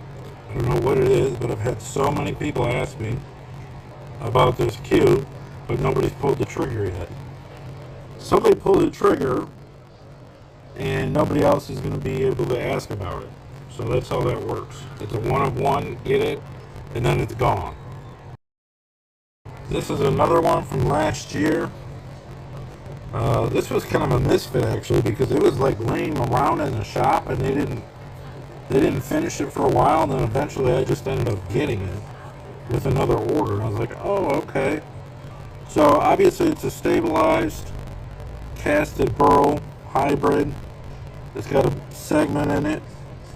Ebony, it's got these pink rings with blue rings. It's from 23.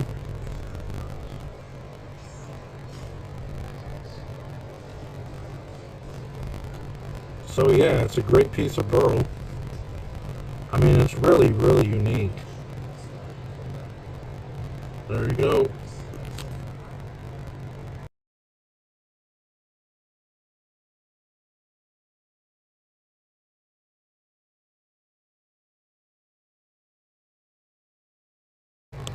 This is a more traditional looking cue, even though it's not exactly traditional because it's got inverted designs throughout, and the wood is inverted, but it's not a casted or resin style blank.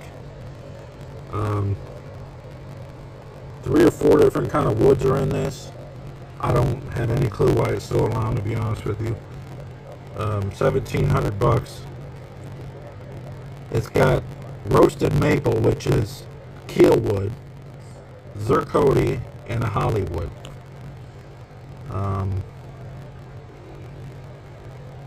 I've had a lot of people look at this cue, but nobody just grabbed it. Somebody almost grabbed it in a raffle, but they didn't.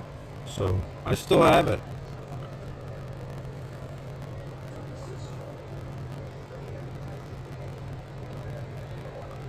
Hit me up if you want to pick it up.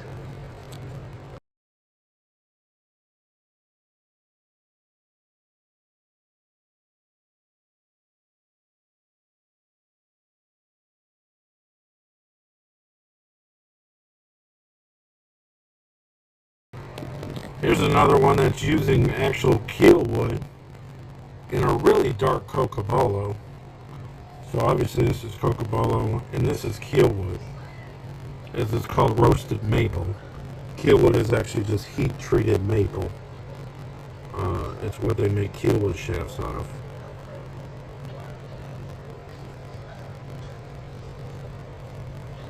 There's another cue that was designed pretty much from this same template using different woods. Keel wood.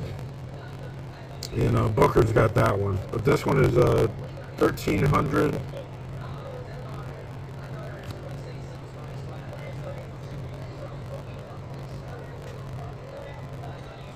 You bit out of a budget, you can get something really nice for a more affordable price.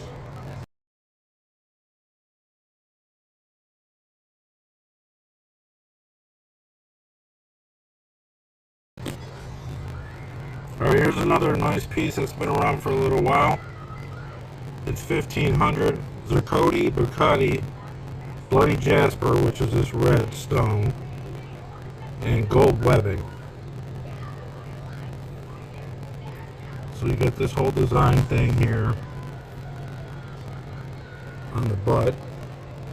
Textured wrap, another ring. This is our new fireworks application launched for Fire Sticks and Android devices. If you got an iPhone, you can hit us up for another platform. But you get all your movies, TV series, all your sports, and 24/7 channels. You get your dog TV, you get your billiard TV. You can sign up at facebook.com/letsgetstreaming to send me a message. Use that QR code in the top right, and we'll see you soon.